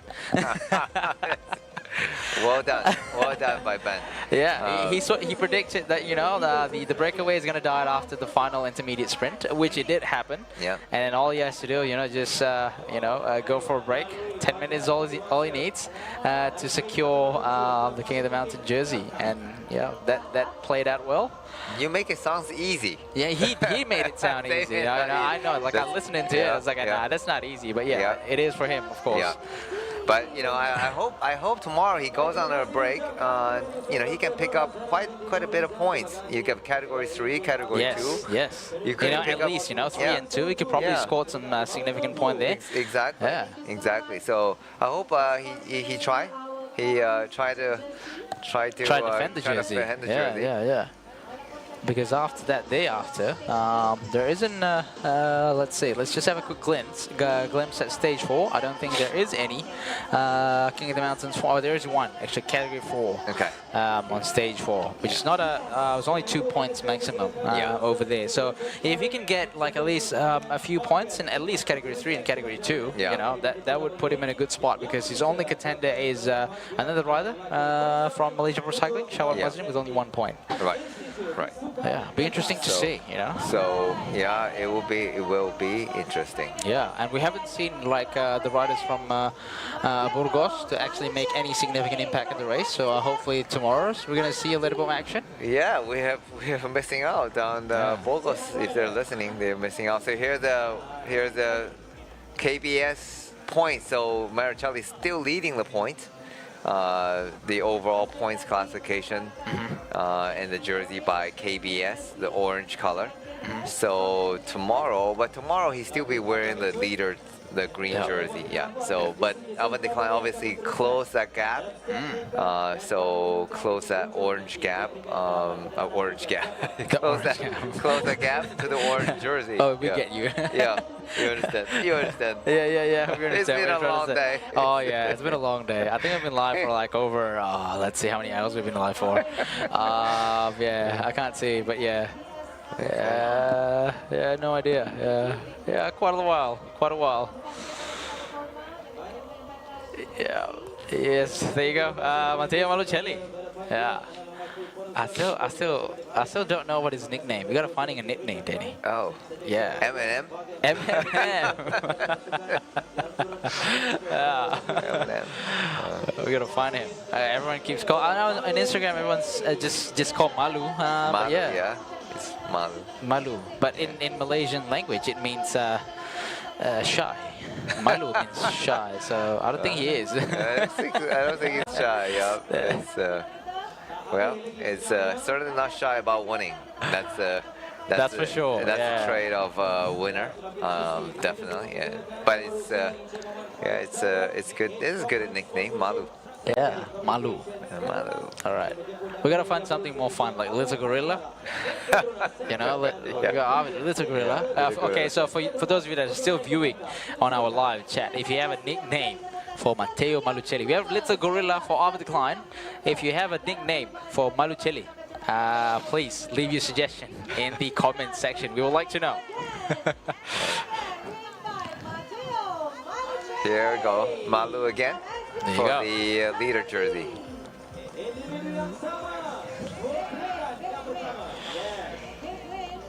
The green Petronas jersey. Yep. Now I'm wondering if you are a Total Energy rider, you win the leader jersey. Oh yeah. Is that allowed? You shouldn't be putting. Would you put your? I mean, it's the same category, right? Same category competitors. I'm sure they are. They understand. I'm sure they understand. Yeah. But that would be really funny, right? You have Petronas jersey on top, and then you have Total Energy's bib, and that would be interesting. Yeah. Same with like go to like Tour Down Under, the Santos. Okay. Yeah, Santos is like an all gas company. It's a little bit like yeah. Petronas. Competitor. Yeah. I'm sure they're a healthy competitor, healthy rival. Yeah. It's good. It's great to see. Yeah, Martelli again. Yeah, Malucelli again. Oh, we got one suggestion by Shamizan Mimi, Speedy Malu. Speedy Malu. That's a good one. I like that. That's a good one. Speedy Malu. Keep them coming. Yeah, we'll put that into consideration. Thank you. Shamizan Mimi. Yeah. Thank you. Speedy Malu. That's a good one. That's a good one. Okay. Definitely better than M&M. Velolu. Velolu. Okay. Okay. All right. Here's the overall leader jersey as now. Ben from St. George, Ayman Rosley from Trigano Cycling Team, and Maricelli from the XDS Astana, holding both the overall leader jersey and orange KBS leader jersey. All right. Yeah. Okay. So yeah, Malucelli, I think signaling everyone, we gotta stay here. He's doing the leadership, showing leadership right now in the race.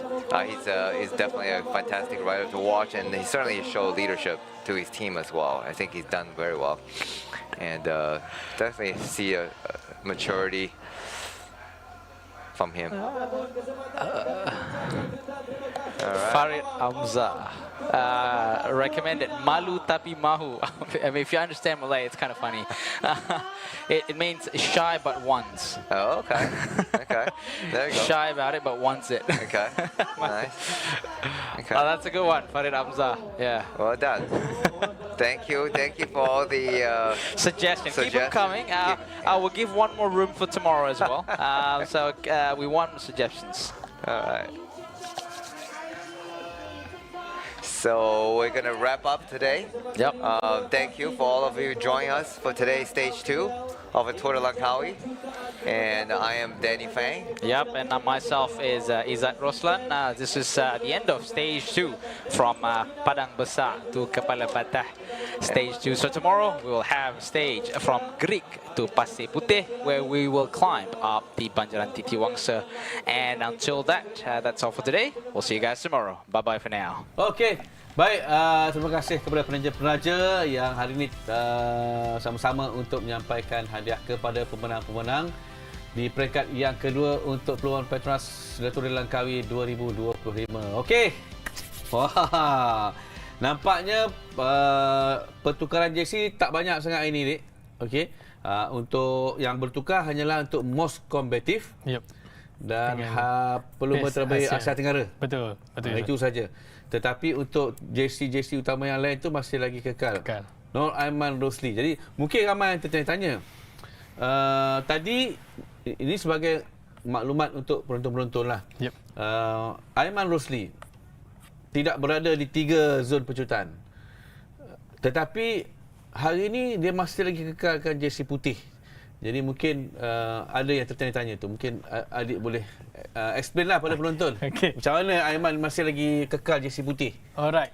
Aiman hari ni dia kelebihan 7 saat berbanding pelumba Asia yang lain di kedudukan kedua dan ketiga untuk permulaan peringkat yang kedua hari ni, Akbar. Jadi hari ni kita boleh lihat Aiman cuba untuk menjarakkan diri beliau dengan zon pecutan yang pertama. Tadi kita boleh lihat dia cuba untuk mencuri satu poin dan juga masa kelebihan, tetapi gagal. Jadi kat situlah orang cakap banyak strategi yang berlaku, Akbar, ketika 3 zon pecutan yang ditawarkan hari ini, antaranya Vadim Pronsky dan juga Tanakat Sombayat daripada pasukan Thai Continental Team yang cuba untuk merapatkan jurang time antara mereka dan juga Aiman. Jadi maknanya boleh kita katakan sekarang ini poin Aiman Rosli dan juga Pronsky dan juga Sombayat itu sudah semakin hampir dekat. Betul. Lebih dekat. Ya, betul. Sudah pasti esok pendakian stage yang ketiga, saya rasa mungkin sukar untuk Aiman mengekalkan jersey terbaik Asia Tajak Rakan Muda untuk esok, kerana hari ini dah 4 saat perbezaan antara Reading dan juga Tanakan Surabaya untuk beliau. Okey, baik. Inilah dia selepas dimuktamadkan dan ini adalah final result untuk stage ataupun peringkat yang kedua di mana David Decline daripada Tudor Pro Cycling telah berjaya menamatkan perlombaan di tempat yang pertama dengan masa lebih daripada 3 jam, diikuti oleh Matteo Maluselli, dan ini pula secara keseluruhannya untuk GC General Classification. Matteo Maluselli masih lagi kekal dengan JC hijau tajaan Petronas selaku pendahulu keseluruhan, diikuti David Decline yang sudah pun berjaya untuk berada di kedudukan tempat yang kedua. Dan untuk Beraja Pecut masih lagi kekal menjadi milik Matteo Maluselli, tetapi David Decline sudah semakin menghampirinya dengan hanya 3 mata saja ketinggalan di belakang Maluselli. Jadi esok dia akan pakai jersey oranye lah. Ya, betul. Sebab Maluselli akan menggunakan jersey hijau. Okey, baik. Ini tak usah cerita lah. Bukit tak ada. Tak ada bukit hari ini. Jadi dia senyum je. Dengan misai wajah klasik itu. Jadi Ben Garman daripada Australia ini. Itu pasukan St. George kekal dengan JC Polkan. Jadi besok jaga. Besok ada 3 bukit. Baik. Dan baik, untuk pelumba terbaik Asia, Muhammad Nur Aiman Rosli, TSD 5 jam 30.14, masih lagi kekal dengan jersey putih rakan mudanya untuk dia kekal. Tetapi rakan sepasukannya, Pronsky, terus mengekori tempat yang kedua. Okey, baik. Puan Haji, hari ini? Okey, starting hujan. Okey, starting hujan lebat. Lepas tu tak tahu, kita tak sure nak jalan ke tak jalan. Akhirnya jalan. Kayuhan dalam hujan, kelabu tak nampak, kemudian panas, kemudian tak ada bukit. So, David Decline menang. Okey, macam mana ini keseluruhannya? Okey, menarik untuk diperkatakan peringkat yang kedua hari ini sejauh 166 km.